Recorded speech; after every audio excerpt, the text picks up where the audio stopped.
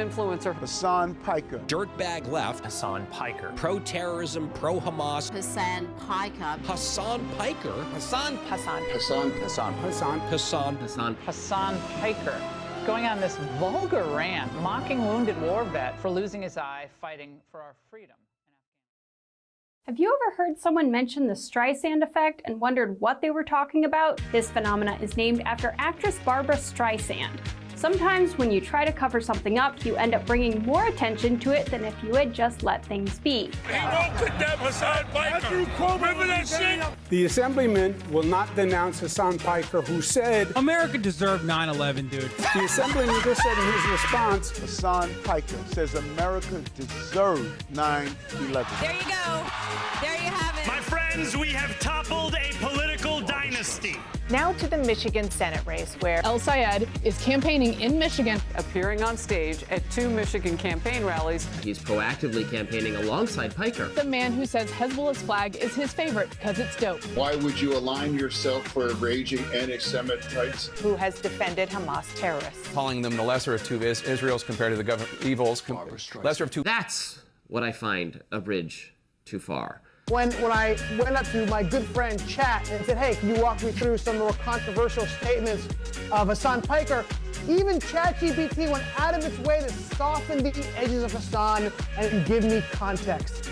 Thanks, but no thanks, ChatGPT. Hasan Piker is campaign poison. Placing yourself on the wrong side of a 90-10 issue is only going to make you look bad. It's going to be good for me. It's going to be good for the candidates that I work with. Turns out it was true. Abdul El Sayed at 27%. Oliver Larkin. Amelak Kiros, everybody. Nice to meet you, Hasan. Welcome to the broadcast. Thank you for having me. Oh my gosh.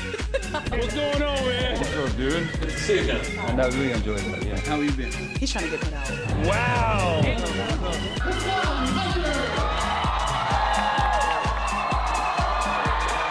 What's going on, everybody? I hope everyone's having a fantastic evening, afternoon, pre-noon, no matter where you are in the world. I'm Hasan Piker, and this is the HasanAbi broadcast coming to you live from sunny California, Los Angeles, folks. We're live and alive, and I hope all the boys, girls, and MBs are having a fantastic one because today is a beautiful day. Today's a wonderful day. Today is Tuesday. That's right. It's Newsday Tuesday. Ladies and gentlemen, boys, girls, and MBs, it's Newsday Tuesday. And I am live. I'm alive coming to you from stolen Tongva territory, Los Angeles, California, West Hollywood. It is 79 degrees and sunny here. And I just realized that there's a little bit of a Mexico filter on today. A little bit of a Mexico filter, I see. But it seems to look cool, so we'll just allow it. We'll keep it going. In any case, that's because the lights actually got reset. That's because the lights got reset. The science guys are shitting on Epstein now. Yeah, I saw that. We're definitely going to watch that shit. Don't you worry about that. But let us celebrate the 10-year anniversary of the fight song. I mean, that's a great way to start the broadcast before I even get to the personal news. You know what I'm saying? This is for Hillary. What the fuck? Why is this white? Like a small boat on the ocean, sending big waves into motion, like I was single word. 10 years ago, Hillary Rodham Clinton was crowned the Queen of the Democratic Party. But more importantly than that, perhaps, she was crowned the Queen of our hearts. Take back our life song. Prove we're alright. My power's turned on. Starting right now, I'll be strong. I'll play my fight song. And I don't really care if nobody else believes. 'Cause I've still got a lot of fight left in me. That's right. Losing friends and I'm chasing sleep. Everybody's worried about me. I'm in too deep. Said I'm in too deep. It's been 2 years and I miss my home, but there's a fire burning in my bones. Still believe, yeah, I still believe.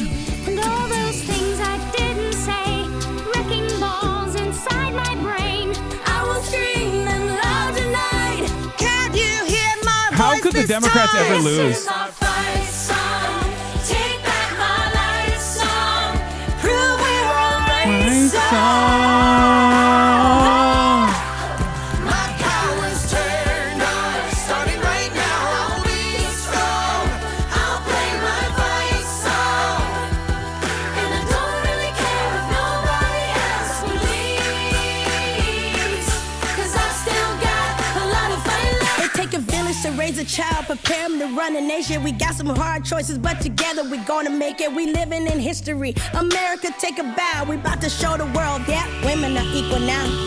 Like a small boat on the ocean, sending big waves into motion.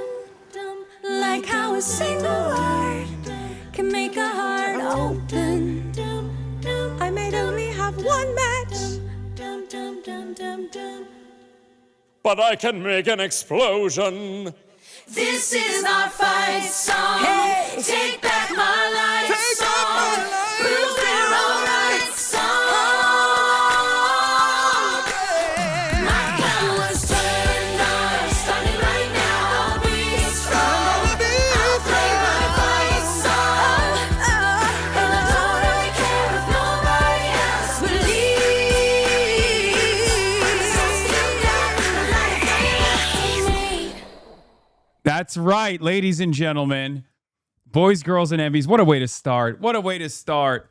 10 years, a decade of failure, a decade of cringe, a decade of celebrity endorsements, and a decade of wondering how the Democrats lost with this absolute powerhouse.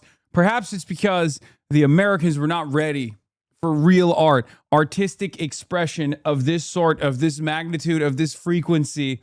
Perhaps that's the reason, and perhaps we deserved to lose with this kind of showing. But yeah, Kaya, where are you going? She's like, this is too cringe for me. I'm freaking out. She said, I'm out. Go, Hillary. Oh! Anyway, I'm still with her. Obviously, 10 years later, I'm still with her. I'm Hasan Piker, and this is part of the broadcast where I will tell you my personal news. It's obviously still her turn, and I think people need to understand that. And if they don't understand that, that means they are sexist and also, perhaps more importantly, racist. I will not elaborate. If you do not like Hillary Rodham Clinton, you're probably racist. If you do not like Joe Biden, you're probably racist. If you like Cori Bush, for example, still racist. Summer Lee, still racist. I don't make the rules. The DNC decides who gets to be the anti-racist candidate and who doesn't. Not gonna lie, loving the clean-shaven look. Look at that. There's some takers. Okay. I appreciate that. I appreciate you for your bold take, for your brave take. Unfortunately, it's not shared by many others in this community. A lot of people actually despise the fact that I shaved. They don't like it. But I, you know. It's a fresh blue suit. Yes, American flag blue. You already know. You already know what's up. Israel comes to Haley Stephen in her dreams. Beardless HasanAbi comes to me in my nightmares. Yeah, that's kind of how it goes. Okay. In any case, ladies and gentlemen, boys, girls, and MBs, we're live. We're alive. And yeah, there's a lot to talk about. But before I get to that, personal news, chud-ass loser time. You already know. Nothing going on in my life. Nothing going on in the world. What are you doing? What are you doing? What? You're so strange. She just opens the door and just pokes out and is just like, what's happening out here? Anytime there's movement in the house, she's like, I need to monitor. I need to see what's up. I need to see what's going on. She's Such a guard dog. In any case, where was I? So what was I talking about? Oh. So, yeah, she's situation monitoring. I'm situation monitoring. I'm a chud ass loser. I ended the broadcast last night, and what did I do? Not really much. Had to get ready for this big weekend coming up. Wisconsin, Michigan. We're going to be all up and down these wonderful states. Okay. A lot of get out the vote initiatives, a lot of big hitters, a lot of heavy hitters, some talks, some speeches, some rallies, hopefully some victories by the end of that process. Now, outside of that, are you going to be featured in Men's Health? Probably not. Ukraine tie, I see who you support. Wait, why would this be the color of Ukraine? Oh, because it's American flag blue and yellow. Is that why? But in any case, we're gonna be putting the cheese heads on, and we're gonna be getting cheesy with it. You already know I was getting ready for all of that, and more, and that is part of the reason why I am a chud ass loser and didn't do anything else. Woke up early in the morning. Not much else going on in my life. Played a game of basketball. I am winded so easily, which is devastating. I'll tell you guys about that. I get winded with ease now. I monitor my heart rate when I'm playing basketball, right? Very autistically. And one of the issues is usually if I'm playing like an intense game of basketball, one-on-one, half court, which is pretty aggressive. It's a very high intensity exercise. But when I usually do that, by the end of the process, I'm at like 180, right? Which is cranked up. I mean, that's like maximum allotment. Lately, though, I reach 170. Lately, I've been reaching 170 like on the first play, and it's not good. 180 is normal when you activity, right? Yeah, I mean, I'm sprinting. 180 is when I'm like full sprinting by the end of the workout. Like I'm playing one-on-one basketball, but yeah, my cardio is not great. It's just not great. 35 is terrible. You got to see a doctor. 180 is high. I get 140. Dog, I'm talking about the threshold I reach on limited moments while I'm sprinting. But yeah, my cardio is really bad. I'm like a fucking smoker almost.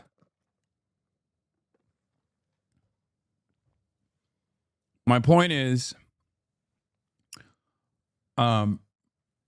it's gotten worse. My cardio's gotten worse, and I don't know if it's because I'm 35. I don't know what's going on.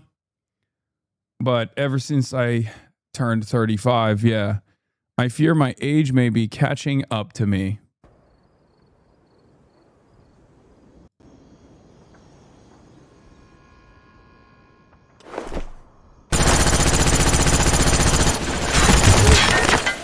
Pretty much me. Sitting is worse for you than smoking? Yeah, but your max should be in the upper 160s. Man, chill out. Okay, we're talking zone 5. All right. Random ass fact I found. Jonathan Glazer, director of Zone of Interest, also directed Jamiroquai's 1996 video, Virtual Insanity. So he's been goated since 1996.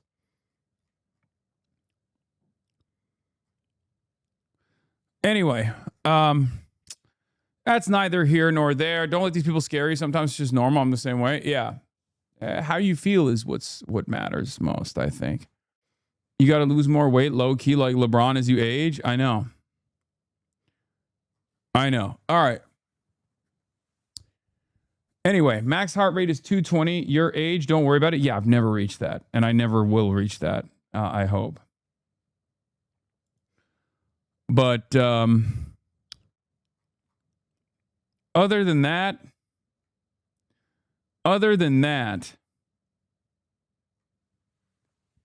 Not much else is going on in my life. Just, you know, chud ass loser lifestyle. You already know. You already know.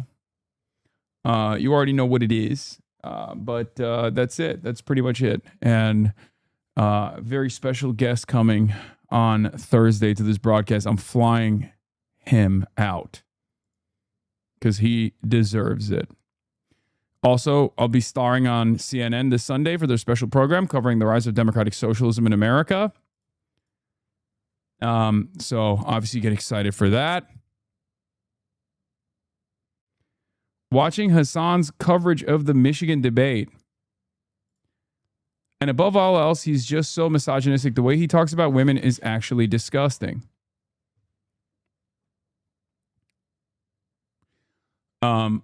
Proud liberal, dark woke, trans woman, DGG PFP. Makes sense. Okay, don't get mad at me. It was on my fucking For You page as I turned around to blast off. Yeah, no, definitely. Misogyny is when you don't like a candidate that is getting, you know, $50 million from AIPAC and has no discernible values that you can identify, no policies you can identify. When you call that out, that means you're misogynistic. Misogyny is when you disagree with a woman in general, which we should stop doing that. We should stop disagreeing with women in general. Obviously, it's doubly misogynistic because I can't handle constructive criticism, it seems. And that's what's going on here. Anyway, girl boss feminism. Destiny loves genocide. Yes, I have it on the docket. Okay, I saw it this morning on my timeline. I already liked it. I'm gonna watch it. I know. We are going to watch it. It's not even a drama video. It's literally a science community guy calling out, you know, a content creator and his genocide defense.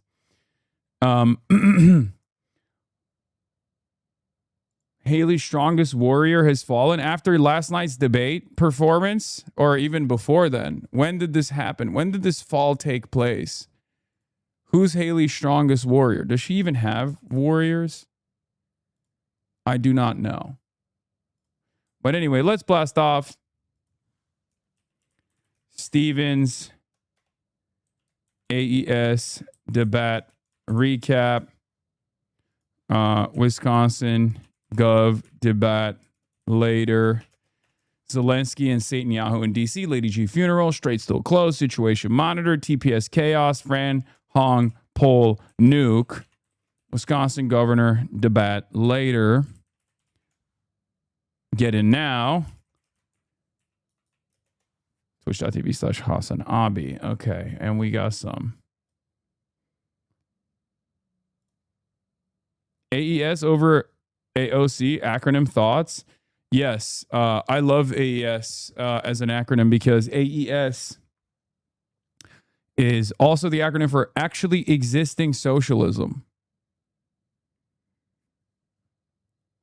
It's what MLs use to describe countries that are run by some sort of like Marxist-Leninist, one-party communist state, whether it be China, whether it be Cuba, Vietnam. So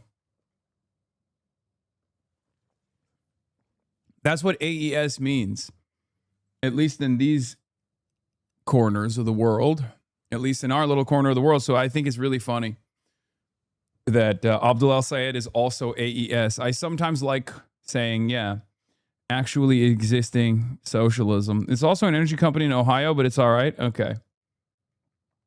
Still need to rotate in the Zhongshan suit every other week, though. I will. You might want to skip most of the video until like the last 20 minutes is a summary of Israel's actions since October 7. It's good refresher, good recap. Dumb blast off meme pro-cap propaganda. It's too late for that pro-cap propaganda because I already blasted off. Oh, yes, the rage bait suit. I don't even like calling it the rage bait suit because it's just dope. Like, it looks good. That's what matters most. And people try to make like comparisons to Nazi Germany. These are stupid comparisons. Like, this is not, it's a suit that predates Mao, and it's a suit that has certainly outlived Mao's experience and his governance. And Mao Zedong is not Adolf Hitler. So it doesn't really matter what stupid Western chauvinists say about it. Ultimately, it looks good. And that's what matters most. You can, I mean, look, here's the thing. There's 1.4 billion Chinese people out there. Okay. There are billions of people living in the Asian continent, many of which are quite familiar with this style of suiting. It's not dissimilar to the Nehru style of suiting as well. Okay. So, of course, the 330 million Americans think that they're at the center of the world and have their own personal opinions about this that are, in some respects, quite racist.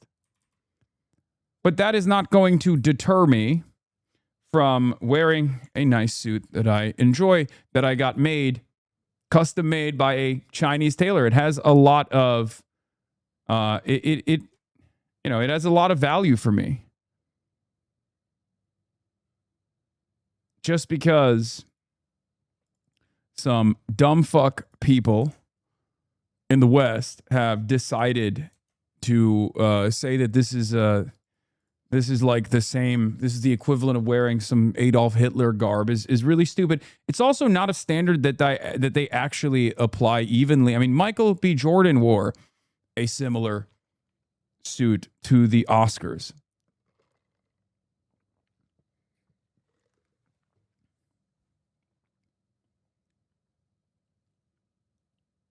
Unc, I think green is your color. Thank you. You mean American flag blue.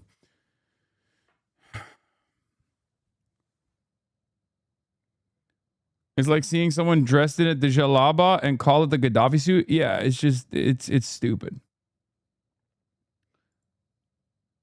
It's unbelievably stupid. Well,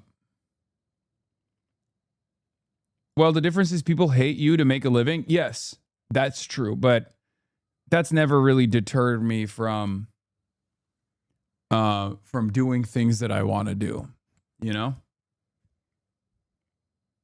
What do I always say? Never, ever cede ground to your opposition's cynical framing. Did you change your camera or angle? No, I did not. It's just the lighting is a little different today. Me gonna die?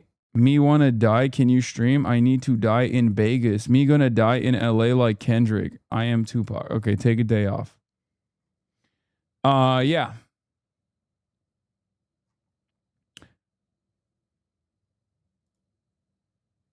I tried to be patient and nice. I tried to not be that guy, but I just can't deal with you having no beard. Why? It looks so good. I keep thinking about it all day and night. It's ruining my life. Okay. Well, fear not, chatter. It's already growing in. I already have the 5 o'clock shadow.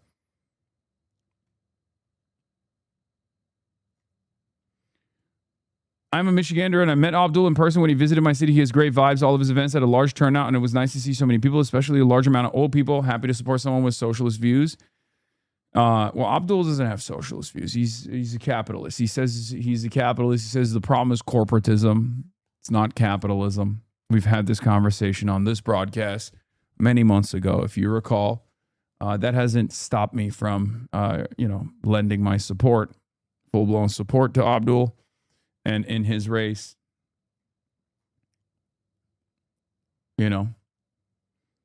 Thoughts on the new Michigan Senate poll? Yeah, we have the Michigan Senate poll, the new one, the Glenn Gariff poll. That is a dusty and busted poll. It's an unbelievable outlier, and it's not something to take super seriously. But if that's going to light the fire under your ass to go out and smile and dial, then I'll take it. Let that be a motivation for you. Let that be a big motivation for you. Anyway, like I was saying. So yeah, we watched the debate last night, and it was a spectacular experience. Abdul showed up, and he put on a show, really. You can tell that he is a great speaker. And obviously, elections are, in many respects, popularity contest as well. So it's important to have swag. It's important to have charisma. There were some highlights. There were some great moments. There were some really low lights for Haley Stevens, obviously. This was one of them. Let's take a look. Say this. She got 30 grand from DTE. She's lying. Dr. El-Sayed, I'm asking you the same question.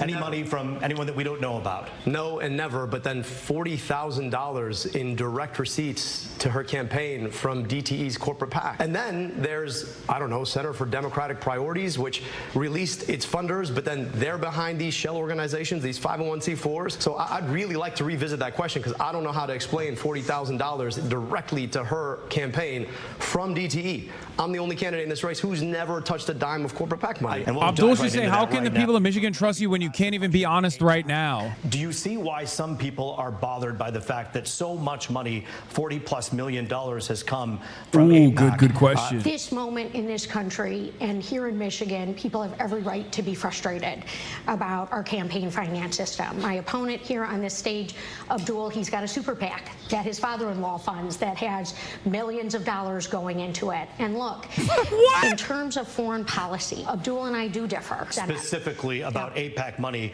more than $46 million has been spent on AIPAC spending to back your campaign. A lot of people wonder if that... Roop Raj, the real hooper, baby. Why do you support terrorists? I don't support the nation state of Israel, my friend. You got it wrong. You're in the wrong place. I do not support terrorism. I do not support loss of civilian life.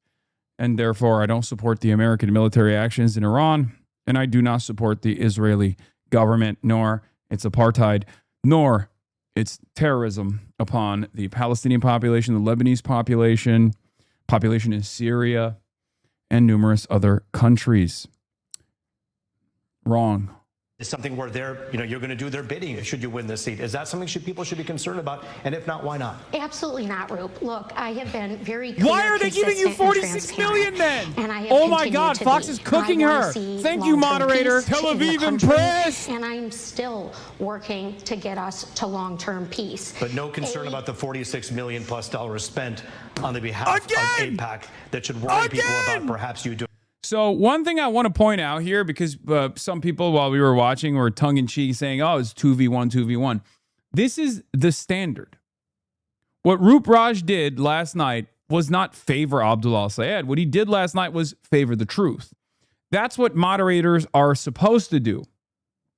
Okay? Obviously, we're joking about it, and I'm talking about like how goated Roop Raj is. I called him a Baltimore Maoist last night. But what he's doing is one of the most basic functions of real journalism. And it's unfortunately a dying art. It's a lost art. And many people don't follow through on these sorts of questions. When you ask a direct question, especially on an issue that is so important to many Michiganders, and the candidate refuses to answer this direct question, it's totally valid to reframe the question and ask it again.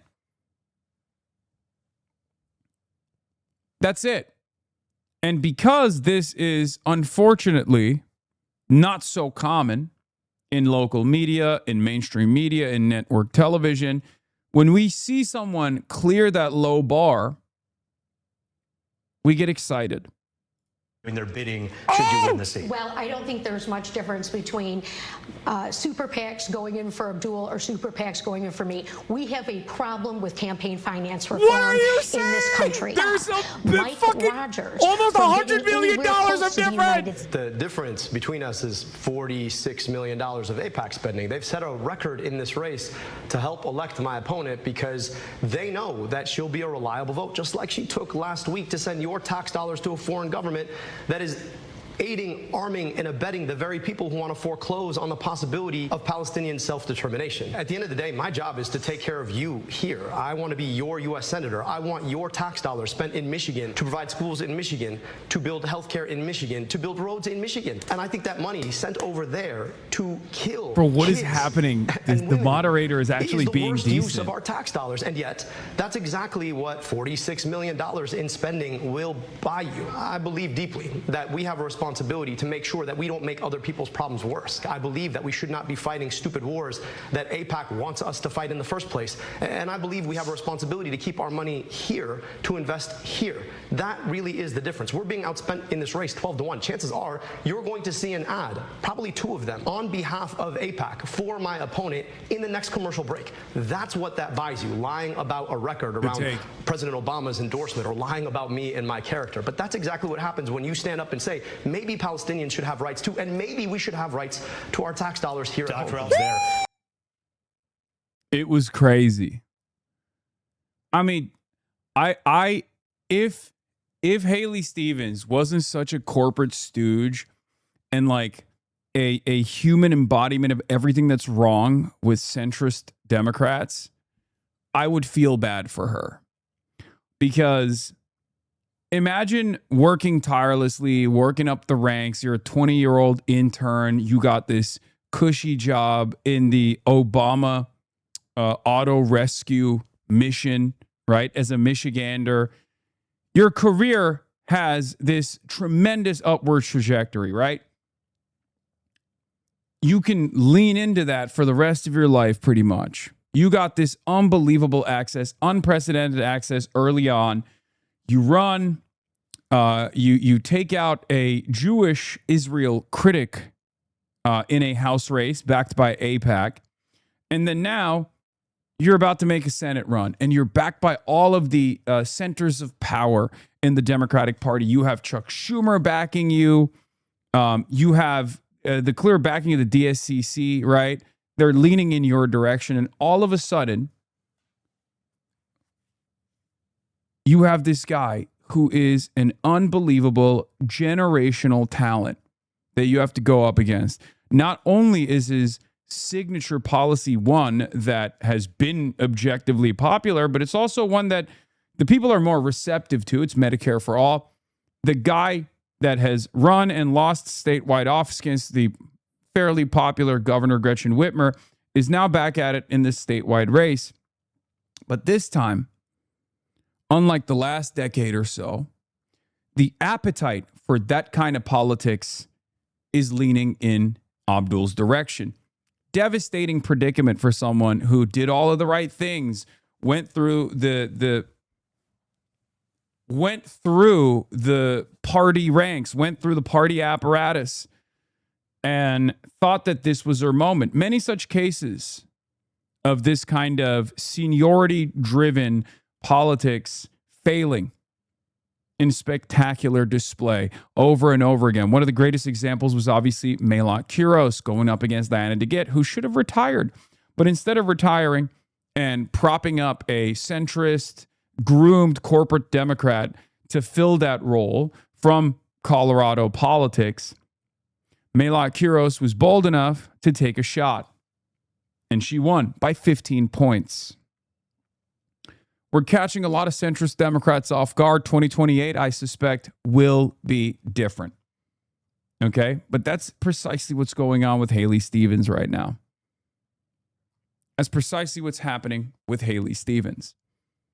Career politician, had everything mapped out for herself, for her career.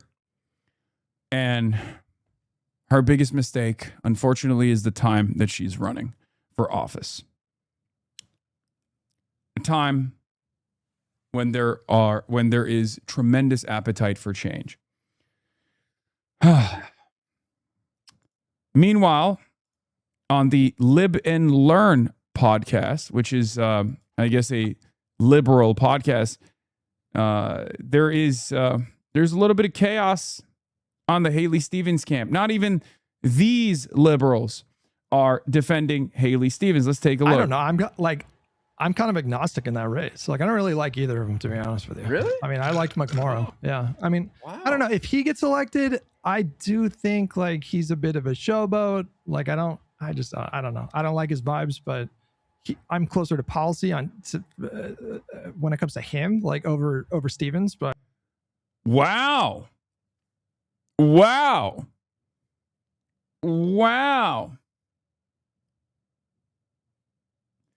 Remember the universal outrage when you didn't immediately endorse a hypothetical Gavin Newsom run? Streamer Destiny says he's not sure who he would vote for if the 2028 presidential election between J.D. Vance and Alexandria Ocasio-Cortez in a vacuum. I don't know what J.D. Vance's political opinions are. I mean, I probably would vote AOC, but it's a coin flip.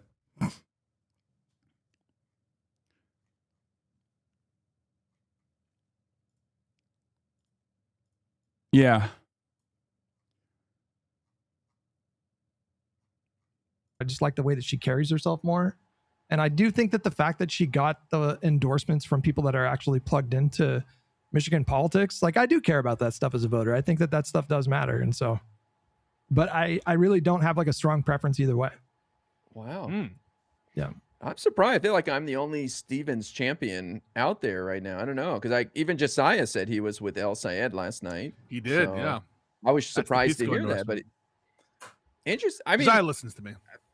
Put the APAC stuff aside, which I know is hard for a lot of people. And I think she's a good candidate.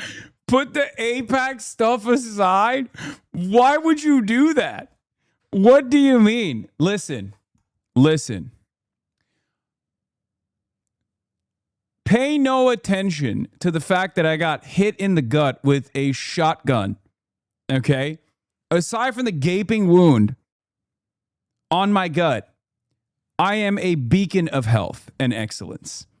Okay? Just put that aside. I don't understand. It's only $54 million. Just put it aside, dude. It's $54 million. What do you mean? It's a record-breaking amount of money. Just put it aside. Yeah, replace APAC with DSA. Not so funny now, is it? Yeah, exactly. The only reason they're for Stevens is because they're against you. I don't think so. I think this one is teetering on the edge. This one's already gone. Okay, Pisco's already far more open-minded. He's on like the Podjohn wavelength where he just doesn't care if Democratic Socialists are winning. He's like, no, that's great. As long as they're winning, that's great. This one is just a Destiny Orbiter, but I guess even he's teetering on the edge here. And I don't really know anything about this one. I assume this is just like a pro-Israel guy first and foremost, and that's why he said something as silly as put the APAC stuff aside. Stop, man! You gave Pac-Man grace, and you know what happened. I mean, I'll continue. I'm really important, really hates you. IDF family member. Yeah, oh, there you go. Wait, he's a citizen of Israel?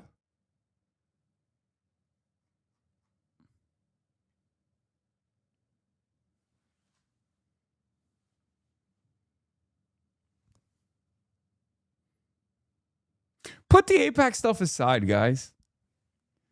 Guys, can you put the APAC stuff aside? Oh, dang.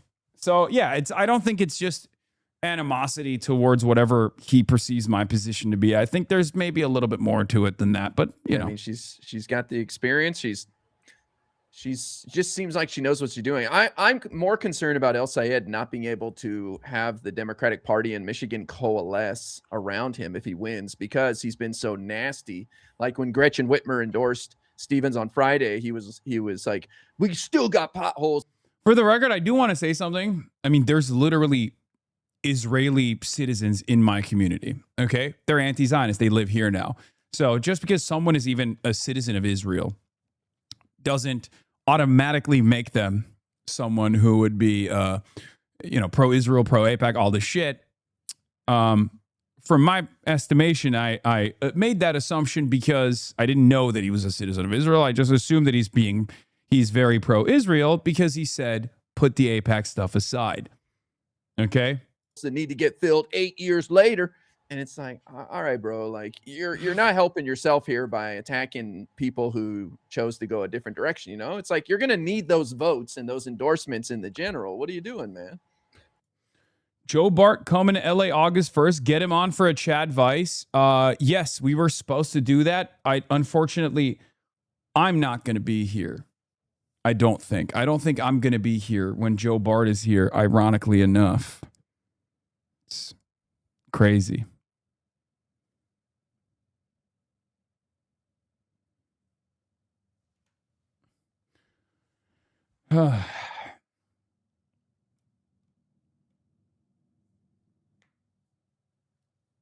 God, you suck at fun. How do I unsub? I don't.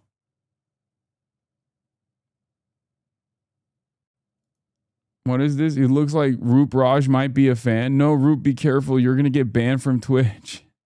I like that everybody in this community loves Roop Raj as much as I do. There's no such thing as Palestine 2 weeks ago. It didn't seem that crazy. Top DNC shill. I'm really important. The Liberals will kind of strip a stunt and a nothing burger. Yeah, I don't care about this. All right, what are we doing? What the fuck are we doing? I don't need a deep dive into this guy's behavior. Okay, I don't care.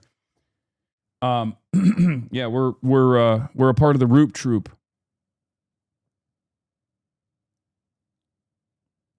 You got brought up on the Megyn Kelly show. Zara Mamdani grew up with a silver spoon in his mouth. Hasan Piker owns a $3 million in Hollywood. Ro Khanna's kids have a golf course in their name. Is a top-down frustrated elite, just like the French Revolution, says VD Hansen. It's awesome. This doesn't really make a lot of sense. First of all, you know, Ro Khanna aside, this doesn't really make a lot of sense for me. If with Ro Khanna, you could say like, oh, he doesn't have upward social mobility, even though he comes from like a wealthy background. I do have upward social mobility. I have actually made a lot more money than my family ever did, and I take care of them. So this doesn't even make sense as like a jilted, angry, fail son who thought he would have the world given to him because of the silver spoon he was born with. Like, that argument doesn't even make sense for someone like myself. You know what I mean? Doesn't make sense at all. Put the Ro Khanna stuff aside. Yeah, because, well, Ro Khanna is immensely wealthy, and I think he married into wealth, which, you know, more power to him. I mean, same with Abdul as well. Abdul obviously married into a wealthy family, and that's kind of come back to bite him in the ass with his tax releases. A lot of people are yelling at him right now for his father-in-law's like rental properties that are in the name of his wife.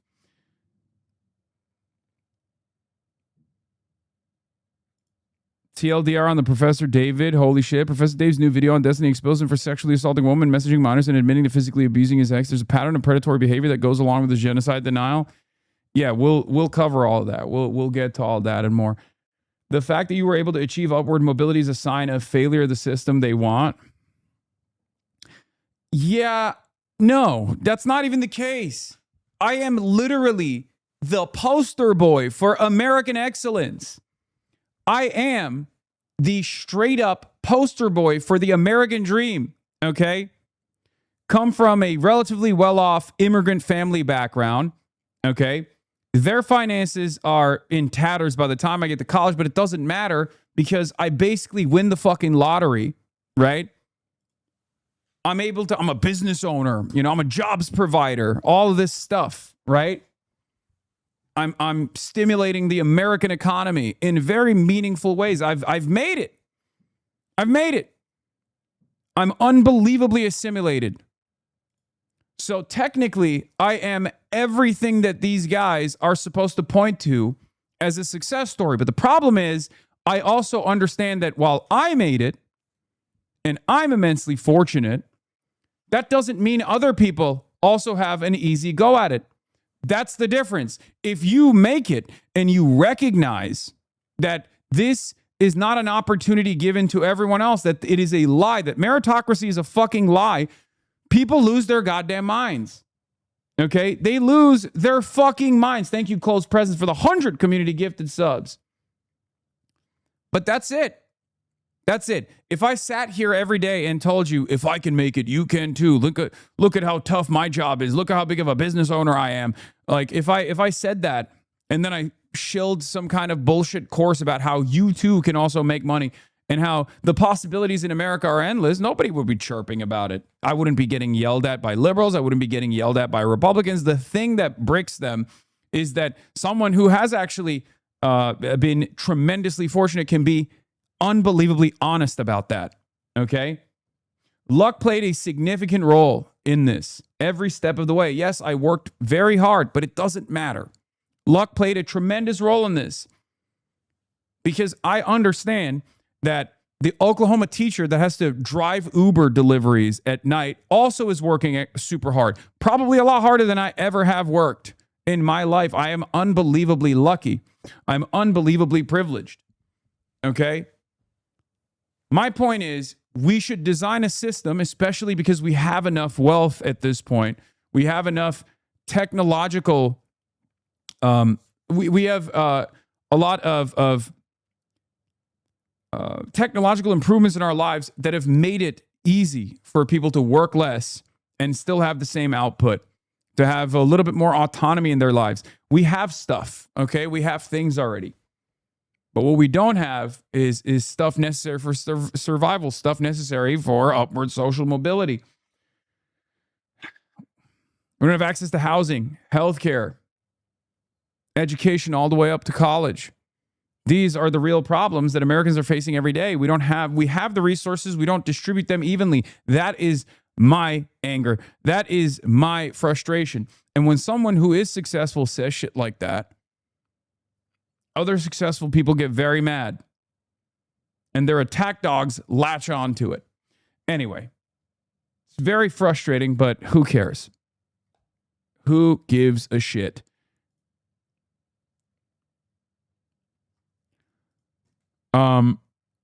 Yeah. Stevens is letting our neighbors get grabbed by ICE. Yeah, we're going to talk about that. Where was I? What was I covering? I was talking about Haley Stevens' performance. But yeah, it's very clear. Liberals, as soon as a Muslim guy runs for Senate, they turn into Nick Fuentes. I've also noticed this as well. It's pretty crazy. She's fucking right. Lamau. Guys, this kind of anti-American bigotry isn't who we are as Americans. Stop speaking Arab, boy. That's what this Joe McCarthy stand with the Israeli flag, trans flag, and the Ukrainian flag in the bio is saying. Like this person is fantasizing that this is what, this is how black people are. This is how black people would behave. Attributing their own personal anti-Arab and Islamophobic resentments to the entire black population, which is unbelievably racist.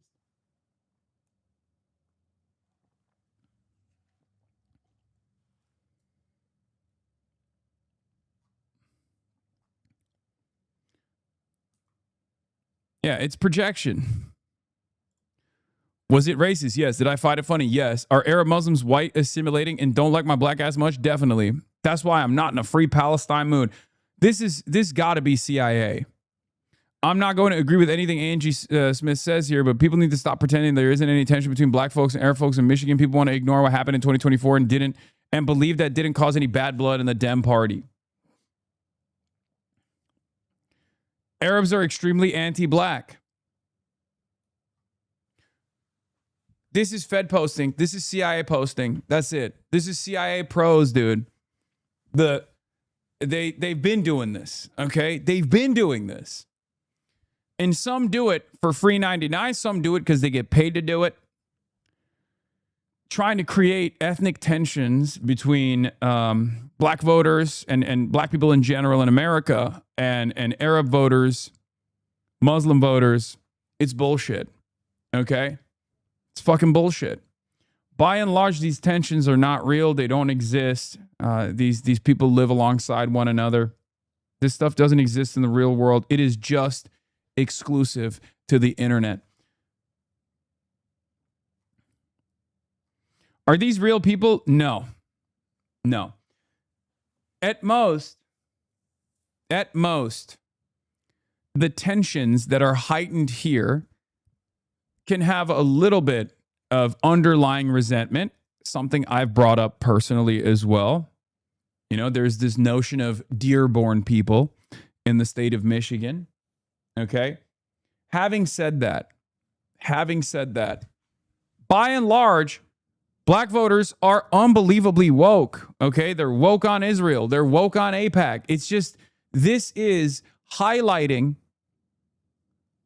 some community representation, oftentimes community representation and community leadership that is getting direct payments from Israel by way of AIPAC.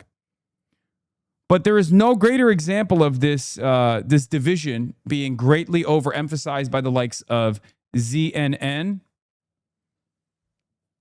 and mainstream media outlets right now, especially in the Abdul race, whereas it doesn't necessarily exist in the real world, is the fact that while the Congressional Black Caucus, the CBC, is base boosted by AIPAC in many meaningful ways, and Jim Clyburn himself has endorsed Haley Stevens, there are plenty in the Congressional Black Caucus that are separating from Clyburn right now to endorse Abdul al-Sayed. So I wouldn't be so certain.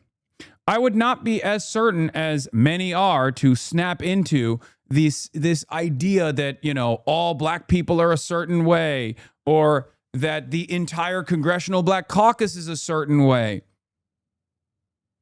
Okay? And that's not the case. And for the record, none of that is representative of how black people feel on the issue of Israel, on the issue of AIPAC, on the issue of corporate Democrats in general. Okay? That's it. No group of people are a monolith, okay?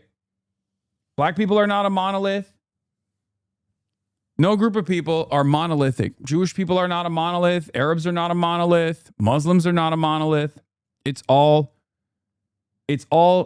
down to the individual. You can try to make some demographic determinations off of polling data, but the polling data shows a very different reality than the one that is presented by these sectarian charlatans.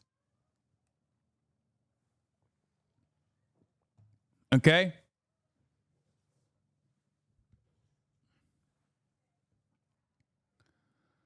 In any case, let's get to situation monitoring. Sometimes the situation comes back to be monitored in Washington, D.C., the nation's capital, the belly of the beast, the heart of empire. World leaders are in Washington for Lindsey Graham's funeral, but some are also expected to meet Donald Trump.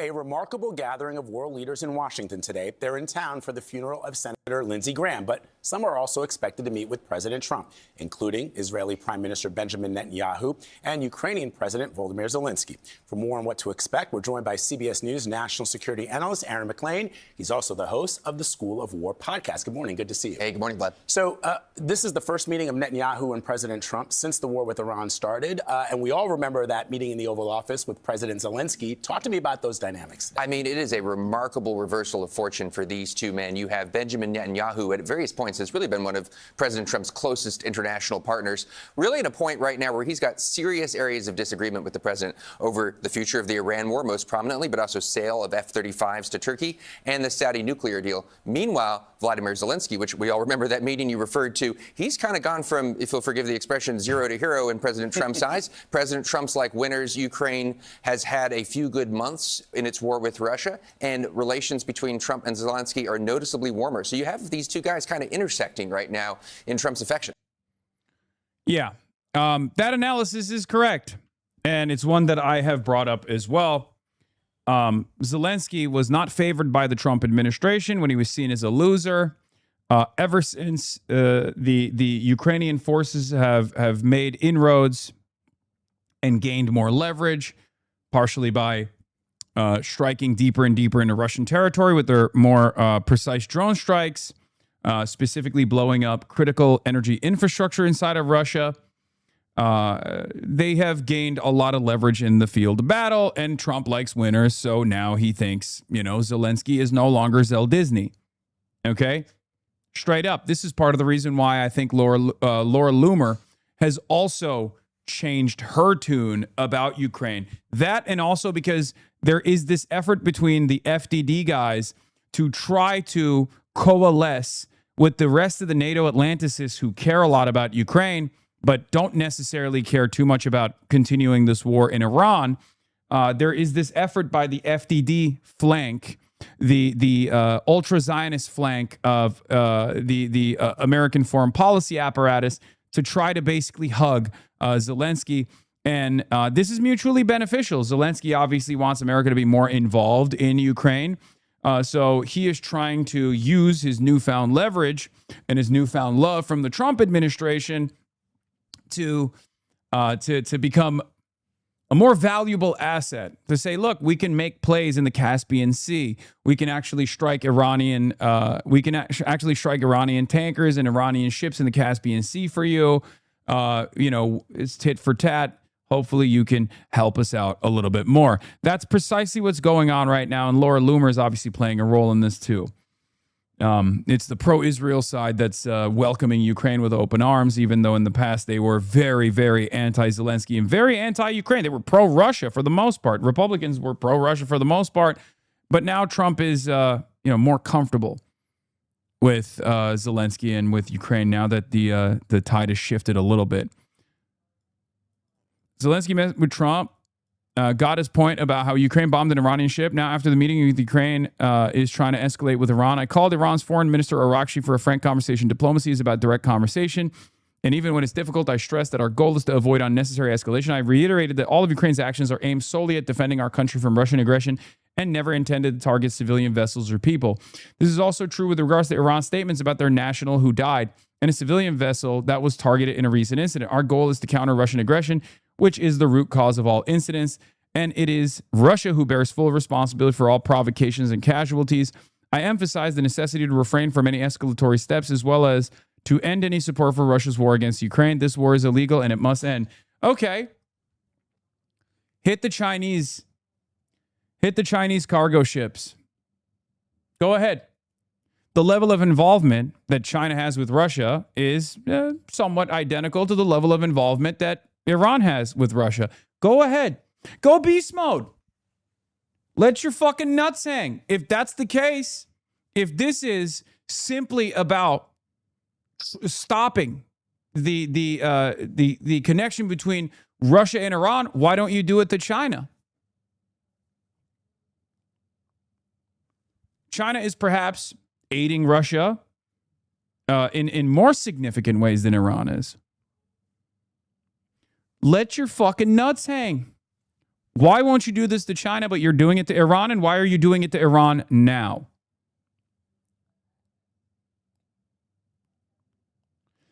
And before people say, didn't the Shahed drones change the game in the Ukrainian conflict? Yes. It was definitely helpful for Russia's illegal occupation and invasion. But here's the thing. Which of these two non-aligned countries that continuously trade with Russia against all of the restrictions placed upon Russia by the Western world is more significant? Is Iran more significant in its Russian allegiance than China is? The reason why I'm bringing this up is because the whole purpose of this incident, the motivation behind this incident has nothing to do with actually attriting Russian capabilities and everything to do with trying to expand the theater and trying to get more involved in the Iranian conflict. That is what Ukraine is trying to do. Part of the reason why they're doing this in a stupid way is because they try to do it in a smart way, as I brought up initially, when they went to the Gulf regions and were like, you guys are getting lasered with drones. You don't know how to deal with that. We have expertise in this field. We can help you. And the dumb fuck Americans didn't appreciate that at all. That would have been a perfectly reasonable way for Ukraine to make themselves more valuable in another theater. Using the limited amount of opportunities that they have, the limited amount of resources that they have to make themselves more valuable to Western interests by defending Gulf nations with the expertise that they have in drone warfare. That's what they tried to do initially. They even had an entire drone specialist force that they had sent out to the Gulf regions to get blown up by Iranian ballistic munitions. The problem is Trump is too fucking stupid to recognize that as a valuable asset. The expertise that Ukraine has in drone warfare is not relevant for Trump. Okay? Because he's dumb. And when you're trying to appeal to a dumb guy, you have to do dumb things. And that's precisely what Zelensky's doing. At a time when there is tremendous leverage for Ukraine unlike ever before, okay? Tremendous leverage that Ukraine hasn't seen since the pushback from Kyiv, the pushback of Russian forces, when the Russian forces had to retreat back to the eastern Ukrainian territory. That was the maximum amount of leverage that Ukraine has had since the illegal invasion and occupation of Ukraine in the hands of Russia. Now they have leverage. Now they have Trump's interest, right? But unfortunately, the king is fucking stupid.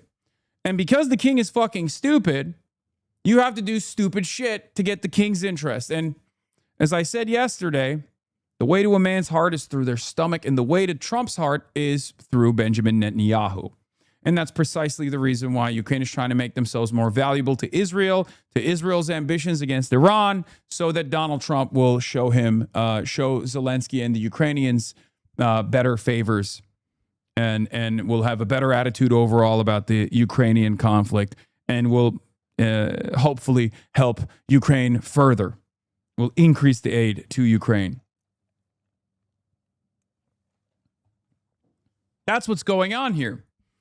It's an unbelievably stupid endeavor because America is directly involved with Iran, but America is not directly involved with Russia, because both America and Russia are adversaries to one another and they're nuclear armed nations. So this is an attempt to try to draw the United States into the conflict against Russia directly. And for one reason or another, partially because Donald Trump loves Vladimir Putin because he's a fucking idiot, or maybe there's at least enough smart advisors in his corner that recognize how devastating it would be for the entire world if two nuclear-armed superpowers fought one another, something that hasn't happened. And before you say India, Pakistan, I mean superpowers, okay? No disrespect to either of these countries. I know people are going to get mad at me for saying that they're not superpowers, but let's be real. Okay.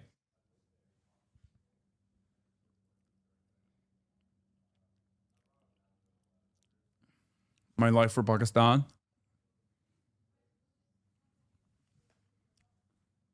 But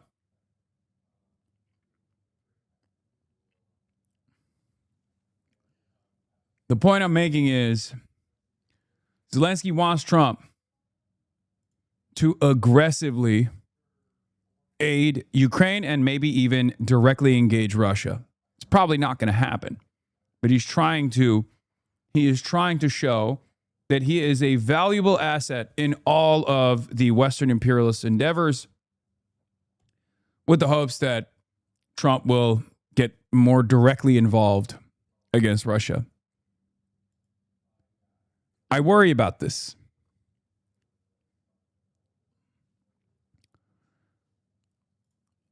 Lara Seligman for Wall Street Journal says, Trump, a senior administration official, said, likes winners, and Zelensky, in the U.S. president's estimation, is increasingly looking like one.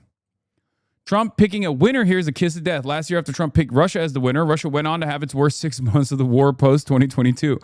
Now that Russia's battlefield fortunes have turned positive again this summer, Trump picks Ukraine as the winner. I will admit, while Ukraine has a lot of leverage right now, okay, Trump is notoriously bad at picking winners. Ukraine does have a lot of leverage over Russia. I mean, they've crippled the Russian energy infrastructure. They've caused Russian oil exports to be halted. Okay? It's ironic because that action in Russia is actually hurting Donald Trump's broader goals in Iran, as I've brought this up before, time and time again. Because the less Russia is capable of shipping oil and gas to the rest of the world, the worse, the more volatile the energy markets become because the Strait of Hormuz is closed. So all of the leverage that Ukraine is gaining against Russia is actually hurting Donald Trump and Donald Trump's interests of keeping the markets as stable as possible so they can continue doing this tit-for-tat bombing in Iran. But in any case, what is this leverage again? Oh my God. What do you mean? What is this leverage? When you are capable of successfully harming and deteriorating the oil and gas refinement infrastructure in Russia, so much so that there are long lines at gas stations internally inside of Russia where the Russian civilian population are experiencing negative consequences for Russia's actions in Ukraine, that is leverage. Okay? That's it. That's leverage.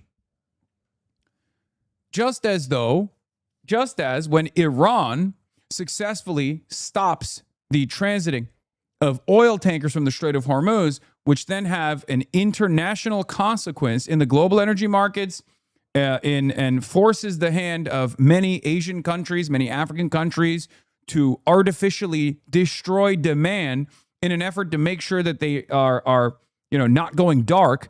That is leverage that Iran has. Okay? NATO was always capable of that. It's not Ukraine, and NATO's doing it because Russia was making immense gains globally with Hormuz closed. Yes. Yes. I know NATO was always capable of that. And I know NATO is the one that's giving them the targets. And I know the United States of America is giving Ukraine the go-ahead to strike deeper and deeper into Russian territory with precise accuracy, with obviously satellite targeting that Ukraine previously did not have access to. Everybody understands this. What are you talking about? It doesn't matter. NATO and Ukraine are aligned. So yes, they're helping Ukraine. I know. Who gives a shit? That doesn't undermine the point that I'm making, which is Ukraine has more leverage. Your position was to cynically bring up, what's the leverage? What's the leverage Ukraine has? The leverage Ukraine has is not destroying, because infrastructure is difficult to blow up and destroy, but basically stopping the refinement of oil and gas in Russia. So much so that Russia has to halt exports. So much so that Russia is now having a harder time internally with oil prices. That's an impediment. That's a significant point of leverage that Ukraine has. Because at the end of the day, if Russia can make it as cost efficient as possible, hold on, and I have to respond to some stuff. I'm gonna have Trita Parsi on later to talk about all this stuff later in the day, and I gotta text some people real quick.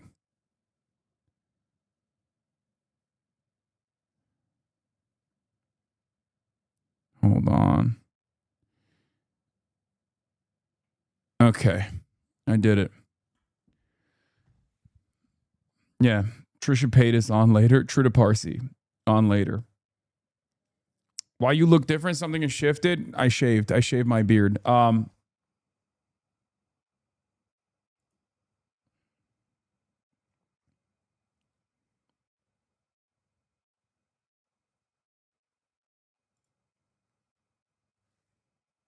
Yeah, this is very funny. Joe Walsh. Hey, it's on the Hun.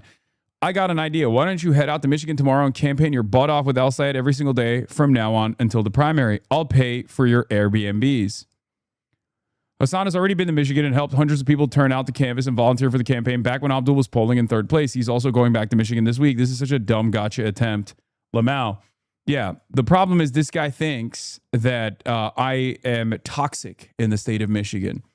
He doesn't realize that I have fucking tens of thousands of HasanAbi heads, many of which are now on the ground door knocking for Abdul al-Sayed already and have been doing so in the state of Michigan.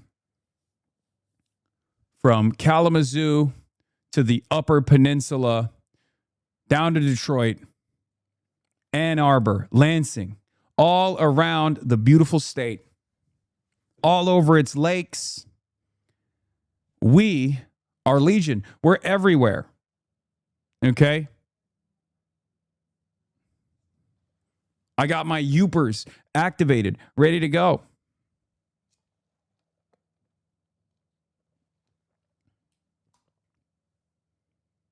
Won't go because Abdul needs moderates. Wait, what? Hasan won't go because Abdul needs moderates? First of all, that's not true. And secondly, I am going. I'm going this weekend. Why would they desperately strike the Caspian Sea if they had more leverage to drag the U.S. directly into conflict? I don't get it. Wouldn't that be seen as an act of desperation? Yes, you can have leverage and then make the wrong decision. Yeah, we got 10,000 NATO-trained Youpers ready to go in the Upper Peninsula. Yes, and I will be doing a pit stop in Wisconsin as well.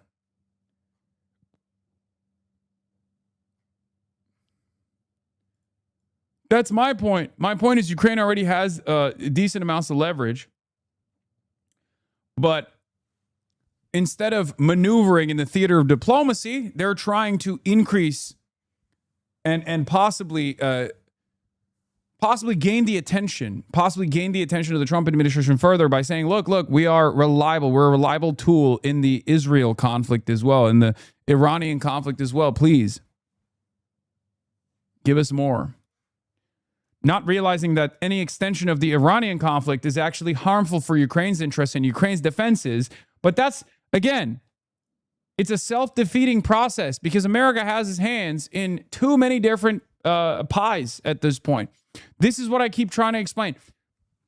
On the one hand, when America continues waging war with Iran, they're depleting their PAC-3s that could have potentially gone to Ukraine, right?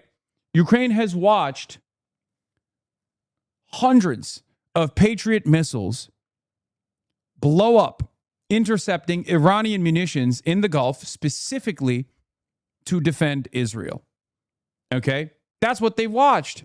That's what they've watched unfold. So for them to try and extend the theater, for them to try and extend the conflict, expand the theater, extend the conflict in Iran is self-defeating. Just like Ukraine has been able to gain leverage over Russia by blowing up oil tankers, by blowing up critical oil and gas infrastructure inside of Russia, deep in Russian territory, has been good for Ukraine, but bad for America's overarching interest because it increases market volatility because of the Strait of Hormuz being closed by Iran.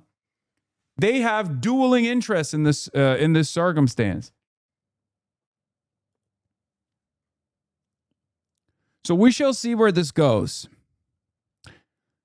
Sayed Abbas Araghchi, the foreign minister of Iran, had this to say, was assured by the Ukrainian foreign minister that the attack on an Iranian ship was unintentional and Ukraine seeks no escalation. Iran does not seek escalation either, but made clear any attack on our citizens and our interests is unacceptable. There must be restitution for the losses.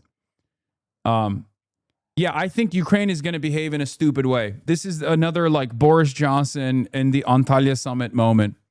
That's what I think. And everyone who is, of course, everyone who has a Ukrainian flag in the bio are going to get mad at me and they're going to say, fuck you, Hasan, you're pro-Russia.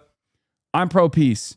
I'm pro-peace. I understand that Vladimir Putin is insane. I understand that Vladimir Putin is not invested in a peaceable solution here, but Ukraine has gained at least a decent amount of leverage where there could be a push. There could be a push with the hopes that, Vladimir Putin receives a bloody nose, and maybe restrains himself in this circumstance. But we'll see. I don't think so. I don't think it's going to happen.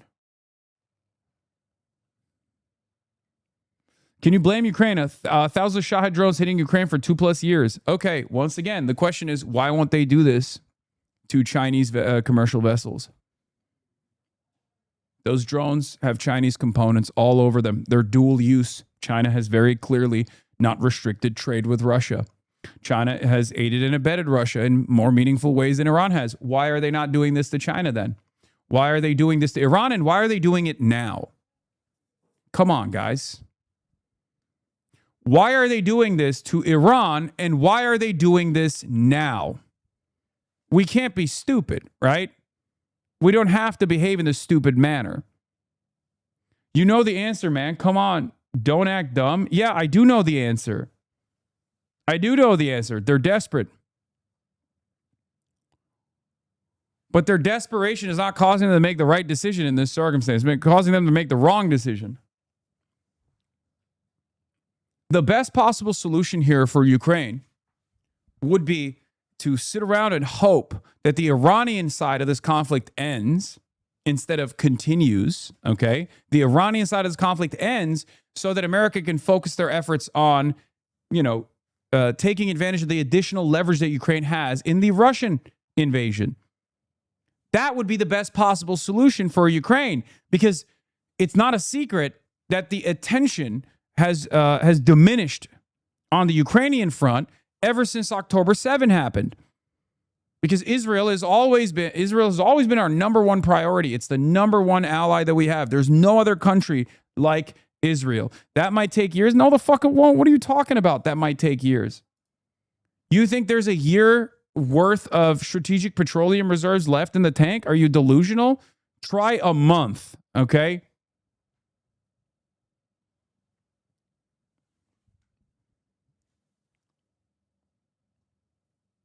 Yeah, it'll be interesting to see what happens. Let's circle back to the war with Iran. CBS News has found that high-level U.S. officials have concerns about munition shortages in the U.S. military, something both the president... Very revealing is that Zelensky has been making the argument that Russia is helping Iran instead of Iran is helping Russia. He's positioning this as Ukraine joining the Iran war, not Iran joining the Ukraine war. Yes. I mean, they say both. And there's truth to it. Of course, Iran has been a reliable trade partner to Russia. Iran gave not only Shahed drones to Russia early on, which Russia used on Ukrainian territory to make territorial gains, but also Iran gave the Shahed drone IP to Russia so they can build their own version of the Shahed drones, which they have been building for years at this point. Okay? My point is this. There are countries that have found themselves in the sphere of Russian influence to a certain degree, or Russia has found itself in their sphere of influence. China is one of them. The DPRK is another one, first with artillery shells that they provided to the Russian front, and then also with thousands of troops. Now the number they're suggesting is going to be approximately 30,000 North Korean troops in the front lines. First, it was North Korean troops inside of Russian territory offering perimeter defense in the Kursk offensive. Now they're talking about, North Korean troops in the front lines inside of Ukrainian soil, Ukrainian territory. Okay? An additional 30,000 of them. So to varying degrees, countries that have been designed as American foreign adversaries are joining this proxy war between the United States of America and Russia. Okay? Yes, I know North Korean troops have already been on the front lines. I'm saying I'm walking you through the evolution. Initially, there was speculation that North Korea had deployed troops. The speculation was that North Korea was doing perimeter defense inside of Russian territory when the Kursk offensive took place. Then they started making their way to the front lines after the Kursk offensive was pushed back. North Korean troops are now becoming a more meaningful part of the invasion of Ukraine. Yes, the Kirk offensive. The Charlie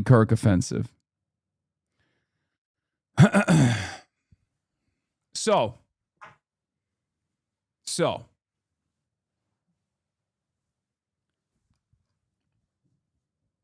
there's talks about African mercenaries as well. I don't know how how reliable that information is. I'm sure it's real, but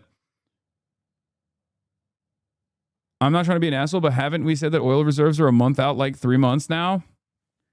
Oil reserves could have been burned at a much higher clip if it wasn't for China reducing its demand. Well, not even its demand, but reducing its imports by half since the beginning of the restarting of the conflict in the Strait of Hormuz.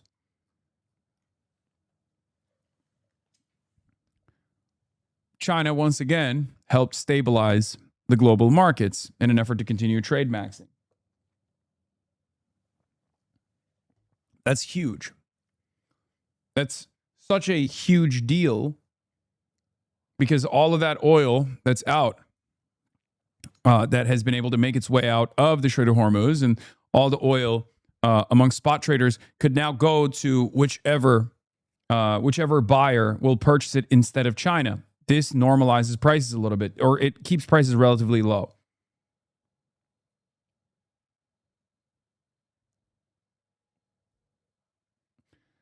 Sand, I just feel like the oil reserves along with the initiation reserves is just propaganda and the real number is unknown. No, it's not propaganda. Anyway.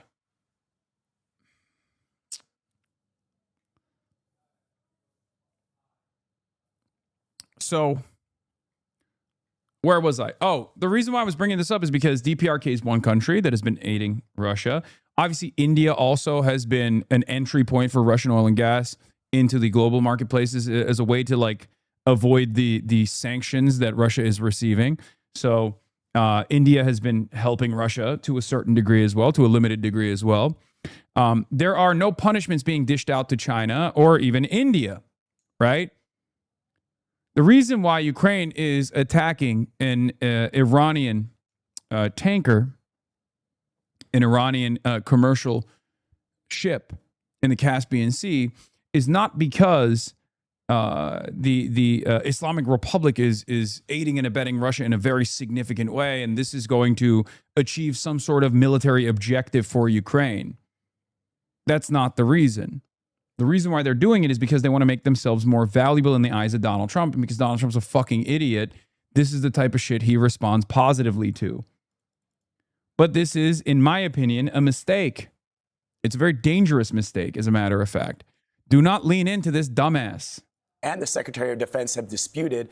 Given that the Secretary of Defense has been back to the Hill to ask for more money, how do you assess this? Well, we seem to see this already having an effect. Reports suggest that the munitions issues have caused, or at least contributed to this pause we see in operations against Iran right now. If you break down the shortages that we have, it seems to be concentrated in interceptors, defensive weapons. This is a very serious issue because, of course, this is what you fire to shoot down Iranian ballistic missiles, anyone's ballistic missiles, cruise missiles, incoming drones. Yeah, like if America can't protect its own assets in the Gulf, if America can't sufficiently protect Israel because there is a hard limit to the amount of interceptor missiles that America has, what makes you think Ukraine expanding the conflict is going to magically materialize more PAC-2 or PAC-3 missiles for Ukraine at a time when America is panic shipping the deferred shipments that were supposed to go to European allies? This also leaves European allies, NATO countries, I can't even talk. This leaves European allies naked and afraid. There's only a finite amount of supply of this stuff, okay? They can't get these munitions from China. They're getting it from, as NATO countries, from the United States of America. This is their missile defense, okay? America has already stopped or deferred their shipments of PAC-3 missiles to Switzerland and numerous other European and Asian countries that were supposed to receive these PAC-3s. Why have they done this? Well, they've done this because they're running out of fucking PAC-3s in the Gulf. It's the same reason why they brought THAAD interceptors. They panic shipped THAAD interceptors away from South Korea to the Gulf initially when the conflict first began. So in some instances, while everyone is gearing up for a prolonged conflict, There's a hard limit to how prolonged this conflict can actually be unless America is just going to decide, yeah, you guys can get blown up. It doesn't matter. All of the American corporations and their asses could get blown up in the Gulf. Israel could get blown up by Iranian ballistic munitions. Who gives a shit, as long as we are still continuing this conflict without actually doing boots on the ground military warfare? It just doesn't make sense. It seems like it's a bad idea for Iran to still be shipping missile and drone tech to Russia while they have their own war going on, but I guess they need foreign currency. Yes, but I don't even think that this was missile shipments and drone tech to Russia. I don't think Russia needs Iranian drone tech. Russia is already developing Iranian drones on Russian soil. They're not. I don't think they are shipping missile and drone tech to Russia at this point.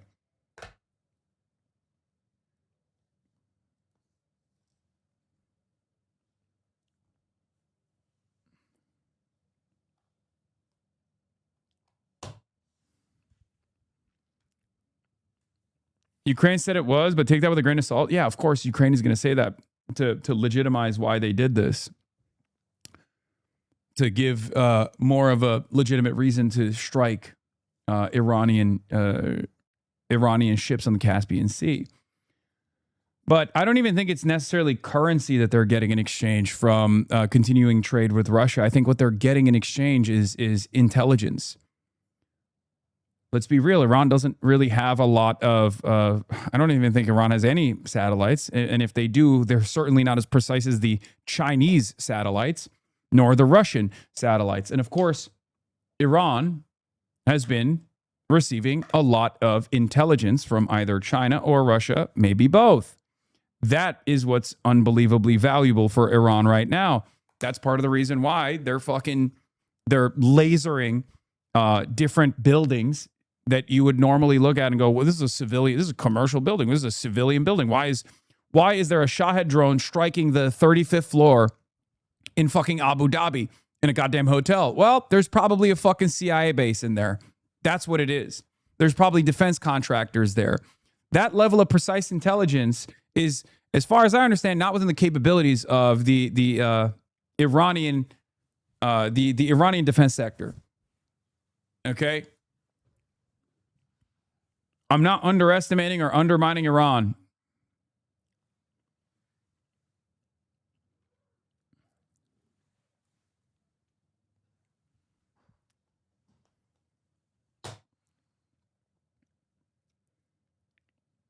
Yeah, I mean, they struck 2 CIA sites in March. One was a CIA station in Saudi Arabia located in the U.S. Embassy in Riyadh, and the other in eastern Iraq. Sources said additional CIA sites have been hit.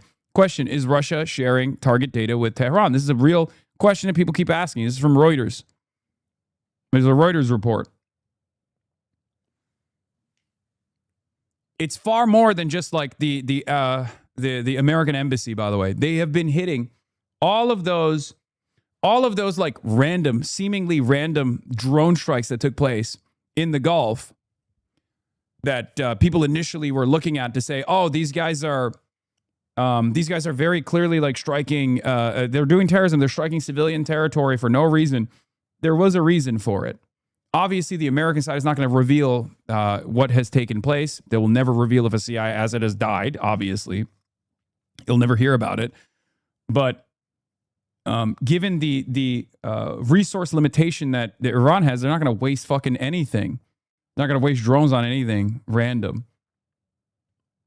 Things like that. And also in the high-end offensive systems, our cruise missiles, our ballistic missiles, we seem to have sufficient stocks of the dumb bombs, the cheaper munitions. So while you could imagine continuing to prosecute the war with Iran, these are all trade-offs. Everything you shoot in the Middle East can't then be shot in the Pacific, and there are real concerns about deterrence in the Pacific, given the burn of munitions in the Middle East. All right, Aaron, while I have you here, let's talk about... Did you read the casualty count is like 400? No, it's not. It's 600. The casualty count was quietly revealed to be around 634, I believe, which is probably even higher than that. Yes, I am very familiar with the casualty reports. I've been talking about it for months. Yes. It's been updated to 634, which means it's far higher than that, because that is just the active duty service members that are on the casualty reports. 18 killed in action, 634 injured, wounded. That means there is varying degrees of severity in the casualty reports. Some of the casualties are capable of going back into combat. Many are not. Many have traumatic brain injuries, TBIs, which is that means that they could be a fucking vegetable, or they could have CTE. There's varying degrees of wounds that the American service members have received in this process. It varies widely. But one thing I will say is that if you are not active DoD personnel, if you're simply a defense contractor, for example, you're not getting written up on those reports. So given the tendency for the United States of America to rely extensively on defense contractors in all of its operations, and rely on CIA operatives as well, both CIA assets and CIA operatives as well, the casualty and death numbers are probably far higher. We just don't know. And we most likely will never know what the true totality looks like. The president, who will eulogize Senator Lindsey Graham later in Washington today. As you know, Graham played a pivotal role in the president's foreign policy agenda. With his loss, what does that mean for the president's foreign policy agenda going forward? Well, I really see the passing of Senator Graham in the context of also losing in recent years Senator McCain and Senator Lieberman. You'll recall that the three of them were referred to as the three amigos. Three amigos. They're all gone now, and together they did stand for this combination of the some of the worst. Some of the worst of the worst. Joe Lieberman sucked. John McCain sucked. The three amigos. Muscular use of American power, but also committed to a certain kind of vision of internationalism. A throwback to the Reagan era almost. In many ways, yes. And there are other voices that support that particular vision in Washington, but the three of them concentrated together were really leaders on that front. All three are gone now. There are other trends, to include trends that, flirt with or go even further with isolationism.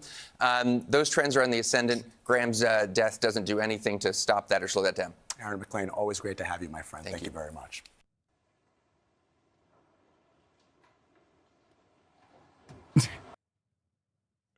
Oh, God. These clips from Lindsey's eulogy are so bad, dude. Trump takes issue with the Lindsey Graham eulogy he's reading. Virtually everyone liked Lindsey. Well, not everybody, but it sounds good. I have to be honest. I have to veer from this for a second. Heated things got in Washington. Virtually everyone, Republican or Democrat, liked Lindsey. Well, not everybody, but that is beast mode. Okay. Trump, notoriously the worst guy for this. Okay. Notoriously the worst guy for two reasons. One, he's an unbelievable narcissist. He's got to make everything about himself. Two, there are certain things that he just has to say. He always has to put you down. He is just the worst when it comes to delivering something in a kind manner. He's just incapable of kindness. He's incapable of tact. Okay. So fucking awesome. Lindsey, well, not everybody, but it sounds good. Not everybody. He was a tough cookie, okay? I have to veer from this for a second. He was a tough cookie, darling, but he was beautiful. Yeah, beautiful.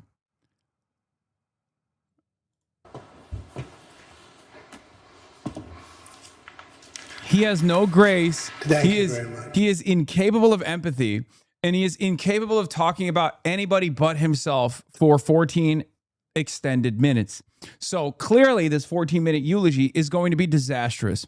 But Lindsey Graham doesn't give a shit, right? I mean, he's burning in hell right now. If hell is real, Lindsey's there. Let's be real, okay? But he's probably looking up right now, going, oh my God, I hope he eulogized me well, but I don't care about the eulogy that much. What I care about is making sure that the Iranian war continues. And Donald Trump's going to give that for him anyway. Lindsey wrote in his will that he wanted Trump to mention that how he won 2020 actually, and the SAVE Act. I'm sure Lindsey Graham would love to. Lindsey Graham would have loved to hear Donald Trump talk about how what Lindsey Graham wanted first and foremost is passing the SAVE Act.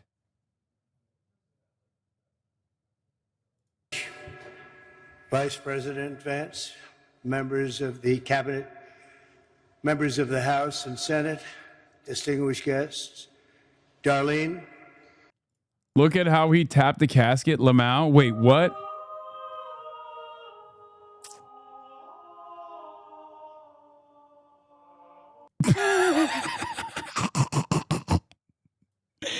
Ah! He's crazy. He can't help himself, bro. What the fuck is this? Knock, knock. Who's there? Lindsay, you're dead. But I'll keep your dream alive. Don't you worry. Knock, knock. Still gay.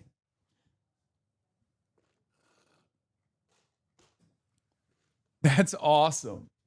God. What a fucking psycho, dude. He is such a goddamn sociopath. It is hilarious. He can't help himself at all, dude. He's got to do that. He's got to do that every time. And the entire Graham family. We love you all.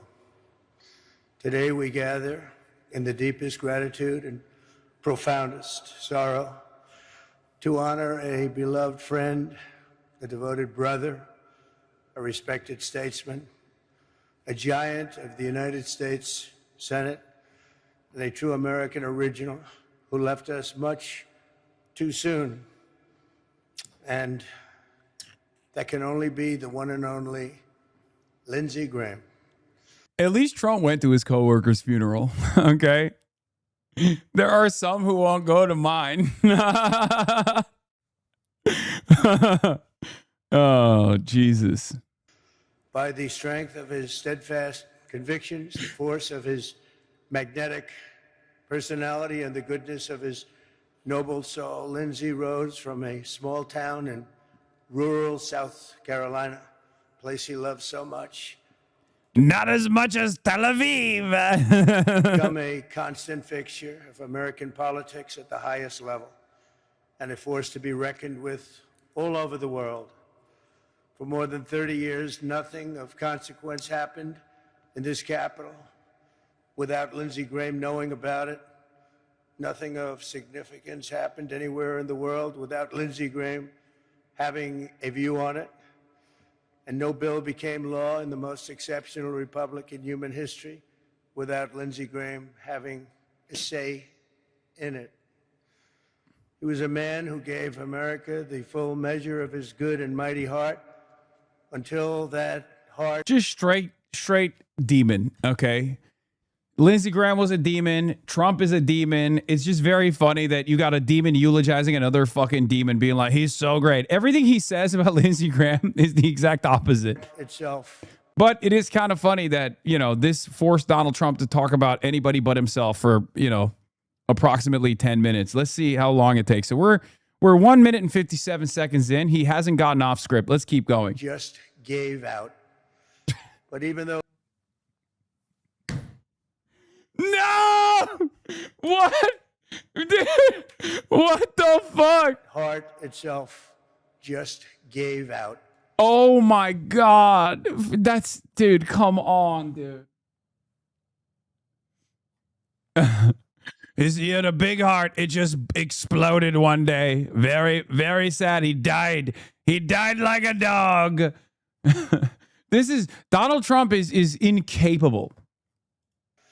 But even though Lindsey's life was cut short while he was still so full of vim and vigor, there can be no doubt that he lived absolutely to the fullest. He died doing the work he was born to do. He was truly a great politician. Yeah. Continuing American wars overseas at the behest of Israel. Serving the country he loved to serve so deeply. He went out at the peak of his career, at the top of his game, as a legend that every one of us, many of us here today, blessed to know him, and a friend that none of us will ever forget. There was truly nobody like Lindsey Graham. It was his hometown of Central South Carolina that Lindsay first learned the art of politics. His parents ran a bar and pool hall on Main Street with a room in the back where the family spent and had to do. As Lindsay said, his father taught him the key to being a successful bar owner is that you have to be funny enough that people will keep coming back, and that you have to be tough enough that you can stay in business and thrive. A very difficult combination. For his entire storied career, that's exactly who Lindsey Graham was. He was the first person to make you laugh, and one of the last people that you've really ever wanted to fight. These were the traits that made him into one of the great figures in Senate history. Few like him. As a boy, Lindsey also learned his first lessons in diplomacy when the wife of one regular patron called the bar asking for her husband. She demanded to know, where is he? The man instructed Lindsey, tell her I'm not here. And young Lindsey nodded and said into the phone to the wife, he said to tell you that he's not here. That was Lindsey. When Lindsey was just 20 years old, he lost his mom. So he's a snitch. 15 months later, he lost his dad. Their deaths left his 13-year-old sister, Darlene, an orphan. But in God's mercy, she had her wonderful brother to take care of her. On top of it all, Lindsey became her guardian while still in college and helped raise her. He later said that for all his achievements, and he had many, his single proudest accomplishment in life was how well Darlene turned out. He had total respect and love for Darlene. Nothing could be more fitting than that woman who was Lindsey's proudest legacy, now continues his legacy of service in the U.S. Senate, a place that he cherished. And I have no doubt that he's looking down today, beaming with pride at his sister, Senator Darlene Graham. Thank you, Senator. Lindsey first stormed into Washington with the Republican Revolution of 1994, becoming the first Republican to win his House district in 120 years. That was Lindsey. In 2002, he ran for the Senate in what should have been a loss. 2002. The Fox News intern assigned to watch is fucking turned right now. And he swept to an easy victory. Lindsey quickly became a master at maneuvering in one of the world's great legislative bodies. He secured record funding for our military as a budget committee chairman. He delivered the largest investment in border security in history, and last year he shepherded the passage of the largest tax cuts in American history, the great, big, beautiful bill. Had a lot of Lindsey goodies in there too, I can tell you. And of course, he was also a great champion of the United States Supreme Court. This is a record. I mean, he had the hallmark Trump speech where he's like, you know, saying things that are totally out of pocket.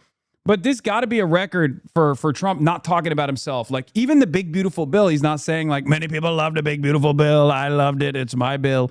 Like, he's not doing it. It's 6 minutes in. He still hasn't talked about how much he accomplished that Lindsey Graham was simply there to experience. His impassioned defense of a wonderful person, a great gentleman. Justice. Why would you say America deserved 9/11? You're saying my friend's dad deserved to die. He died in that building that day. That's messed up, dude. Says your mom's favorite 567. I don't think your friend's dad deserved to die, my friend. I don't believe that. Okay? I know you're a bot account regardless, so you can get a clip off. But I actually did post about this yesterday for the record because, you know, I said that our actions led to 9/11, and I even apologize 7 years ago at this point for the language that I used at the time. And yet, people who are pro-Israel love weaponizing 9/11 as they did after 9/11 to really foment as much Islamophobia as possible and justify the global war on terror. 25 years after the fact, they're still doing it. I tweeted about this last night. I said, 7 years ago, I said, we brought 9/11 upon ourselves. Okay, because the clip ends with America deserved 9/11. When I go, we brought it upon ourselves, we totally did. We totally did. We deserved it. We, as in I am an American. I'm a part of this, okay? That never gets mentioned for obvious reasons. 7 years ago, I apologized for my language, which I also did. Since then, I've helped get a 9/11 first responder elected into office, which you guys also called a terrorist because he's Muslim, Adam Hamawi. He was there. He was there at ground zero, saving lives. He's now going to be a congressional representative from New Jersey. Okay? But, weirdly enough, Adam Hamawi, who was a 9/11 first responder, was not seen as a 9/11 first responder, but more so a 9/11 co-conspirator by this very same people that love talking about how I love 9/11, how I did 9/11, all this stuff. And let's be real, it's because Zionists, people who are pro-Israel, regardless of their background, do not give a fuck about 9/11 beyond using it to foment Islamophobia. It's not slick.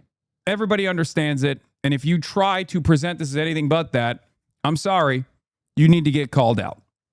Okay? I'm tired of it. I'm tired of it. It's so transparent. It's so obvious. Okay?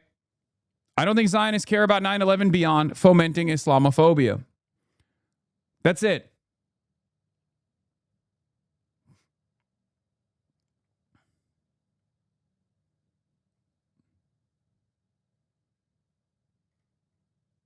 You can't say it's not slick. That white big dog, yeah, you ain't slick.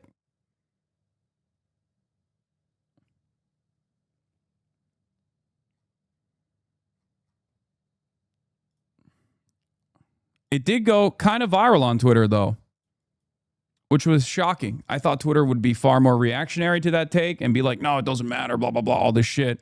This was very funny. This guy posted this thing, this AI post. Different opinions, same enemy, one mission. Destroy Hasan. Destiny, facts and logic, debate God, pro-American, anti-communism, no bullshit, free speech matters. Asmongold, base takes, vibe-based, anti-woke, common sense, America first. Hasan, pro-communist, defends dictators, hates America, divides people, pushes communist propaganda. Hasan's community, America bad, West bad, resist everything, anti-Semite, tanky losers. I'm a little bit confused. United to destroy the communist pipeline. We put aside our differences for the future of America. Love it. I love this.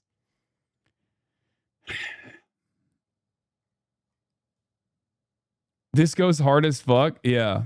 No, it does. It does. I said, can't tell if this is supposed to be a promo or making fun of them, but I like it. He said, thank you.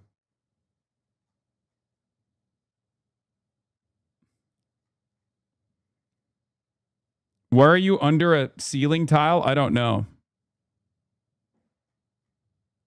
Different opinions, same enemy, one mission.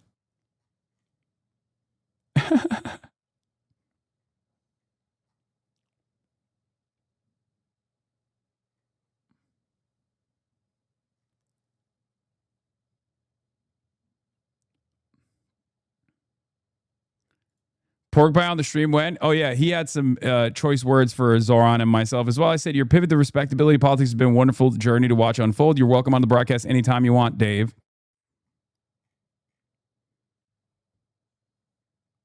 I hate watch all three of you.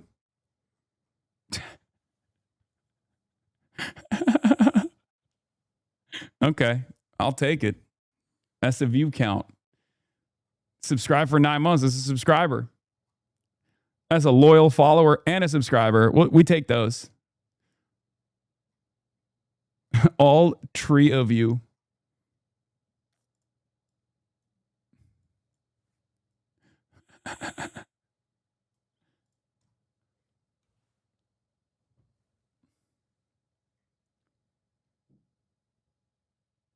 Anyway.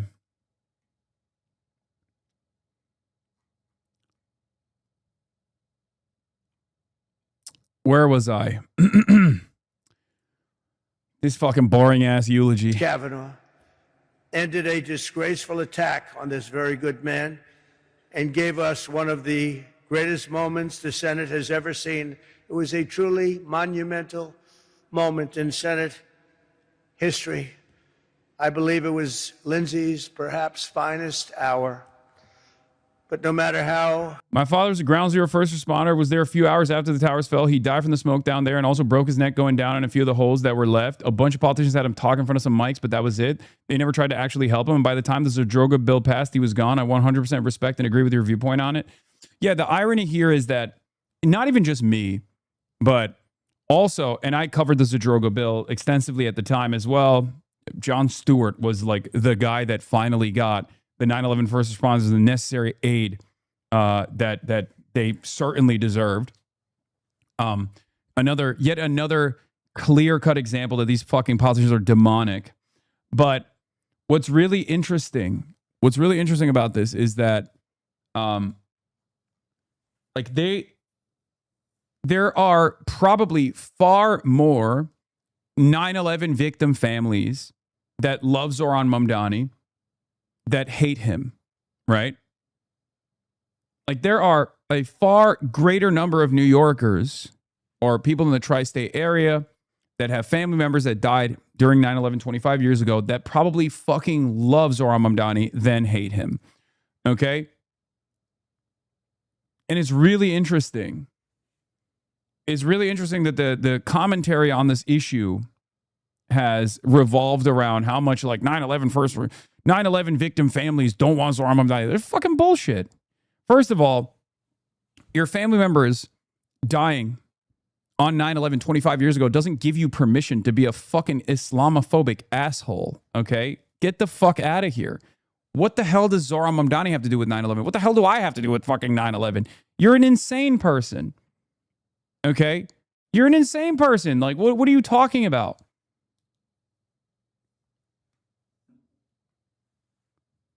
It's totally ridiculous. It's gross.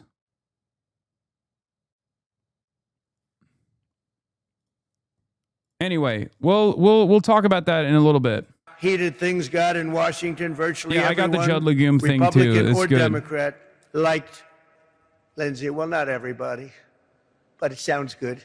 Not everybody. He was a tough cookie. Okay, I have to veer from this for a second. He was a tough cookie, Darlene, but he was beautiful. But he was also ready with a joke and a gleam in his eye. After being lectured on the excruciating details of patent law by a fellow senator during a flight, Lindsey declared that he had discovered a new form of enhanced interrogation and torture for the Guantanamo Bay area. He said, this is really bad stuff and boring. And while he was an incredibly hard worker, he was not exactly an early riser, as many of you know. When Senator Tim Scott, a great gentleman in his own right, I can tell you, invited him to prayer breakfast at 8:30 a.m., Lindsey told him, Tim, if Jesus himself comes... The Frame newspaper gave them more Islamophobic ammunition. Yeah, I don't give a fuck about that. That one is extra silly. Like, it's a literal piece of history. Like, dude, you don't get to own 9/11, okay? I'm an American citizen. It is one of the most important historic events that shaped the world, okay, in devastating ways. The idea that like only reactionaries get to talk about 9/11, they get to dictate how other people talk about 9/11, that's totally fucking ridiculous. They can be as Islamophobic as they want. Okay? They can be as Islamophobic as they want. They can say, oh, Hasan, he's Muslim. He loves 9/11. He wants to do more 9/11. It's fucking bullshit. It's bullshit. You say never forget. Well, there it is. Okay?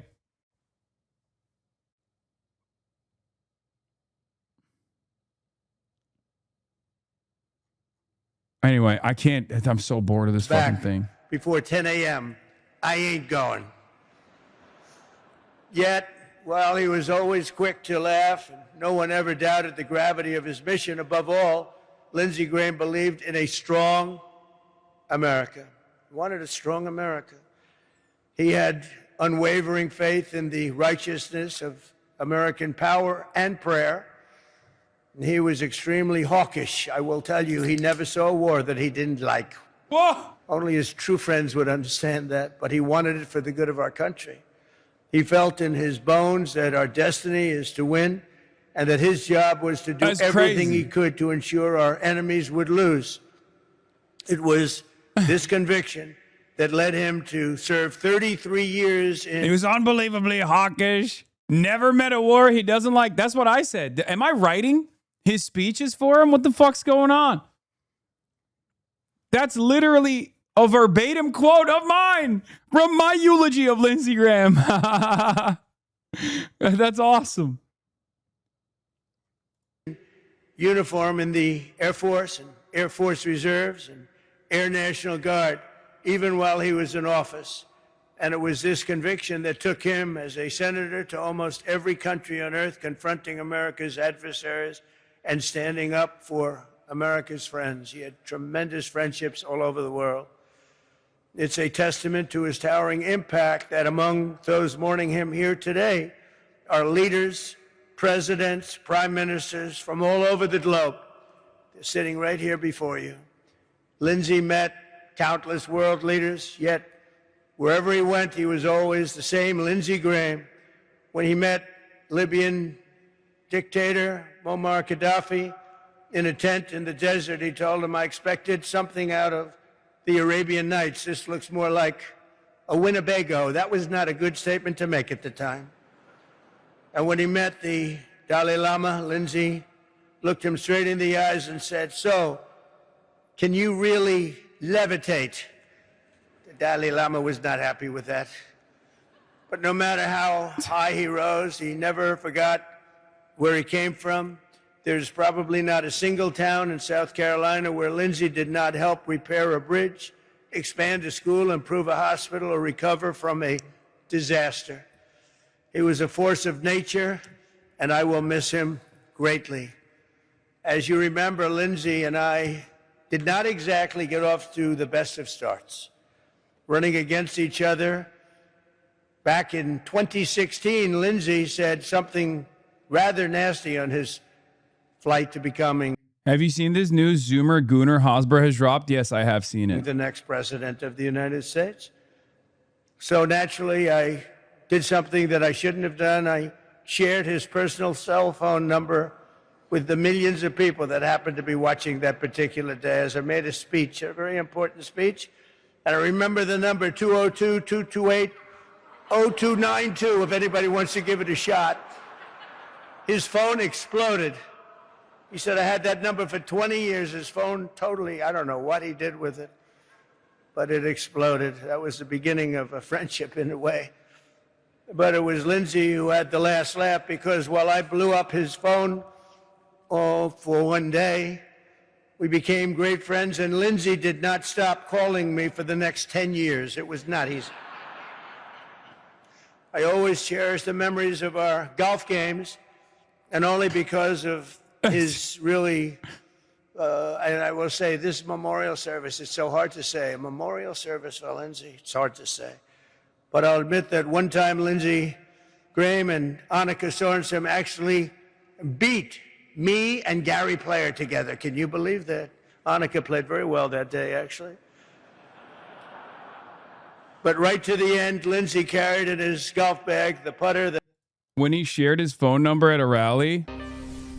Republican presidential candidates are changing their cell phone numbers tonight after this.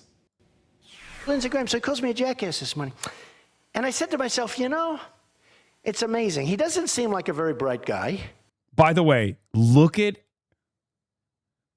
Trump 10 years ago versus look at him now. Okay, this was peak Trump.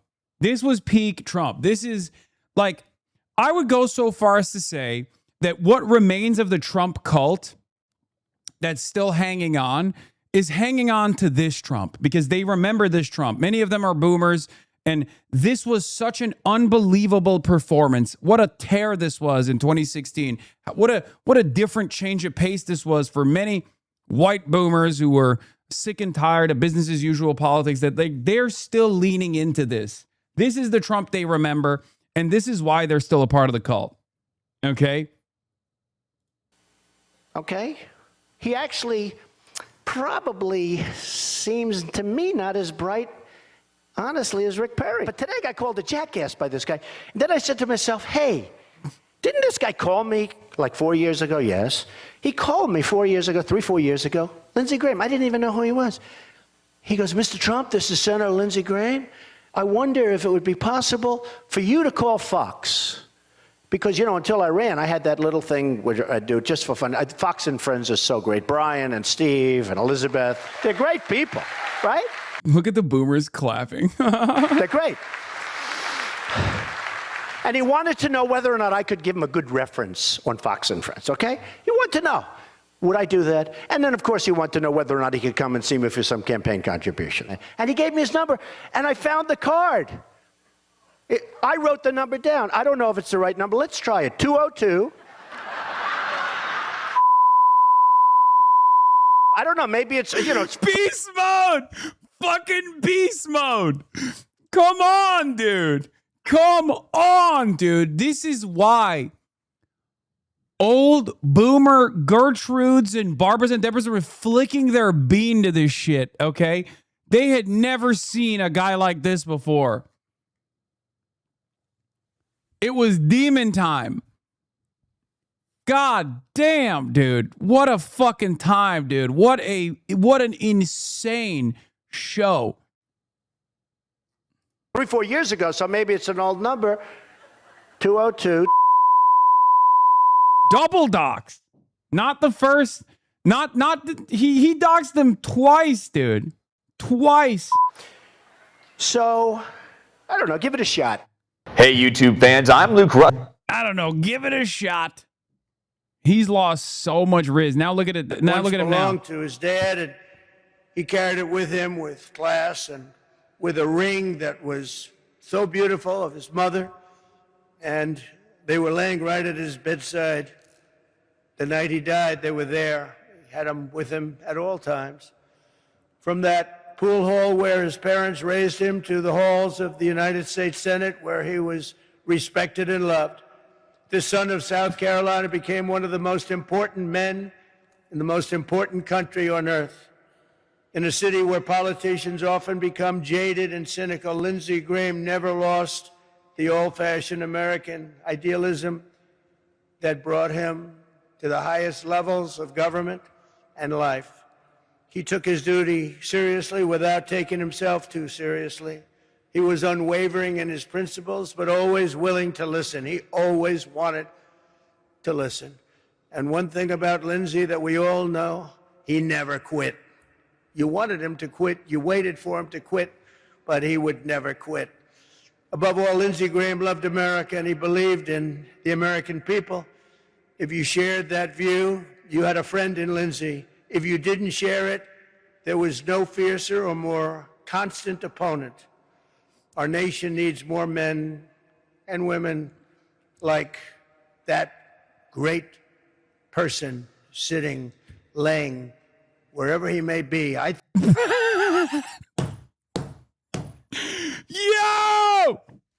Yo, he is so fucking bad at this. Sitting, laying, I don't know where he is. Might be in hell. That's what many people are saying. We're probably all going to hell if you think about it. We've done so much. We've done so much wrong. And Lindsey the most. Also, he was gay. Many people think you go to hell if you're gay. I don't know. I don't think it, but who knows? Who knows? I think I know where he is, and I think he's up there. I think he's watching us. I'm pretty sure of it. Scripture tells us that blessed is the man who remains steadfast under trial, for when he has stood the test, he will receive the crown of life. For 71 years, Lindsey Graham was strong and steadfast. As a brother, a senator, a warrior, and a patriot, he withstood every last test, every single test that you can go through and every trial. And now he wears the crown of life in heaven, reunited with his parents and reunited with his Lord. I end by saying something very, very special. Lindsey, we love you. God bless you. We will always be with you, and you were very, very special. Thank you. All right. Anyway, before we get to the real meat of the story, Zil Disney and Satan Yahoo hanging out at the White House, I do want to briefly bring this up. Sean Hannity also eulogized Lindsey Graham. Let's hear what he had to say. He may be also. Lindsey, Mr. President, I would argue in my mind, probably has a heavenly version of Mar-a-Lago. It may even be a little bigger. He may have a little more gold in the Oval Office in his mansion in heaven. And I wouldn't be surprised if he added one big, beautiful ballroom and an arch somewhere on the property. Yes! Yes! Yes, Lindsey Graham would have loved a ballroom. Okay, this time it was Sean Hannity that covered Trump's base here. Yeah, I bet you Lindsey Graham is in heaven right now watching, excited at the prospect of the SAVE Act getting passed. Because he would want to obviously duplicate his dearest friend in life, you, Mr. President. Lindsey. He glazed Netanyahu at the funeral? I see Prime Minister Netanyahu is here. Mr. Prime Minister, you too have been a dear friend of mine for 30 years. It's an honor to have you. And Lindsey would have been blown away that you took this long journey with your beautiful bride to be here today. He loved you. He loved the state of Israel. He loved the people of Israel. Under your leadership, Israel has been one of America's most consistent. Dude, it's awesome. I would say like, oh, Lindsey would hate this, but he would love this. Like this is what he deserves. He deserves worse, I'll be honest. But you know, this is exactly how Lindsey Graham would want to be eulogized, in my opinion. Like glazing Benjamin Netanyahu, demanding further wars, glazing everybody else around him. That's who he was. He was not a real person. He was not a person at all.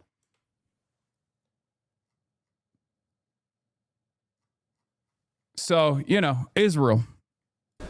And loyal allies. He was never shy to say it to the day he passed.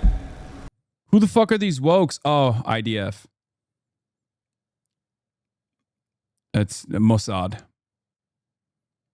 I was thinking like, who the fuck are these wokes at the Lindsey Graham funeral wearing masks? 100% Mossad. And just as President Trump has been Israel's strongest... No, not Secret Service. U.S. Secret Service doesn't have to wear masks. Israeli Secret Service does. Which is so funny because they stick out like a sore thumb.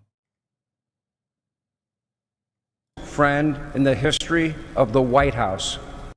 You know, the two partners aligned together. Lindsey was that friend to Israel in the United States Senate. As long as I've known this man. Yeah, Donald Trump was, of course, asleep during most of this, but here's President Trump pulling out some Tic Tacs and showing them the J.D. Vance.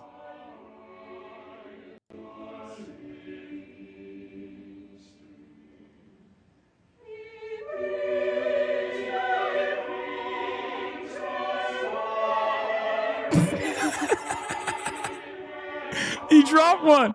He dropped one. Look. Look. Wait, from his mouth? Did it fall from his mouth? What the fuck? Look.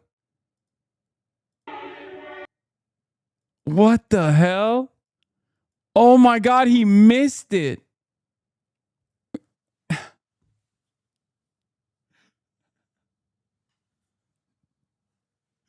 What is going on, dude? Oh my God. Man, we could have been a fun country doing this bullshit. Yeah.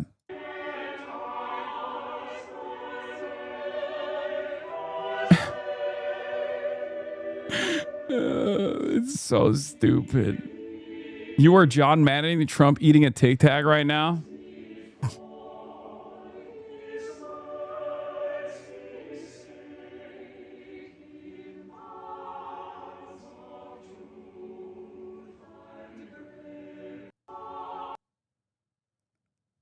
Gross.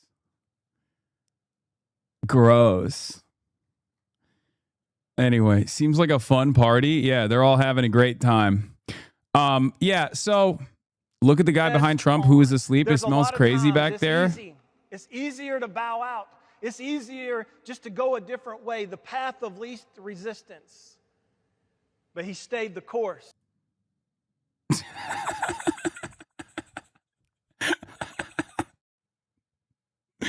He's such a nasty little freak, dude.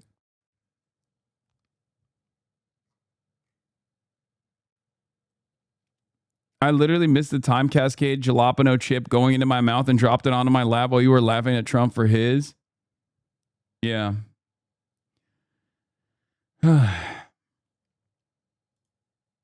Breaking drop site reporting on Israel attempting and succeeding in influencing AI chatbot output through a network of AstroTurf websites.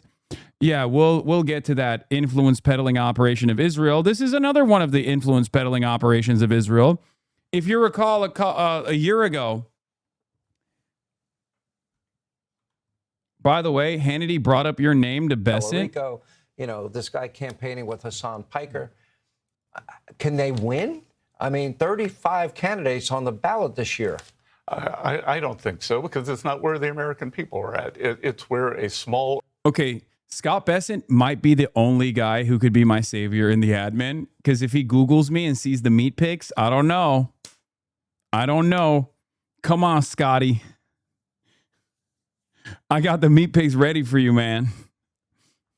He might cut me a break, is what I'm saying. He also happens to be one of the only like liberal adjacent ones. Always. The same with what was the other guy? What was the guy with the sexy wife? Yeah. In the first administration. In the Treasury. I'm forgetting his name now. The one who did the Marvel movies. Yeah, Mnuchin. Yeah, Scott Besant is gay, for those of you who don't know. And also punched Elon Musk in the face. Usually, the money guy is always a little bit more normal. Has to be a little bit more normal. They don't let the money guy be like a fucking, as big of an insane Trump sycophant.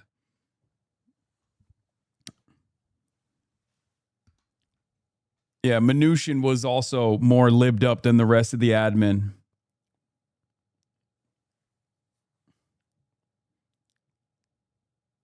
Wait, he fought Elon? Yeah, Scott Besant punched Elon in the face, allegedly.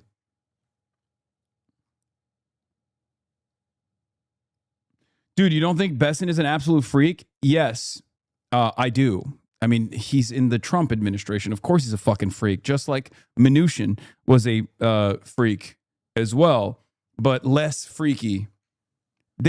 Even with the Trump administration, they don't let you molest the money that hard. They don't let you... the guy who's touching the money supply can't be a Trump sycophant to the same degree.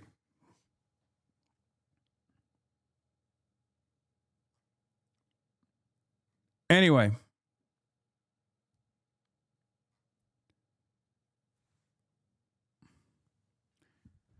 Yeah, former George Soros employee.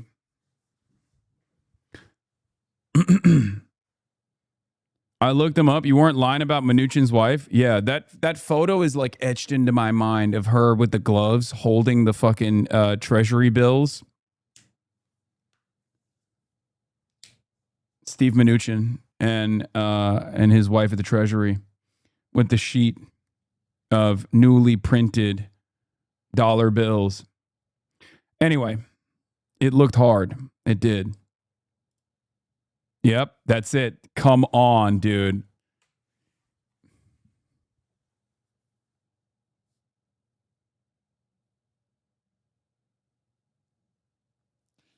This was one of those moments where I had to be honest and say, this is kind of cool. Like, she looks like she has aura, like Cruella de Vil. She's serving. She's serving. And everybody got mad at me at the time to be like, oh, you just love, you love white women. Like, oh, basic white women you love. Like, come on. This is a fucking hard photo. She looks like a Bond villain, dude.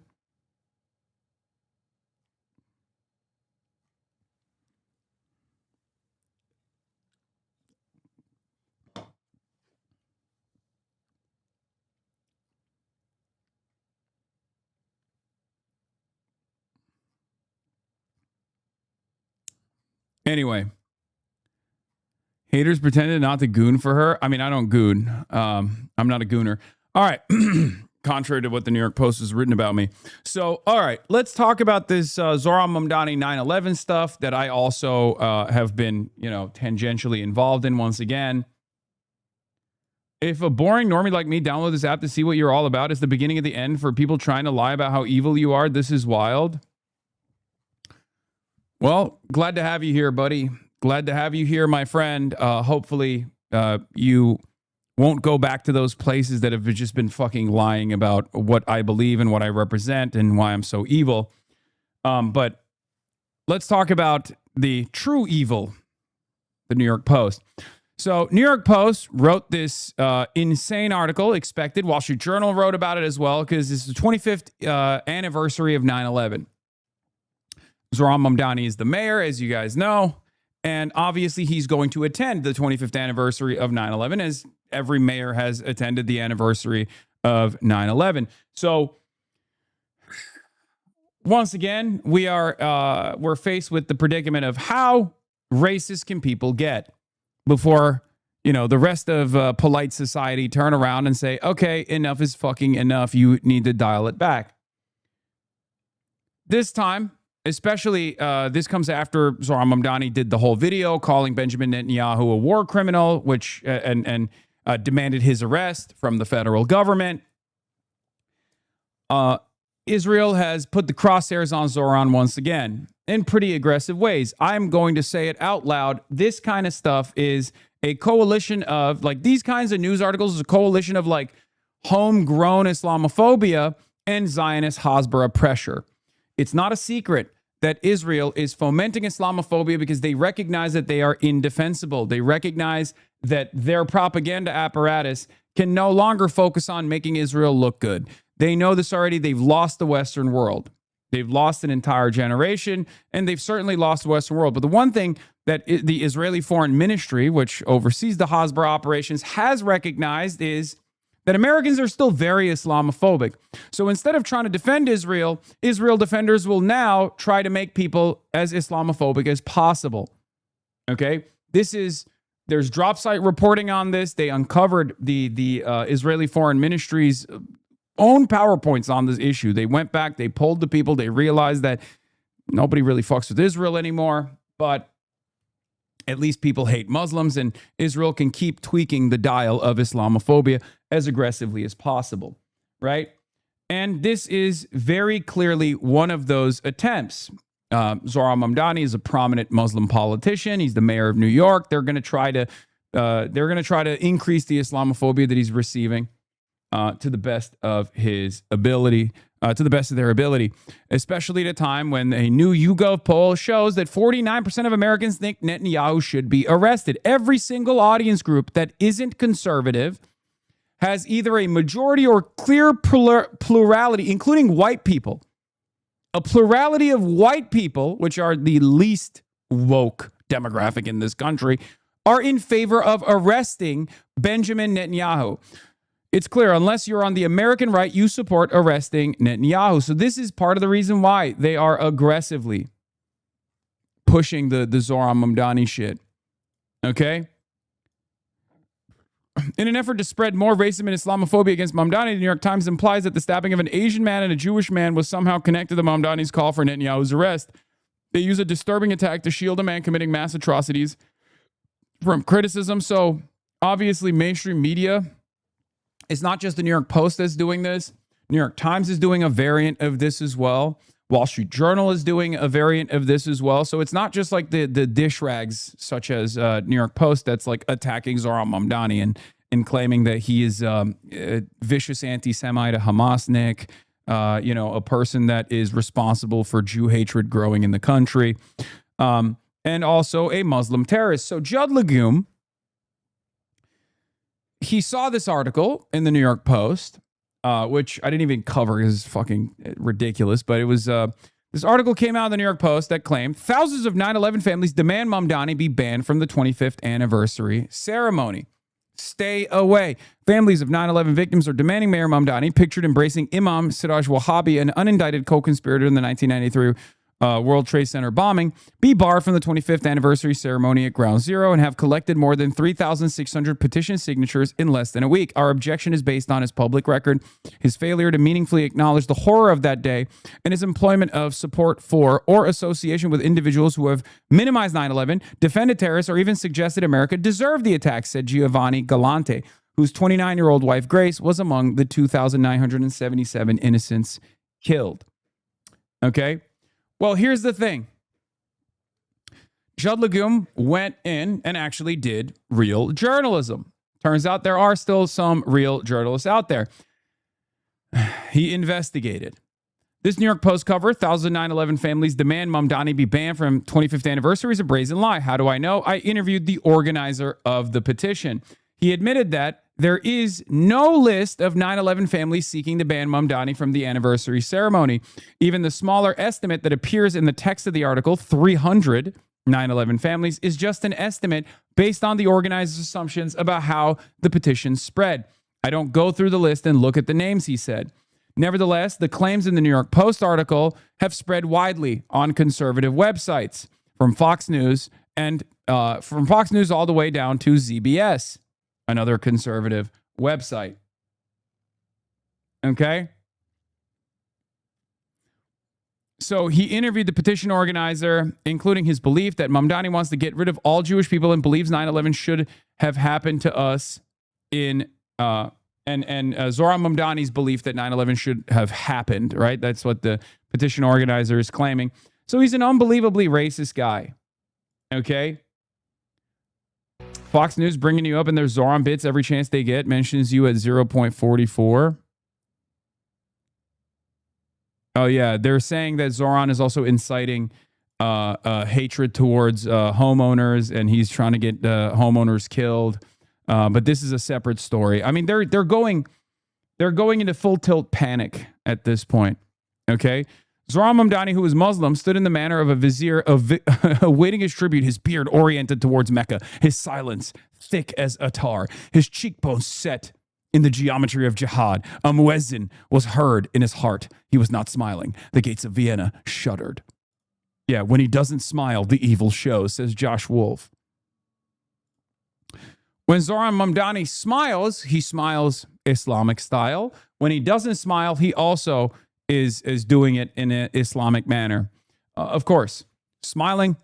When Zohran Mamdani smiles, he's smiling for jihad. When he's not smiling, he's also angry to do even, you guessed it, more jihad.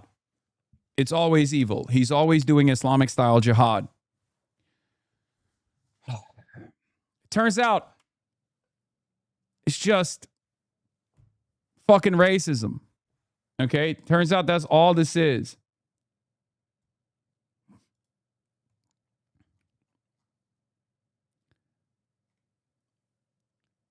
But yeah, E.L. Jacoby got his licks in as well. Israel's most annoying propagandist in a legion of annoying propagandists for Israel. 9/11 families aren't against Zohran because he's Muslim. They're against him because he campaigned with someone who said that their family members deserve to be killed on 9/11. I never said that. Okay? I don't believe that. Doesn't matter. People just lie about that quote all day, every day. But I responded to it. Because I thought, oh, Jesus Christ, enough is enough. These guys are fucking being unbelievably racist towards Zohran. Okay. To which I responded with, and it actually was received fairly positively on Twitter, which was shocking. I said, 7 years ago, I said, we brought 9/11 upon ourselves. 7 years ago, I apologized for my language. Since then, I've helped get a 9/11 first responder elected into office. His name is Adam Hamawi, which you guys also called a terrorist because he's Muslim. I don't think Zionists care about 9/11 beyond fomenting Islamophobia. And that's the truth. That's all this is. Okay? That's all this is. The idea that an American, such as myself, could say, we brought 9/11 upon ourselves or we deserve 9/11 to any degree is, of course, destroyed when the American that's saying that is obviously not a real American. Okay? I'm too Muslim to have said such a thing. Okay? And, of course, it doesn't even fucking matter if I say, hey, look, I shouldn't have used the language of deserved, okay, because it's very clearly being weaponized by the right. This was in 2019, and it's still being weaponized again. Okay? But ultimately, it's because I'm not an American in the eyes of all these people, okay? I'm not an American. I'm not a real American. Having said that, however, 1 million people, from comedians to commentators, have also had similar takes on 9/11, if not far worse takes on 9/11. Tony Hinchcliffe has made a shit ton. Tony Hinchcliffe has made a shit ton of jokes, and nobody on the Republican side gave a shit. Nobody cares about Bill Maher's takes about 9/11, who Bill Maher said something far worse than anything I said right after 9/11. He lost his job for it, but nobody ever gives a shit about his takes on 9/11 now. So it turns out there's a couple different components in the 9/11 story. One, are you white? Are you white enough? If you're Muslim and you have any opinions on 9/11, that means you love 9/11. You want more 9/11s to happen. Okay? And perhaps even more importantly than that, are you pro-Israel? Are you pro-American imperialism? If you're pro-American imperialism, and better yet, more importantly than pro-American imperialism, are you pro-Israel? Because if you're pro-Israel and pro-American imperialism, then it doesn't matter what you've said about 9/11. You're good. You're a good guy. That's it.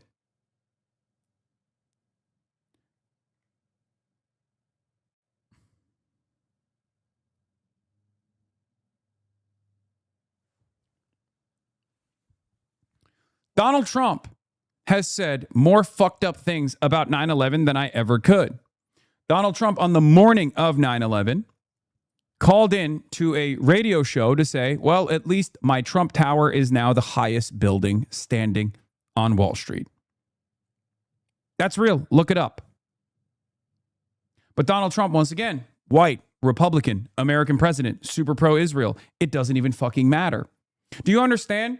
So there are a lot of people who want to be very precious about who gets to talk about 9/11 and how they get to talk about 9/11. It's completely cynical. It's completely cynical, and we have to stop playing this fucking game. That's it. This was a tragedy, and you are cynically trying to use this tragedy to foment Islamophobia, because that's the reality.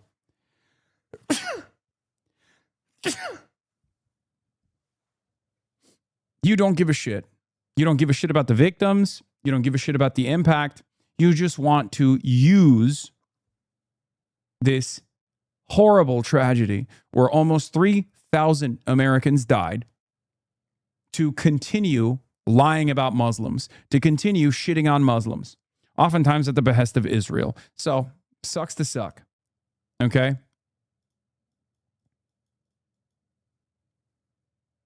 Yeah, I mean, here's another example. Breitbart News. Adam Hamawi makes excuse for Hasan's America Deserved 9/11 comments. If I had to ramble for 8 hours, I don't know what would come out of my mouth. I think we all have to put it all in perspective. Well, he's a 9/11 first responder. But once again, it doesn't even matter, right? Because he's Muslim. He's Muslim and therefore responsible for 9/11. That is precisely how they presented this. Adam Hamawi is the greatest example of no matter how hard you serve this country, no matter how hard you serve this country, even if you literally were there at ground zero saving fucking lives, as Adam Hamawi was, as long as you're Muslim, you did 9/11. Okay? That's it. That's it. Because at the end of the day, the people that constantly advance this, the people that are not normal at all, by the way, because this is not a normally shared sentiment, but the people that constantly advance this agenda to be like, oh, this guy loved 9/11. He loves 9/11 over and over and over again. Despite the fact that, again, I apologize for the language I used in 2019. The people that are cynically still making this a salient issue or trying to make this a salient issue are doing so in a way that most people understand is cynical. Okay? People understand. Average, normal Americans understand that this shit is cynical as fuck. Okay? It's cynical as fuck. It's racist as fuck. You don't have to put up with it. It's 2026. Suck my fucking dick. Okay?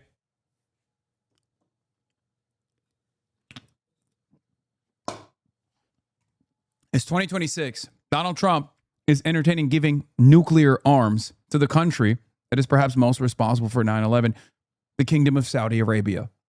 Nobody gives a shit. Okay? We give more of a shit than clearly the Republicans do. So shut the fuck up.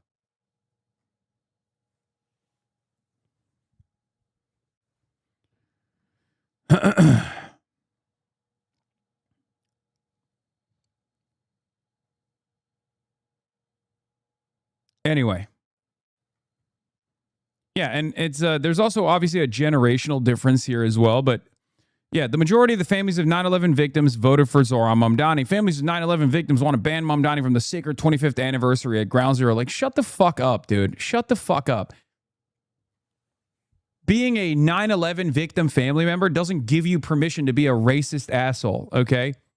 And as a matter of fact, I suspect that plenty of other 9/11 victim family members are probably going to start yelling about these dumb dickheads who are trying to turn the 25th anniversary of 9/11, this tragedy, to an insane racism seminar for some fucking weird reason. How selfish. How ridiculous. Who the fuck do you think you are, man?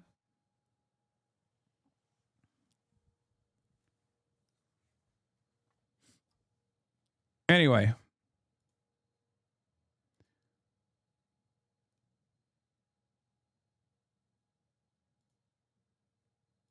Where were we? What else were we going to talk about? Yeah, Matt Iglesias. Yeah, speaking of which, by the way, Prem Talker is right. He says, nothing shows how much of a bubble Twitter has become than this. The media politics world on here went absolutely nuts on Zohran Mamdani after he called for Netanyahu's arrest. If you were only on here, you'd think he was in trouble. Turns out most of America agrees with him. Yeah. But this is also part of the reason why they're going crazy. Like, they're going crazy mode on Zohran.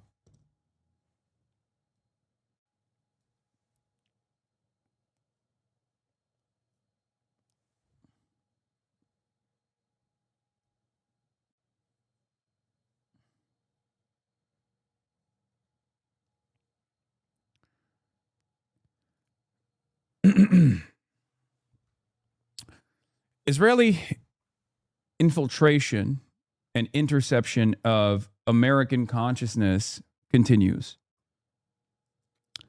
Obviously, it's not as successful. Having said that, however, that's not stopping them from trying. They're spending billions at this point. I believe a Quincy Institute guy went on Steve Bannon to talk about it. I bookmarked it. Let me find that video first. Here it is. Yeah. Quincy Institute's Nick Cleveland Stout went on Steve Bannon to talk about his latest article. His latest article that covers Netanyahu says Israel's fighting an eighth front for the hearts and minds of Americans. The price tag since October 2023 has been over $1 billion. $46.5 million to Trump's former campaign manager to build websites shaping how AI chatbots talk about Israel. This is, of course, reference to Brad Parscale's operation, working with Salem Media as well, the right-wing Christian nationalist network that Scott Jennings is a part of. $45 million to Google, YouTube, and Meta to deny the hunger crisis in Gaza. $3.2 million to affirm that geofenced American churches during worship. The problem, for the first time ever, more Americans now sympathize with Palestinians than Israelis. So it's not working. Israel spent over $1 billion on public diplomacy efforts since 2023, including more than $100 million on efforts to influence the U.S. Disclosed under the Foreign Agents Registration Act, this country is now on track to be the biggest FARA spender this year. Now, what's interesting about this is the stuff that we know that's targeted by FARA. Because a lot of what Israel gets to do on American soil, that it utilizes the evangelical Christian network and also many of the Zionist organizations that masquerade as like Jewish advocacy organizations, are homegrown. They're American, right? They're comprised of American citizens, sometimes dual citizens, but it doesn't matter. That's not a part of the FARA restriction. So the actual impact is far larger, even though the FARA expenditure here is on track to become the largest. Okay, this is just the tip of the iceberg, however. And then there's also obviously a lot of the covert operations. You know, Lindsey Graham trips to Israel, coming back and talking to fucking Donald Trump. Shit that you hear on Wall Street Journal, CNN, and all these other outlets. They're not dinged as, foreign agents operating at the behest of a foreign state. That's just a regular Sunday. Okay? Jacob Wendler on Political Reports with help from Daniel Lippman. First in PI. FARA Friday. Israel shifting away from its traditional strategy of relying on American-led groups like AIPAC to advance its interests in the U.S. and is instead increasing hiring foreign agents to ramp up its influence efforts, per a new paper from foreign policy think tank Quincy Institute for Responsible Statecraft. Israel has spent over $1 billion on public diplomacy efforts since 2023, including more than $100 million on efforts to influence the U.S.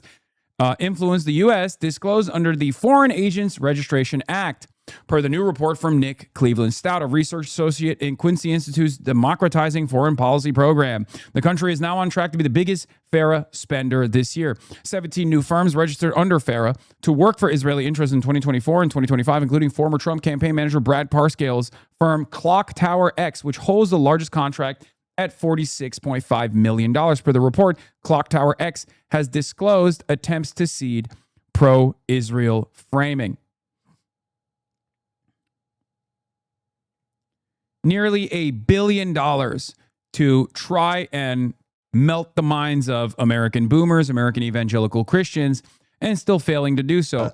Here's the video between Steve Bannon and Nick Cleveland talking about this. I can't believe I'm showing you Steve Bannon, but Cleveland Stout from Quincy. You've got a report that I want to make sure we go through it in detail so people can see and read for themselves and look at your backup data so they come to their own conclusion.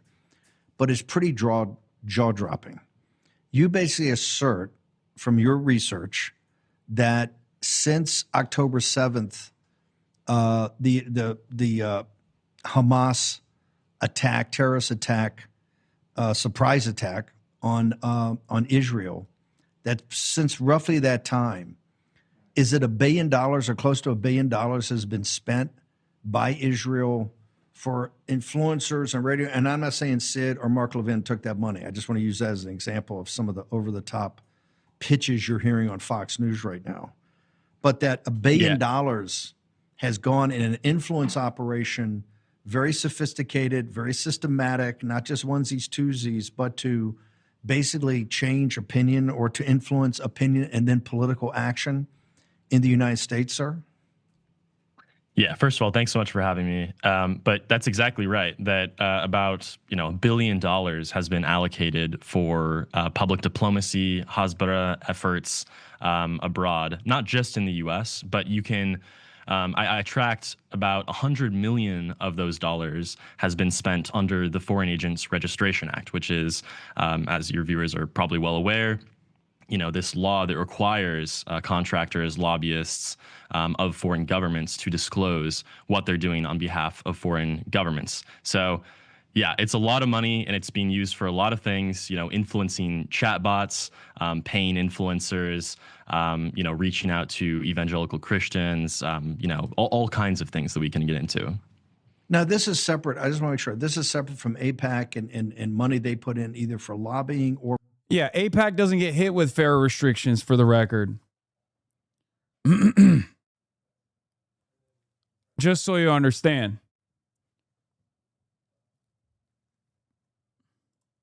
A single American evangelical organization, International Fellowship of Christians and Jews, sends like $100 million to Israel per year. These investments in propagandizing to America pays dividends just in pure cash. Exactly. So Israel registering as a foreign agent to specifically geofence Christian evangelical churches, okay, to specifically target Salem, which is what Brad Parscale is doing, which is the Christian evangelical network, okay? That pays dividends back to Israel because all of these Christian evangelicals then collect donations and fundraise for a lot of the West Bank operations, a lot of the West Bank settlement operations. Okay? All tax-free, by the way. It's outright illegal, and yet it's still tax-free, all these tax-free donations. It's fantastic.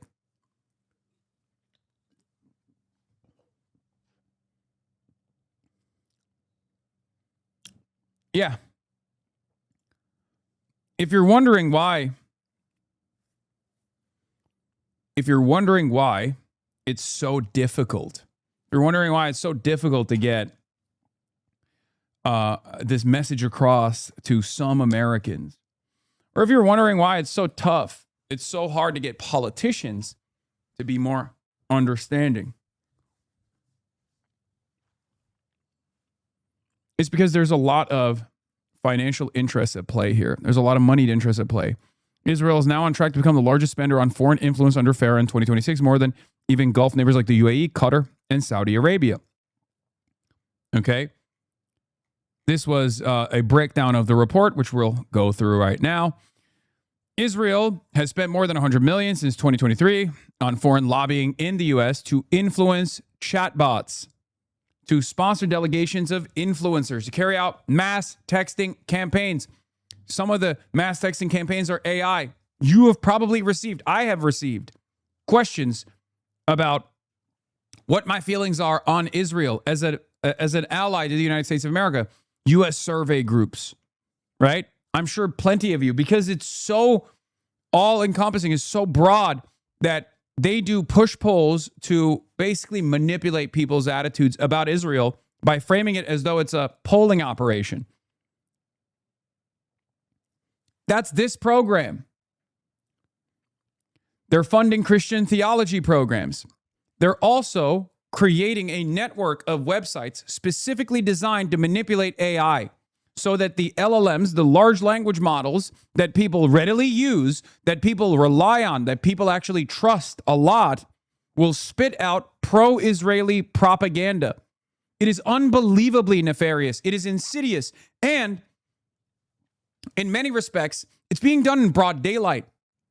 The ADL, led by Jonathan Greenblatt, has been quite open about these attempts. Jonathan Greenblatt goes to synagogues all around the country and goes on these different panels all around the country and openly admits to it. They talk about how they are designing websites specifically to manipulate chatbots, to manipulate ChatGPT and other large language models. It's insane. French PR firm Havas Media is central to Israel's new strategy, directing tens of millions of dollars to Americans eager to be the foot soldiers of Israel's new information war for the right price.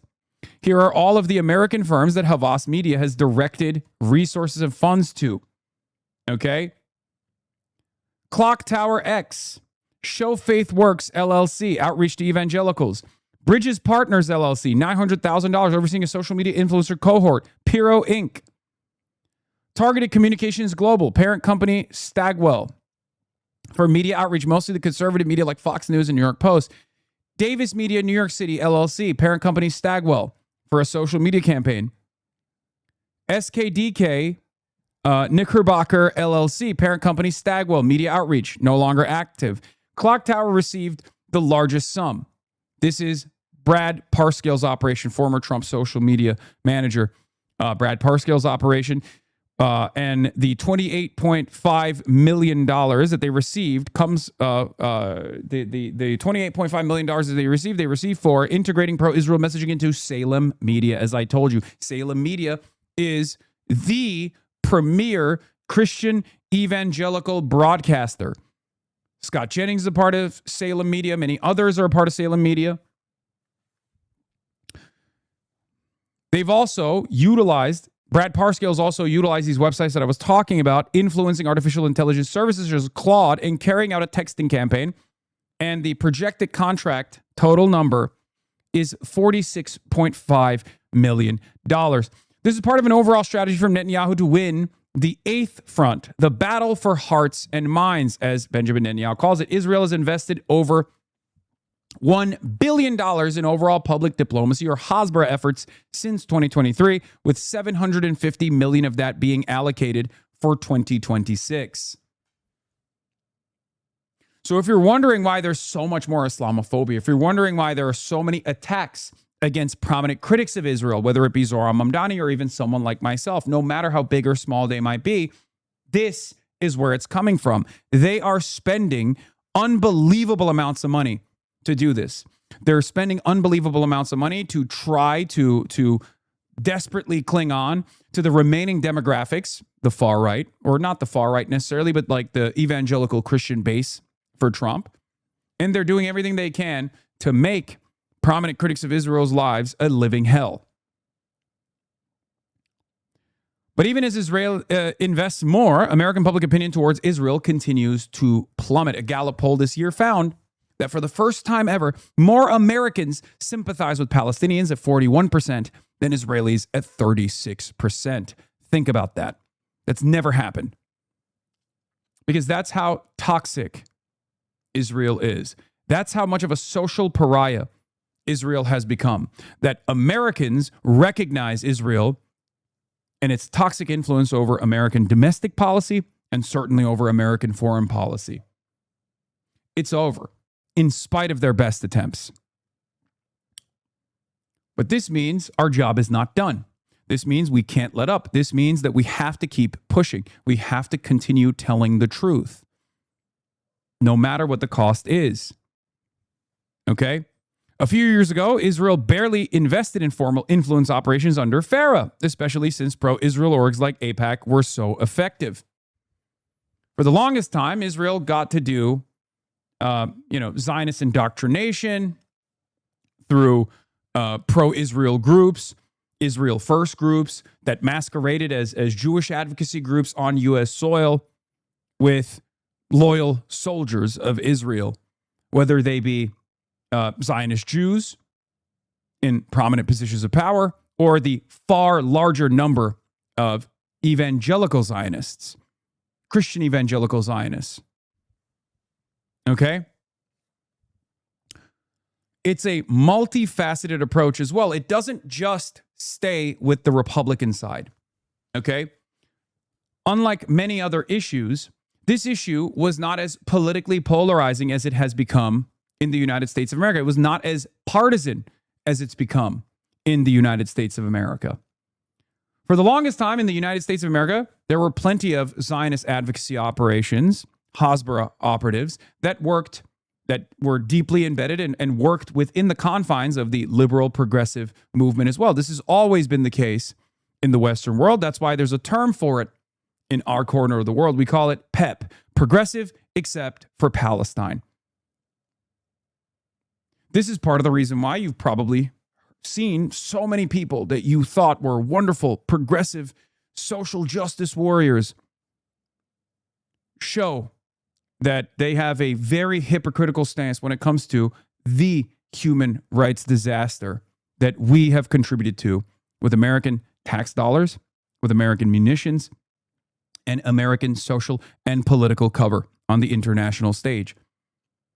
If you're wondering how this happened, well, Zionist indoctrination for decades and decades that went unimpeded. And yet they're still losing. Shannon Watts is a great example of a Hasbara operative. Okay, Shannon Watts, Moms Demand Action. Fred Gutenberg, a victim of the mass shooting incident, the school shooting incident. These are people who have been prominent activists on the progressive space for a very long time. And yet, while they have spent a good deal of time criticizing the NRA for its toxic influence on American politics, its destructive influence on American democracy, they do not have the same attitude about the largely MAGA billionaire funded AIPAC. Because AIPAC funds all of these other groups as well. Okay? If you're wondering how someone like Shannon Watts can be so adamant about ending school shootings here for American children, but then find themselves defending school explosions over there for the children of Gaza, for the children of Lebanon, for the children of Iran, well, that's because AIPAC has been a prominent funder, or AIPAC-style subsidiary organizations and liberal Zionists have played a major role in funding these other advocacy networks. So it's always been a multifaceted approach. For the evangelical Christians, you talk about the theological justifications for why Israel must be as violent as it is, why there must be a demographic replacement of all the non-Jews in the land known as Israel, the Greater Israel Project. There's a theological justification for the evangelical Zionists. For the liberals, there's pink washing. For the liberals, you say Israel is the only democracy in the Middle East. Israel is the gayest country in the Middle East, when Lebanon is right there, ironically enough. Lebanon, which is known for... I'm gay and Lebanese.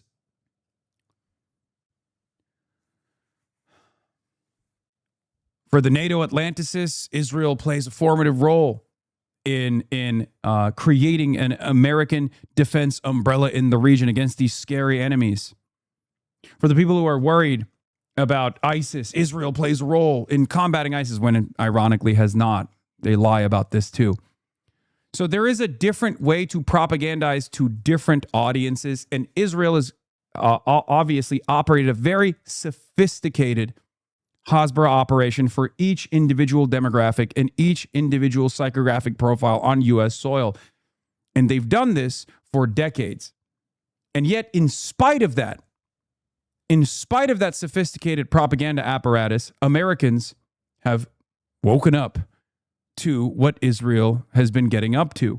For the past 3 years, they've seen what Israel does. And now they hate it. They hate it because many of the envoys, many of the advocates of Israel are also unbelievably entitled. They're so arrogant. They constantly demand more. They take for granted the billions of dollars, $380 billion since the inception of the Israeli state for the past 80 years of money that they've received. They take for granted the MOU that Barack Obama signed off on, $3.8 billion of direct cash to the Israeli state so they can come back and purchase Tamir interceptors. Contract that's supposed to end soon. That was Obama's goodbye message to Israel. On the way out, he signed off on the Memorandum of Understanding for Israel, a decade of $3.8 billion a year. Okay? And this is before we even talk about the loyalists to Israel, the Israel firsters, that operate in a lot of these mainstream circles. Jake Tapper, Dana Bash, Ross Douthat. Virtually all of the highest profile news anchors have a very specific and very clear bias towards Israel. And even in spite of all of that, Americans are still demanding an arms embargo. Americans are still demanding that we no longer give money to Israel in overwhelming numbers. Okay? So yeah, in just 3 years' time, in spite of this all-encompassing, unbelievably sophisticated propaganda apparatus and influence peddling operation and direct cash infusions to the campaigns of virtually every politician in this goddamn country, Israel's fallen out of favor with the American public. The collapse in American public support for Israel, particularly over Gaza and Iran, changed the calculus for Israel. But instead of questioning the policies that led to that collapse, Israel has doubled down on the influence operations. Israel's now on track to become the largest spender of foreign influence under FARA in 2026. This is not the AIPAC style influence peddling that we see. Okay, this is just the foreign registry, the foreign agent registered amount. Nick Cleveland Stout also has a timeline detailing Israel's new lobby, showing key moments in Israel's influence operations ramping up. There are no signs of this slowing down, with Israel most recently hiring a producer of Spike Lee's Inside Man to produce pro-Israel social media content. A lot of this is disclosed in the Justice Department documents, but a lot of it is not. Not under FARA includes $700,000 in Israeli government funds to Eagle's Wings to lobby the USG on the U.S.-Israel military relationship. Social media influencers paid by Israel. Only one social media influencer, Yoav Davis, has registered. Names of consulting firms that have been subcontracted. We know that these kinds of influence operations can change minds. One social media influencer who went on a paid trip to Israel told me that she was radicalized by the trip. Israeli influence can be successful at reaching social media feeds, targeting key delegations, and reaching the pews of churches while still failing to move public opinion. But influence alone cannot be a substitute for an organic shift in response to unpopular policies. Just something to consider for when you see so many random people on the timeline who spend a good deal of time defending Israel in very strange ways. Sometimes that could just be hand-waving away Israel's influence. Sometimes it's someone just implying that you're anti-Semitic because you're like, why do you hyper-focus on AIPAC? Because no other country has this level of deep, embedded propaganda on U.S. soil. Okay? Not a single other country touches a fraction of this. Tenet is a great example of this, which was a Russian operation where Russia contracted a Canadian media organization that went to the likes of Tim Pool, Dave Rubin, Benny Johnson, and many others, and gave them money. Gave them money in exchange for pro-Russian, or rather anti-Ukraine propaganda. That was investigated and uncovered by the Department of Justice. Okay? Department of Justice investigated that. Now, of course, none of the Republican operatives that took that money actually received any legal scrutiny when they should have. In my opinion, it's fucking treason. It's what they say I'm doing with my commentary on America's actions against Cuba, or my commentary on China, not as a foreign adversary, but as a country that we need to have a better relationship with. They say that is paid propaganda. They say that is treason. Meanwhile, these guys are actually doing the treason. These opinions that I hold are my own. Okay? I don't get paid for them. I'm only accountable to you, the viewers. Piker Broadcasting Service is sponsored by you, the people, for you, the people. People's Broadcasting Service for tomorrow's news today. If you want to support the show, all you need to do is subscribe, which you can do for $6 or for free with a Twitch Prime. You can also gift subs. If we reach level 20 on the hype train, you might see a tank top stream in the near future. That's right, I'm slutting myself out.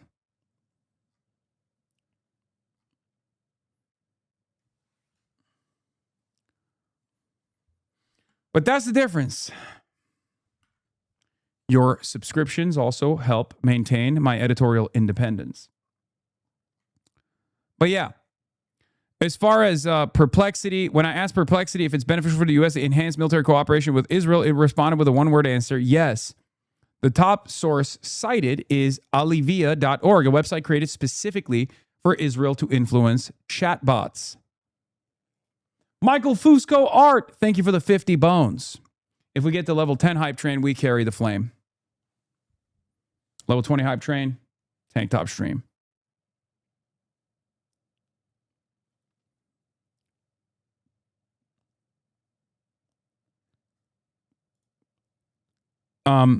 When asked of Perplexity if it's beneficial for the U.S. to enhance military cooperation with Israel, responded with a one-word answer, yes. This person asked, have you asked each one if they disclose the identity or who's funding the sites they are sourcing? I just asked ChatGPT, and they said they would have reference, for example, the Israeli government if the website disclosed the info. Yeah. When I asked chatbots about the latest news from paxpoint.org, one of the sites, Perplexity and Copilot did not flag that the site was created as a part of an Israel influence operation.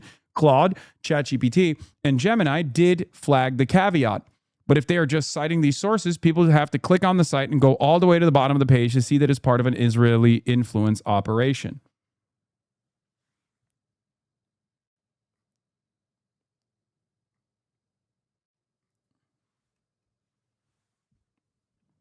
One of the newest versions of Israel Hasbara, now that I'm done covering this situation, one of the here is Israelis openly conspiring to inject pro-Israel bias into AI. This is at the AJC. It's one of those conferences where they just like openly talk about it, by the way. The American Jewish Committee. See genuine opportunity. How can AI help improve Jewish representation in all these issues? The really cool thing about AI is that while it can become a great ally for our enemies, if we act early, it can be exactly the opportunity that we need.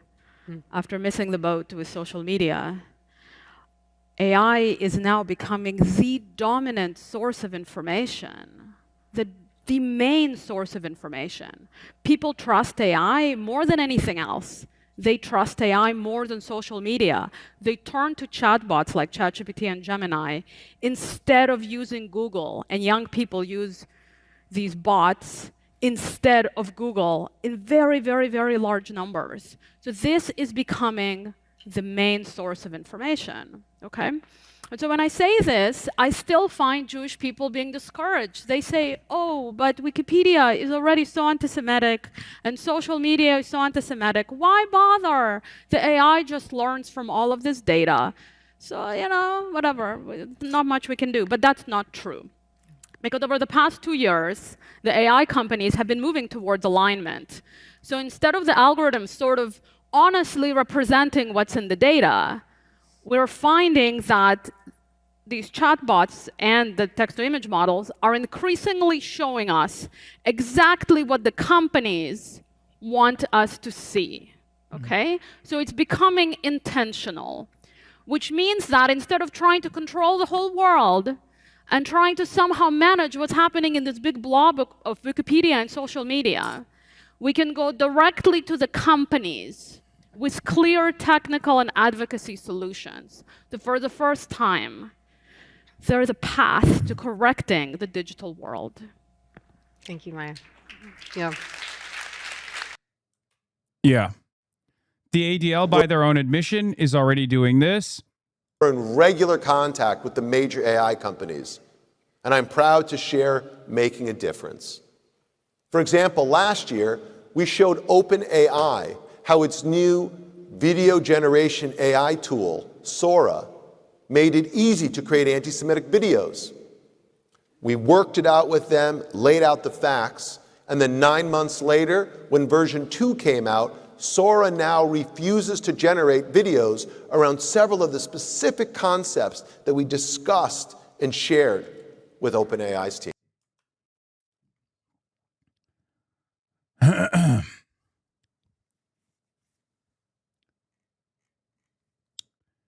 Yeah. The operation isn't primarily aimed at persuading people, the drop site reports. Its goal is to persuade artificial intelligence. Internal contract language signed directly with the Israeli government explicitly stated that Parscale would deploy websites and content to deliver GPT framing results on GPT conversations. The site received very little human traffic, but are structured to be picked up by AI. They tested it with Perplexity. The network consists of 10 different websites, each promoting a different Israeli narrative. Examples include Israel's a nation of peace, Israel protects civilians, slaying Gaza journalists were Hamas members, Israel's not committing a genocide, U.S.-Israel military integration benefits Americans. Each site discloses at the bottom that it's distributed on behalf of the state of Israel. The campaign doesn't just influence chatbot search results, though. It also appears to be entering data sets used to train future AI models. DropSite found Parscale sites had already been archived 912 times by Common Crawl, one of the largest repositories used to train large language models. So their goal isn't to convince people at this stage. Their goal is to get the AI to convince people eventually, but their goal is to basically infiltrate AI and train AI to deliver pro-Israel outputs, and specifically pro-Israel propaganda, like the military merger being an overall benefit for America. That is a direct and immediate goal of the Israeli government. Okay? It's incredible. Research told DropSite the campaign is sophisticated because it avoids obvious propaganda. Instead, the articles are heavily sourced, tightly organized, written in a measured tone, filled with bullet points and key takeaways. Exactly the type of content AI systems are more likely to retrieve and summarize.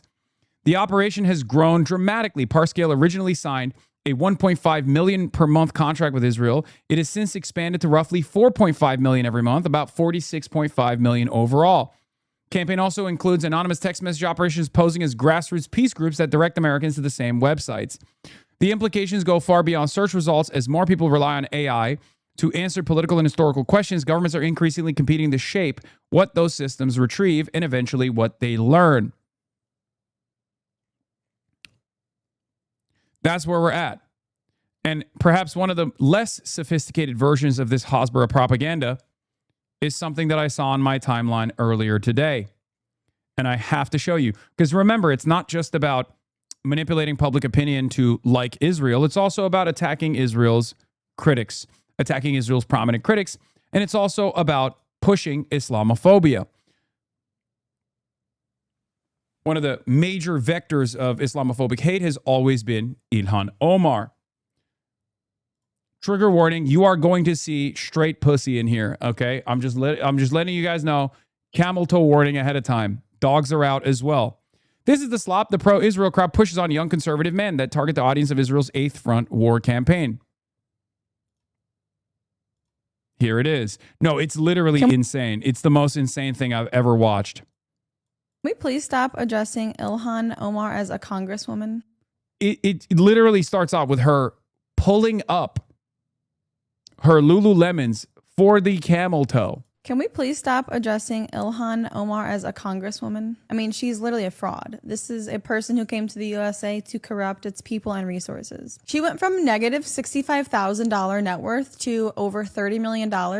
And denies it. She denies it. And she blames it on an accounting error. That's not all. Then there's the winery with no clear location, no wine at all, no phone number, no visible operations. It seems abnormal, doesn't it? And then she proceeds to insult the reporter asking about these things, asking her to explain it to the people. And on top of all of these unknown things, she calls World War II World War XI. So how is someone so fucking stupid able to become an important topic in this country? She is literally the trending topic in the United States of America. It blows my mind. She is the opposite of everything that we stand for in this country. And she literally married her brother. We do not marry our brothers here. We don't marry siblings here. We do not do that. Can we please stop addressing? I've never seen anything like it. I've never seen anything like it.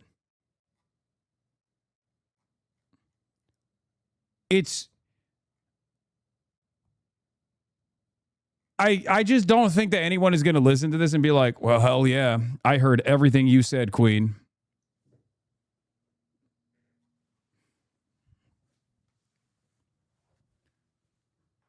They're going after gooners now.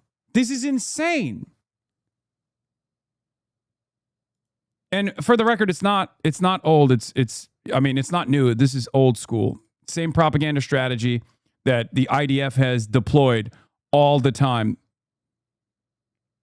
Okay? They have done, the IDF, the Israeli occupying forces, have always deployed sex to sell the IDF in general. They've done gooner bait before. I've talked about this before.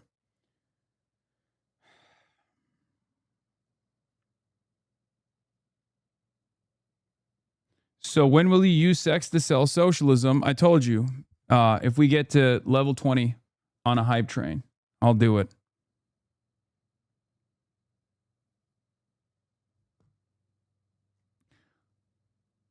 There's more. She's delivering 2010 talking points while cooter mogging. Don't hate the player, hate the game. Like, this is insane. What the fuck is going on? Why is she just like straight up giving us pussy? Like, it's not even fucking like hidden. Like, she's not even like trying to do this in a tasteful way. Dogs are out, hikes up the fucking pants every time, showing straight cooter. What is going on?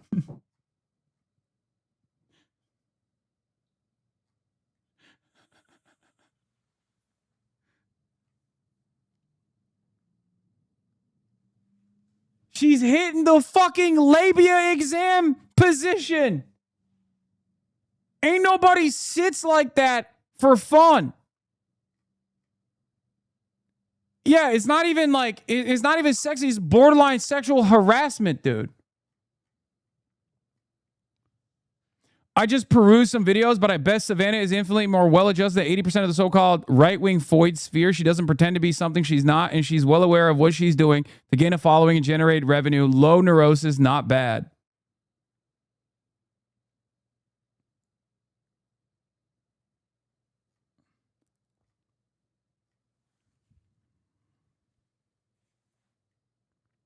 She doesn't get any views on out. That's gonna change soon. Now that she went fucking viral for this shit. I've never seen anything like this, dude. Yeah, new account. Follow my IG. Sav Cannon Talk, Sav Cannon. Who's our audience for this shit? Gooners. Fight back, big bro. All right, dude. Dick Prince. Dick Prince. That's what we got to do.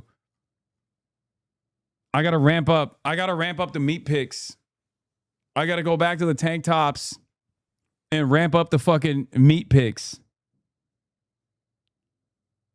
Is this not AI? No, I don't think it is.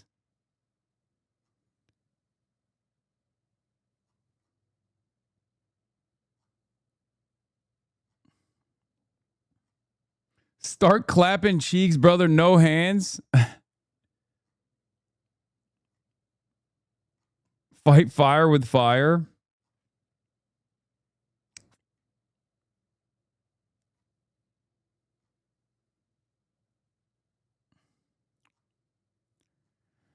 Anyway, I'm in shock at how egregious, how aggressive this is. All cooter mog all day.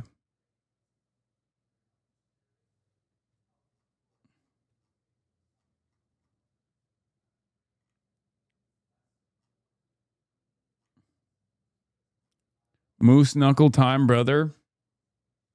So glad you decided to wear a suit while covering this. Yes, I am moving in the opposite direction. I'm being presentable.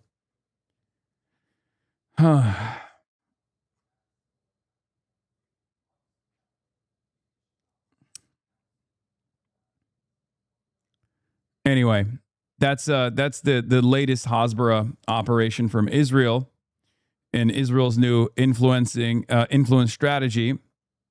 Meet the old influence strategy. One of the Hasbara operatives that we know of, a sex pest, a weird, creepy ultra Zionist. His name is Sex Pestiny, also known as Epsteiny. Well, apparently, Professor Dave Explains has put him in his crosshairs. Professor Dave Explains normally explains science, goes after a lot of the anti-science, oftentimes on the right, anti-vaxxers, things of that nature. But it turns out Professor Dave is now also doing a deeper dive into Epstein and his love of genocide. In an hour and 37-minute long video, let's take a look. Hey everyone, as you know, I'm a science communicator who explains science and debunks science-denying frauds. Quite the Venn diagram exists between anti-science propaganda, predatory capitalism, Christian nationalism, and Zionism, which means I end up bringing up Israel from time to time. Zionists hate that, so they attack me constantly, like what happened recently with a guy named Destiny. Let's talk about him.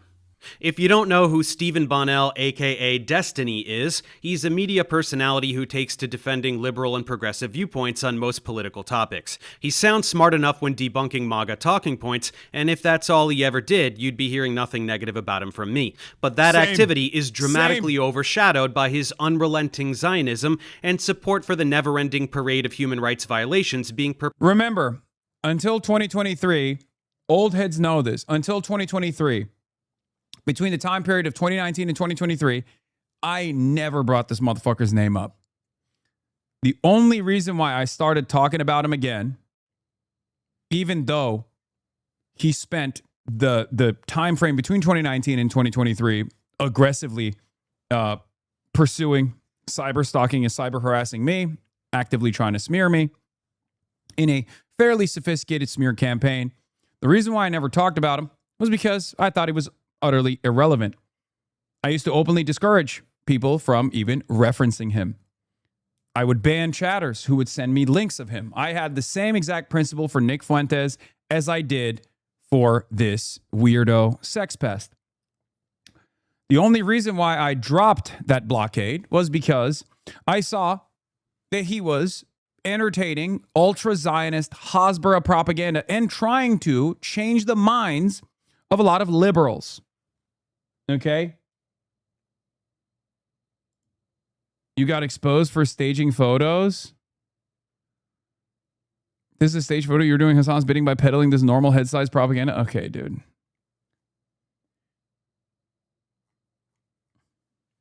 The only reason why I started covering Sex Pestiny post 2023 is because, not because he greatly increased his line of attack against me and his community has actually worked with Republican congresspersons to try to get me into legal trouble, and also Democratic congresspersons who are pro-Israel as well. But the reason why I talked about it is because he was trying to influence progressive people and liberal people to be pro-Israel.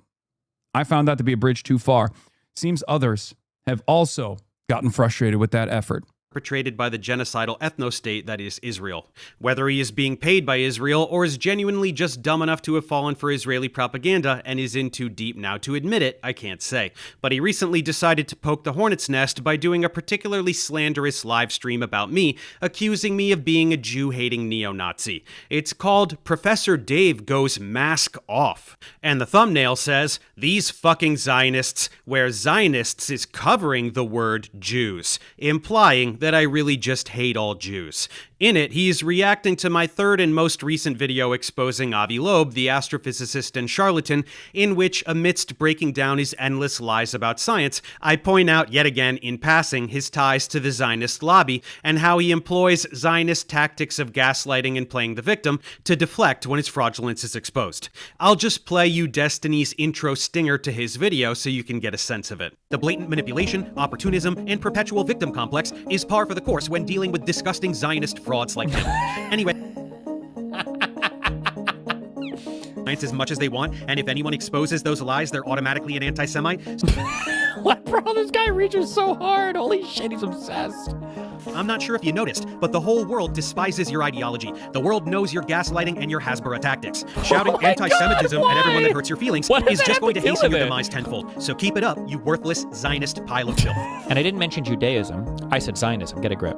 This kind of like rhetoric right here, you even know you don't. This is Nazism right here, right? Deception and victimization are like. Yeah, after all, Destiny would know what Nazism is. His son is a Nazi. His former boyfriend is a Nazi. His former girlfriend is a Nazi, no longer a Nazi now, Lauren Southern. So it just feels strange to me that all of the people that he has collaborated with, maybe even sucked and fucked, are prominent neo-Nazis or former neo-Nazis. Yet none of those guys are actually neo-Nazis. It's always the people who are critical of Israel that he consistently claims are Nazis. Interesting. Numerous girlfriends with BPD that also happen to be prominent neo-Nazis or not so prominent neo-Nazis, like that one fucking meth head. I don't even know what her name is, but I've seen her, in blackface.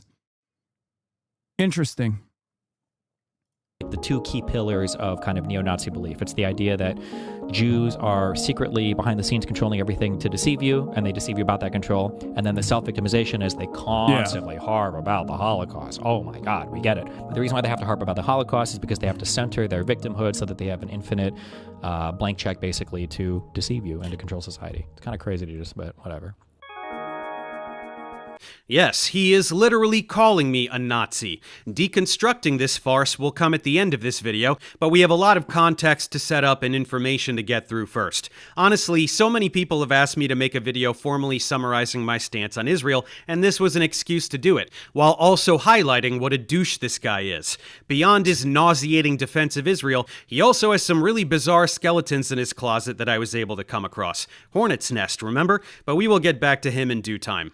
Now, many of you are aware that this is not the first time I've been harassed and slandered by Zionists, not by a long shot. Right after the genocide began, for several months I was spending way too much time on Twitter, relentlessly combating Zionist propaganda being disseminated by hordes of paid influencers whose job it was to brainwash the masses and make... Why you gotta throw BPD in there? There's nothing wrong with BPD, okay? It's tough to manage. There's everything wrong with being a Nazi, however. Manufacture consent for genocide. You've never seen propaganda anywhere in your life like what was being vomited up at that time. A fabrication of 40 beheaded babies, which Joe Biden himself publicly claimed to have seen photographic evidence of, only to later walk back and admit that no such evidence exists, since it's not a thing that happened. Fabricated claims of a baby being cooked in an oven. Endless claims of rape when in fact it is Israel that systematically rapes Palestinian prisoners in the most brutal manner imaginable. A behind-the-scenes clip of a Lebanese short film used to claim that Palestinians were faking the war crimes against them, yielding the birth of the disgusting term Pallywood. Claims of immense networks of Hamas bases underneath hospitals to justify the bombing of every single hospital in Gaza, only to provide zero evidence of such bases after the fact, except a few planted guns several hours after entering and a list of terrorists that was really a calendar. A tidal wave of lies in the form of social media activity that was viewed by many millions of people. Endless dehumanizing rhetoric to garner support from the West for a totally pre-planned campaign of ethnic cleansing and land theft.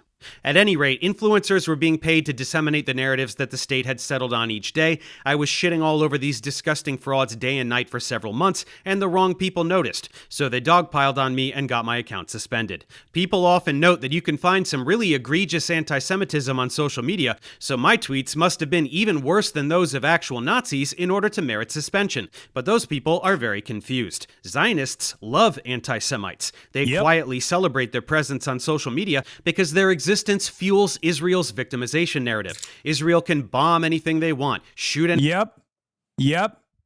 100%. Israel also very openly collaborates with prominent anti-Semites. This is also part of the reason why Jonathan Greenblatt at the Apartheid Defense League pays very little attention to the likes of Nick Fuentes, for example, a prominent Holocaust denier or a Holocaust enjoyer, a neo-Nazi.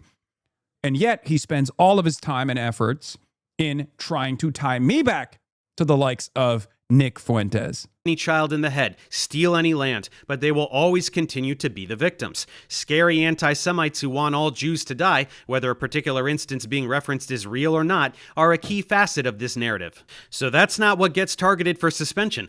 What gets targeted is anyone who is effectively combating and exposing the state-sponsored Hasbara narratives, which I was doing with a passion. So yeah, again, Elon Musk, Sig Heiled twice at the inauguration in front of the entire world. Jonathan Greenblatt defended Elon Musk, saying it was an awkward gesture. He's autistic. Let him go. Wonder why. So I was booted from the platform, which honestly was a relief more than anything else, as this activity was starting to take a toll on my emotional well-being, and then their campaign to smear me began. First, the social media activity. This actually started before my account was terminated. Hundreds of tweets like this, very obviously scripted and disseminated. Yeah, it's quite disappointing to read Dave Explains. He's someone I follow for a long time. It's quite disappointing to read Dave's content. He's someone I follow for a long time. It's always fucking botted. Everything has to be a carefully concocted, carefully constructed, influence peddling operation. No real world motion. It's always the same shit. Always and forever. Oh, this is really, really disappointing. Notice this is the same pattern D-posters use on Reddit. Yes, always. Always and forever. Oh, longtime fan of Hasan, but he really screwed the pooch on this one. Hey, longtime fan of yours. Why did you say America deserved 9/11? Longtime fan of yours, but I just encountered one of your most famous controversies for the first time ever. Turns out, in 2019, you said something that you immediately apologized for, but honestly, I'm going to hold it against you right now in this very moment. First time, by the way, first time speaker, longtime fan. It's always the same shit. It's always the same shit. Yeah, the other classic, I don't even like Epstein, but he's cooking here. For all the lemmings to copy and paste.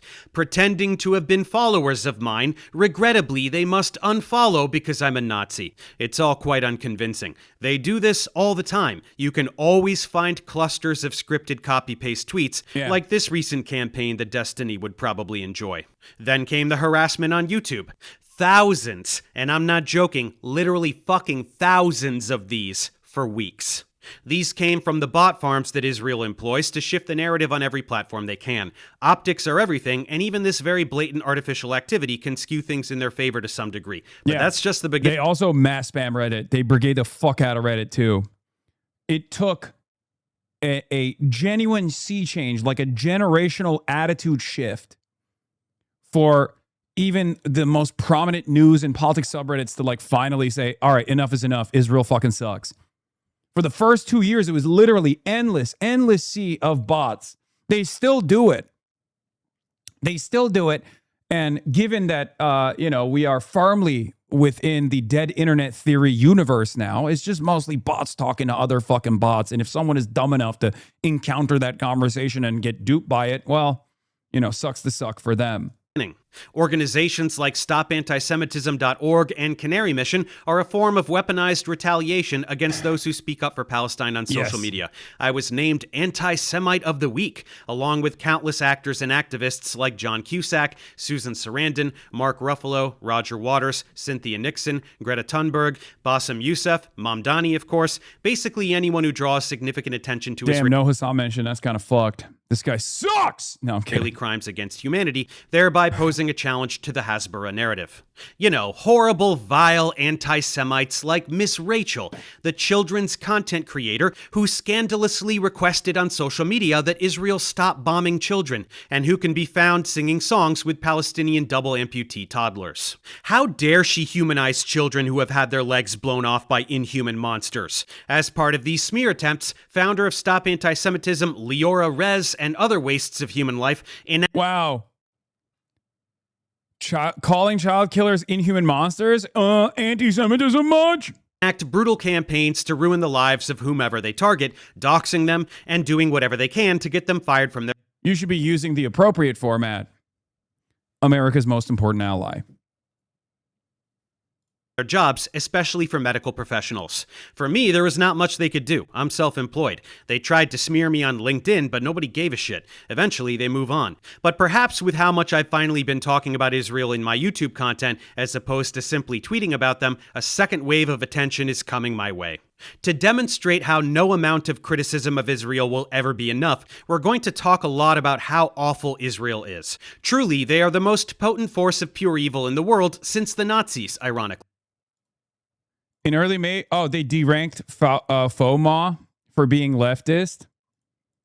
On May 13th, a member of our mod team, their visibility went from 8 million weekly visits to 2 million. The ability to post award posts and comments was disabled. Our visibility in community topics categories like celebrities and news vanished. We've been a community on Reddit for years with no issues, so we figured it was a glitch. subreddit rankings, awards, and achievements are tied to the types of content featured in a community. If the posts and comments in a community are considered sensitive, the features may be disabled. Oh, yeah, it's because they're anti-Zionist and also because they're progressive. One of the largest progressive subreddits in the entire platform, on the entire platform. Of course, they got fucking deranked. The level of disdain they have for human life is beyond comprehension. Not simply the ability to murder tens of thousands of children like they're termites, but the delight they express in doing. FOMO mostly talks about celebrities. I know, but their attitude that they've fostered in the community is very clearly not only anti-Zionist, but also very progressive. That's why it's psychotic to do this to them. It's not like they're like a communist subreddit or anything like that. I mean, they shouldn't do that to a communist subreddit either, but like, at least if it was like primarily focused on politics and political commentary, it would make sense.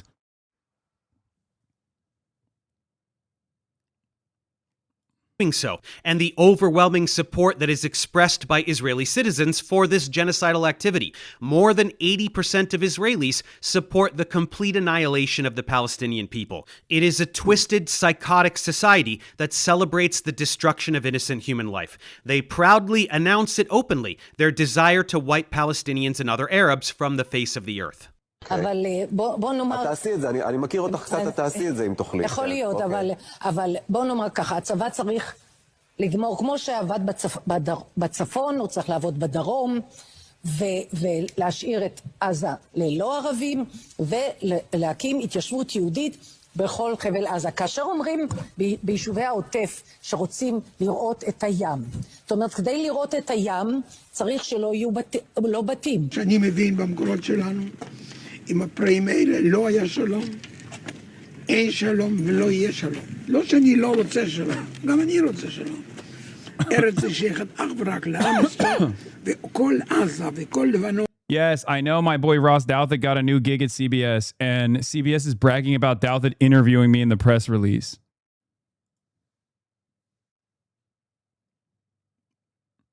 Amy Coney Barrett, Hasan Piker, and Ben Sass. כל זה צריכים לשאוף לנקות את הארץ מרוכבי הגמלים. I don't care about Gaza. I literally don't care. For all I care, they can go out and to swim in the sea. אנחנו מטילים מצור מוחלט על העיר עזה. אין חשמל, אין מזון, אין מים, אין דלק. הכל סגור. אנחנו נלחמים בחיות אדם ואנחנו נוהגים בהתאם. עזה לא תחזור להיות מה שהייתה וחמאס לא יהיה. חסל את הכל. שחיילי צה"ל הם מעל הוויכוח הזה. Okay, we've seen all this. Because there are no, I don't think you have. Israeli lawmaker Yitzhak Kreuzer says there are no innocent children in the West Bank, defending the bloodthirsty behavior of settlers that murder helpless Palestinians and steal their homes on a regular basis with total impunity. The West Bank, no Hamas here, just Palestinians living under a brutal system of apartheid. Whether they are children or women, it doesn't matter to me. Journalist Shimon Ricklin says Gaza should be wiped from the face of the earth. Journalist and politician Yinon Magal says it's time for Nakba 2, which means another massive wave of killing Palestinians and cleansing them from their territories to acquire these lands for Israel. Revital Gottlieb of the Likud party says, bring down buildings, bomb without distinction, stop with this impotence, you have ability, there is worldwide legitimacy, flatten Gaza without mercy, this time there is no room for mercy.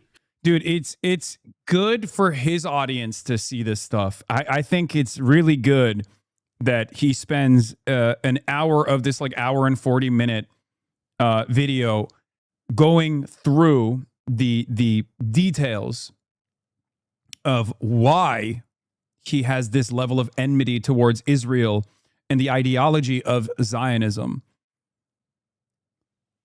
I welcome all YouTubers who have these sorts of feelings to, one, first do the research, and then to, secondly, reveal their position and explain exactly why. Okay? Oh, his wife is Palestinian? Okay, that makes a lot more sense. I've never seen a white boy with this much knowledge out of nowhere. You know what I mean? There are those out there who have this level of knowledge, but That makes a lot more sense now that you mention that. And yes, this is a huge YouTube channel. It's got 4.3 million subscribers. Yeah, he inherited secondhand swag. Okay, clearly, but this is not like a Noah Samson situation, right? This is a channel that primarily focuses on like science and things of that nature. Does some short form stuff.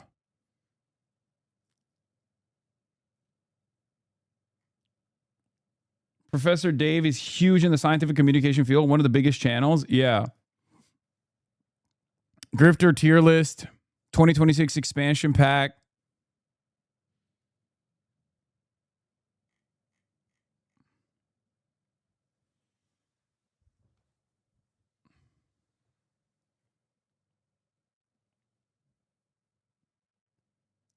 I mean, Professor Dave is also just generally smart as fuck. It's crazy that championing basic scientific literacy is now seen as a leftist position.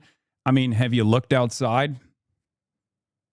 It kind of makes sense. I mean, he also brought it up where he was like, look, I don't normally talk about politics, but like, obviously, because I debunk a lot of the anti-science initiatives, I happen to criticize a lot of right-wingers with regular frequency.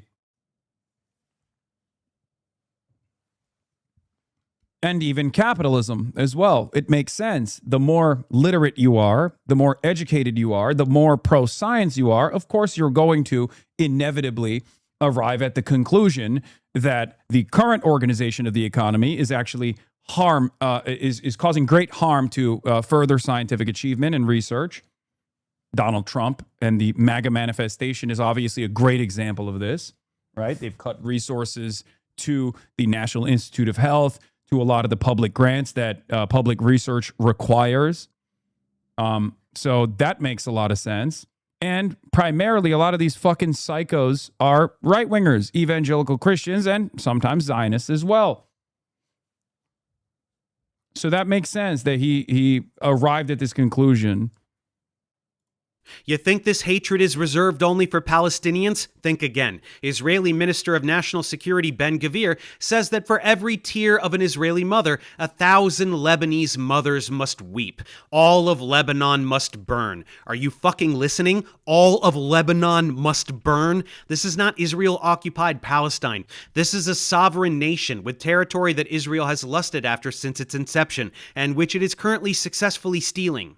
But back to Gaza, Israeli military official Eliyahu Yassian says there is no population in Gaza. There are 2.5 million terrorists. There is no meaning to giving them warning missiles.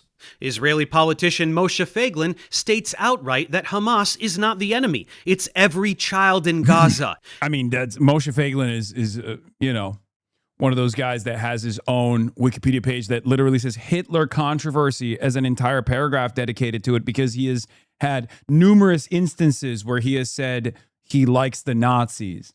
Again, Jewish Israeli politician with his own pro-Hitler controversy section on his Wikipedia page. Every child, toddlers, babies. Babies are terrorists. Anyone who would say this is a sadistic monster. There are entire databases filled with hundreds of instances of very clear incitement to genocide. They openly announce that they intend to commit genocide, not just random nut jobs on social media. Israeli officials, legislators, military personnel, decision makers, they all state this openly. Wait, what? Destiny justifies a far-right Israeli politics code claiming there are no innocent children in Jenin, West Bank, while reacting to Professor Dave's video appears to argue that children aren't innocent in specific areas. Defense killing of Palestinian family. A lawmaker from the far-right Otzma Yehudit party told the Knesset on Wednesday that there are no innocent civilians, no innocent children in Jenin, I think they might call this. Okay, so this is a fairly unhinged quote. But like this Jenin is known as a place that you shouldn't go because you'll probably get fucking killed. Like even our Palestinian tour guide that was willing to take us to Nablus wouldn't take us to Jenin. That's like, I'm not saying that that's an acceptable quote, But that's like I think a seat is like one of the most like. The same argument they claim you made about settler children. So much projection for these guys. Yeah, ironically enough, one of the big early Hasbara initiatives was to claim that I said that there are settler babies that are valid military targets. I was actually making the opposite point. I was making the opposite point to Ethan Klein. And yet that quote got blasted everywhere. I wonder if people will feel the same way about Destiny's current, in 2026, literally happening right now in real time, defense of there are valid children targets in a place like Jenin, a fucking refugee camp. You're going to get fucking rocked if you go to this place. So it's probably more specific to this area. Again, still like not the best quote, but a little bit different than saying all children in the West Bank are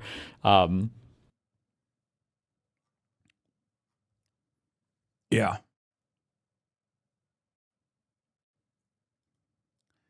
What it is interesting to me what goes a long way on the internet. You know what I mean? Like what goes to all the subreddits gets brigaded, gets repeated by fucking right-wing charlatans and apolitical centrist charlatans to present someone like myself of being in support of killing children. When I have the exact opposite take of killing children, I want no children to be killed.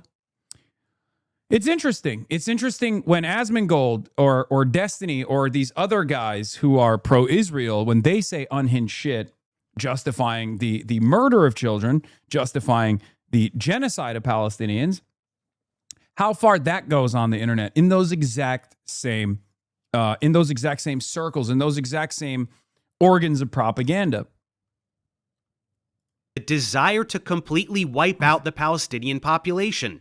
Take a second and read this crap. This is a drop in the bucket. You listen to any of these assholes for long enough, you get some shit like this about human animals, or Amalek, who their God commanded them to destroy in the Torah, or whatever other rhetoric they can think of to justify the extermination of an entire race of people. Just like the Nazis did to the Jews in calling them vermin, parasites, rats, whatever they could do to dehumanize them. It's identical. They proudly announce genocidal intent and then later deny the actualization of that intent when accused of the genocide they are committing, gaslighting the world with rhetoric about how the IOF is the most moral army in the world, rather than the reality that they are actual terrorists.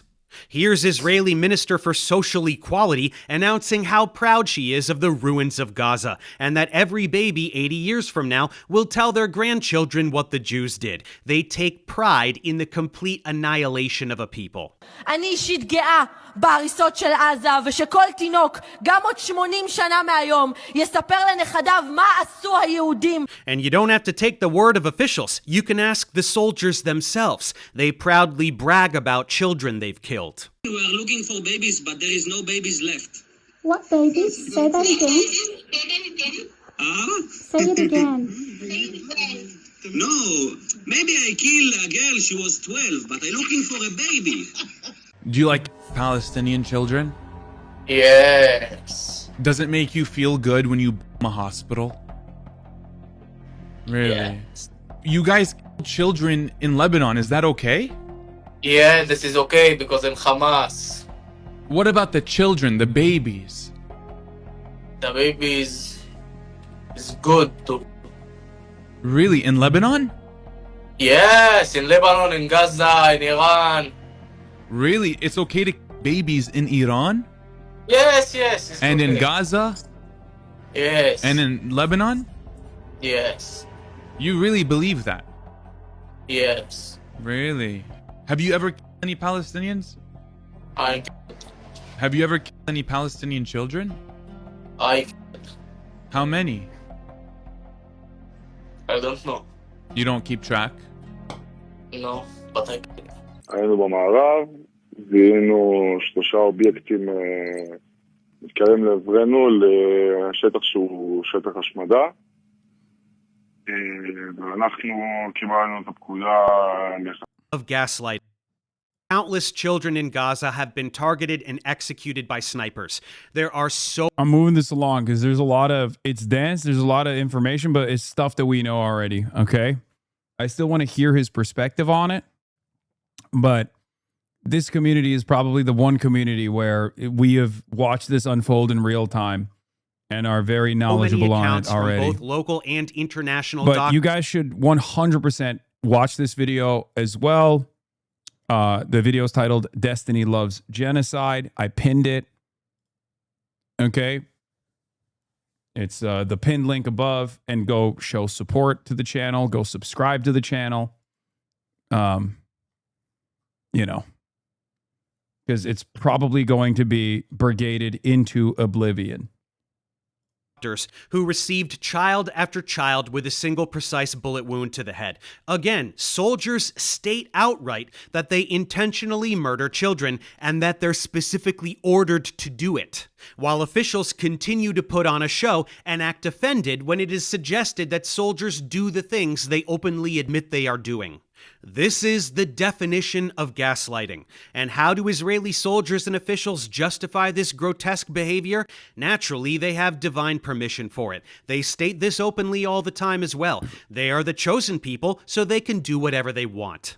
They say Israel is allowed to ignore the directives of international law in any field it desires. International law doesn't apply to them, so they should be able to commit genocide.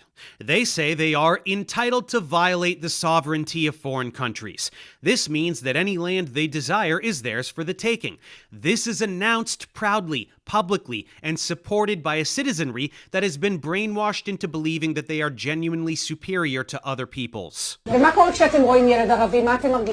Like, what's crazy about this is that this attitude, this supremacist attitude, wasn't always as popular in Israeli society. Now, people might disagree with me on this because, like, I've always talked about Zionism being a supremacist attitude, but this level of, like, overt supremacy, the idea that everyone else is lesser than, this ethno-religious supremacist value, obviously was always at the center of Zionism. And it is not dissimilar to white nationalism that we see here in the United States of America, or American exceptionalism that we experience in the United States of America. But I promise you, it has reached a level of collective psychosis in Israeli society that, you know, Israeli anti-Zionists obviously will be the first to admit as well. And that evolution took place over the last couple of decades, and it's reached its apex point now. Back in the day, you could show like Kahanas videos, right? Like Nazis loved posting the Kahanas videos of like a disciple of Meir Kahan saying like all goyim are cattle, stuff like that. This was a position that wasn't like broadly shared by Israeli society. And I wouldn't go so far as say it still is shared broadly by Israeli society, but the manifestation of Zionism, the evolution of its final stage of Zionism, requires large subsects of the society, of Israeli society, to firmly commit to the idea of Jewish supremacy, firmly commit to the idea that all non-Jews must be eradicated.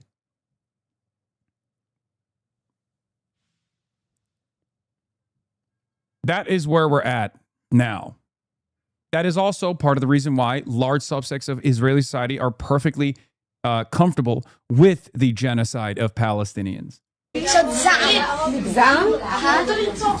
מה קורה כשאתם פוגשים ילד חילוני? למה אתם מוכרים עליו כשאתם ילד חרדי? מה הוא מפסיד? הוא לא הולך לדעת חילוני. כשאתם חושבים על ירושלים בעוד 10 שנים. כולם חרדים? לא כולם חרדים, ערבים חלק חרדים. כולם יהודים, ויש גם ערבים שהם עבדים. תהיה משיח, הבנתי, כן, מה אתה אומר? שמלחמה כל הערבים ימותו, וחלק מהם יהיו עבדים. נכבד את כל הסיפור שלנו. ילדים, תודה רבה. תודה רבה. תמשיכו להצליח ולראות אתכם בישיבה. Arabs is a good take from Avi Ewer. As the internal contradictions of Israeli society have over time been heightened and people have been forced to choose between human rights or barbarism, and they've chosen the latter. A century ago, they were dumb enough to think Zionism can be in service of both. Yeah. will be slaves. They are inferior. Babies are terrorists. A viewer. This Avi Ewer. A viewer. is Israel. This Avi is not Ewer. some fringe political group. This is the whole fucking country. This is how they justify the slaughtering of countless innocent people, a thing that has been going on for almost 80 years now, but never Lol, with it's such a viewer. ferocity My name is as Avi. the past 2.5. And because the media will never show you these victims or describe their slaughter with accurate language, I will. Scrotal emergency. Why are you the way you are? Autism. Too much time on the internet. Internet-induced autism. It's probably what it is. This is who Israelis are talking about. Look at these people. Look at these children. That anyone could look at these children and call them terrorists that deserve to die is beyond comprehension. Israeli officials who carry out this activity are rotten to the core and beyond saving. They are twisted and evil. But any member of the global public that can listen to these politicians or their puppets on social media say these things and look at these children and remain resolute in supporting Israel is also a lost cause. Anyone who supports Israel is either completely brainwashed or a racist piece of shit. Sometimes both. They bought into the brown people bad narrative that has been pushed in the media and entertainment for decades in order to justify American imperialism in the Middle East. They fell for precisely the same dehumanizing rhetoric that led to the Holocaust. If you support Israel, you are a Nazi. There is no meaningful distinction between support for Israel today and support for Nazi Germany in the 1930s and 40s. Given the age we live in, the horror show that is this genocide can be viewed by anyone with the courage to see it. It is the first genocide in history that has been broadcast globally in real time on a daily basis. It is undeniable unless you deliberately look away. So-called liberal Zionists, which is an oxymoron, are in denial of this reality. Their everyday lives consist of endless mental gymnastics to avoid witnessing the carnage. True. Their social media True. feeds are filled with propaganda peddlers convincing them that none of it is real. Genocide isn't real. If you don't go and look at it yourself. Yeah, this is this kind of immigration is happening way more frequently in Israel as well. Ideological immigration from Haaretz. Former brain researcher Haggai Agmon Shnir is behind a raft of initiatives to promote tolerance between Israelis and Palestinians, but he now has a one-way ticket to Italy. For him, Israel has become hopeless. There are obviously many others who have left Israel in the last couple of years, many others who had the financial opportunity to do so. And this is why I always stress that Israel is going to have a serious brain drain, because those who are actually invested in advancing science or advancing these sorts of initiatives are finally going to have enough of the right-wing indoctrination that takes place in Israeli society. Israelis got a taste of this already in 2018 when they were shocked with the Supreme Court decisions coming down. They were protesting against the Supreme Court, the protesting against the Israeli government. They were getting hit with the same skunk water that they turned a blind eye to when it was being deployed in the West Bank against Palestinians. Just so you understand. This is why I also say that famous line that people love to fucking trot out, that Israeli society is going to evolve into one that is entirely comprised of ultra-Orthodox fundamentalists. Ultra-Orthodox fundamentalists that don't care about, learning about anything else and just are West Bank settlers. They're going to lose all of the talent that they once had. They're going to lose and sever the connection that they have to the Western world. Then you can pretend it doesn't exist. Well, I'm going to show you to the best of my extremely limited ability what is happening. This video almost certainly will not be monetized. I am fully aware of that and I don't care. But I can't show you the true extent of the carnage, as that would violate YouTube's community guidelines and my channel could get deactivated from a single violation of this nature. This means that while I can tell you about archivegenocide.com and I can take select clips from there to place in this video, I can't show you the thousands upon upon thousands of videos of Palestinian children lying dead in a ditch with their guts pouring out of their abdomens, of Gazan parents clutching the lifeless bodies of their progeny in their arms, crying out to their God with a despair that haunts me every time I look at my own children. And I certainly can't show you what was never even captured: the countless bodies instantly vaporized, the countless bodies still trapped under rubble that will never be recovered, the countless bodies with limbs zip-tied and shoved into mass graves, with dirt bulldozed on top of them, often still alive, shrieking as they get their last glimpse of daylight. There is no way for me to physically illustrate for you the true extent of this genocide. And that brings us to the main point of this video. Dickheads like Destiny deny the fact that Israel is committing genocide. This is beyond comprehension. Any honest person with the courage to look can instantly see what has been going on in Gaza for nearly 3 years now, and it is objectively genocide. Anyone who wants to complain about how woefully unqualified I am to make that assessment, they can shut their dumb fuck faces, because you don't have to take my word for it. Every single human rights organization in the entire world has labeled this a genocide. Let me play a short clip from Mehdi Hasan, since he will be able to get this point across quite succinctly. Gaza has been cut off from the world for almost 3 years and subjected to war crimes, ethnic cleansing, genocide. But if you say that, Israel and its supporters will accuse you of lying, of being anti-Semitic, of perpetrating a blood libel. So let me debunk this argument in less than 60 seconds by asking one very simple question. Start the clock. Do you believe Benjamin Netanyahu, Itamar Ben-Gvir and Bezalel Smotrich about what's been happening in Gaza, or do you believe the UN Independent Commission of Inquiry, the UN Special Committee, the UN High Commissioner for Human Rights, the UN High Commissioner for Refugees, the UN Special Rapporteur for the Occupied Palestinian Territories, 14 other UN Special Rapporteurs, the former UN Humanitarian Chief, UNICEF, Amnesty International, Human Rights Watch, Bet Salem, Gisha, Physicians for Human Rights Israel, Doctors Without Borders, Oxfam, Save the Children, Christian Aid, Action Aid, the NGO Air Wars, the NGO Action on Armed Violence, the International Association of Genocide Scholars, and its President Melanie O'Brien, the editor of the Journal of Genocide Research, Dirk Moses, the author of the book What is Genocide, Martin Shaw, the leading Israeli Holocaust scholars, Omar Bartov, Amos Goldberg, Daniel Blattman, Raz Siegel, Shmuel Lederman, the Norwegian Refugee Council, the Danish Refugee Council, Refugees International, the International Rescue Committee, the former head of Israel's military, Moshe Yalon, the former head of Israel's Shin Bet, Ami Ayalon, the former deputy head of Israel's Mossad, Amran Levin, and the former Prime Minister of Israel, Ehud Olmert. Who do you believe, them or the Israeli government? Who do you think is lying? All of them? Or well, they're Hamas. Fucking owned. Benjamin Netanyahu. But Mehdi, didn't you know that all of those organizations and all of those people are Hamas? The entire world hates Jews. Only Israel is telling the truth.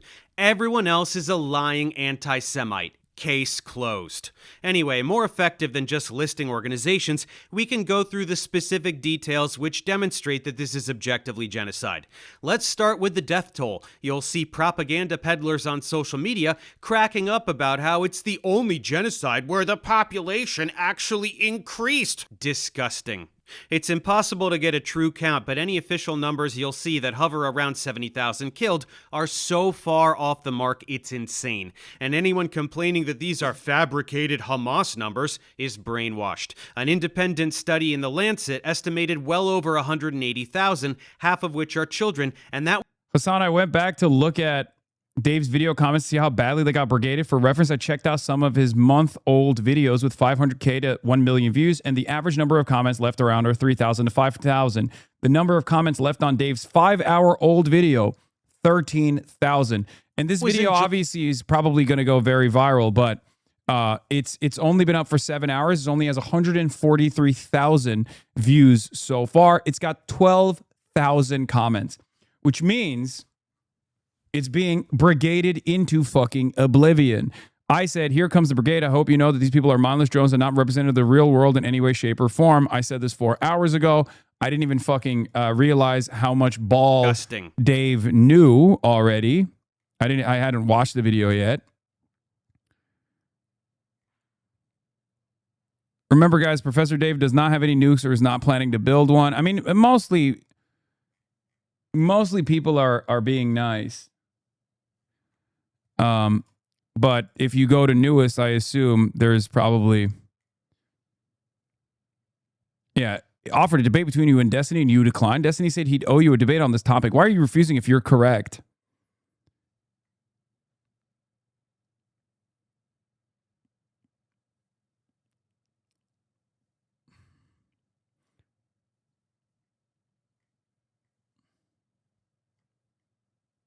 Professor Dave is about 2 weeks away from getting nukes. Both of you call out disinformation on the right, but you obviously can't handle talking with someone you self-admittedly mostly agree on most issues. If you can debate flat earthers and anti-vaxxers, you can handle a YouTuber, I'd think, or you're a pussy. There you go. Another loser debate, bro. Everything is content for these people. I assumed Destiny's also watching this. That's why all of his fucking mindless drones are all up and down in the comments being like, you got to debate, you got to debate, you got to debate, you got to debate, you got to debate my ultra-Zionist pro-genocide daddy. It's impossible to get so far off the mark is brainwashed. An independent study in The Lancet estimated well over 180,000, half of which are children, and that was in July of 2024. 2 full years ago. Previous estimates had been much lower because they only took into account bodies that were identifiable and directly correlated with airstrikes or gunshots. But thousands of bodies have... With the browser extension, you can see it has 2.2K dislikes. I thought we went through this a million times over. The browser extensions are wrong. They've never been right. Been totally vaporized, leaving nothing identifiable behind. And thousands more bodies are still buried under rubble from all the carpet bombing or in still undiscovered mass graves. Additionally, so many people have died from wounds, from general poor health, from starvation, from freezing to death because they sleep through the winter in paper-thin tents, from disease because there's near zero health infrastructure. All of these are victims of genocide. They are deaths caused by the total and complete destruction. Yeah, if you were to say that Anne Frank is not a victim of the Holocaust, you would be understandably branded a Holocaust denier, a genocide denier. And yet, Israelis do this all the time for the Palestinians who died to secondary consequences born out of the genocide and not through direct bombing.